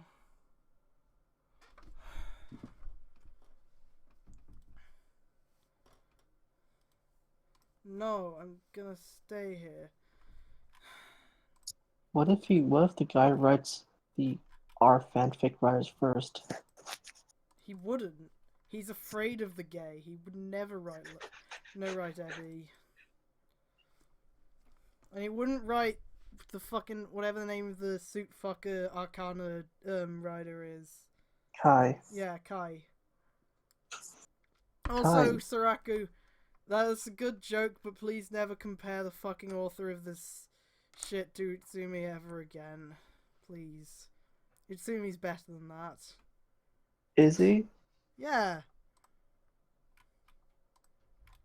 Is he really?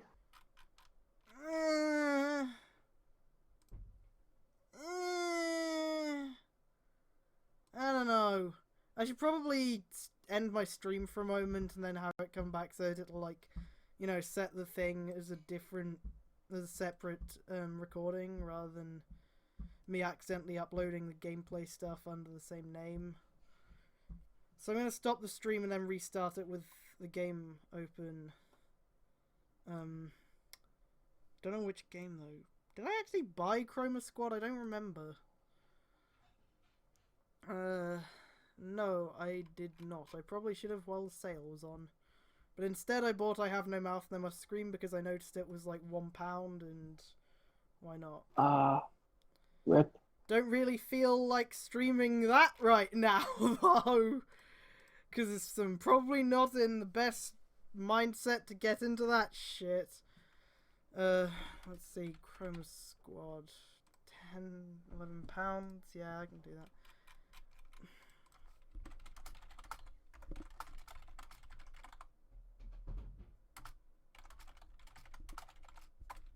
Yeah, especially because Harlan Ellison's dead now, Yeah, and it'd be that weird to hear was- his voice. Yeah, that was part of the reason why I was thinking about it. It was like, oh yeah, Yeah. Harrelson died, so I should probably like actually fucking read Or play. / play.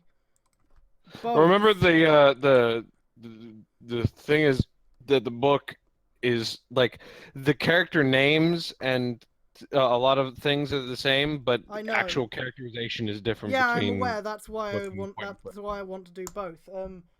My Yeah. mum gave me a book somewhere that has a ton of Harlan Ellison stuff that I Have No Mouth is in, obviously, but I haven't gotten around to reading it yet. I probably should though, because you know. But then I also noticed that the game was on sale on Steam, so I was like, oh, might as well buy this considering it's so cheap. So, but again, don't really want to play that right now. Not really in the mindset to do that. Also, not in the mindset to frustrate myself with Binding of Isaac Keeper runs. So I should probably buy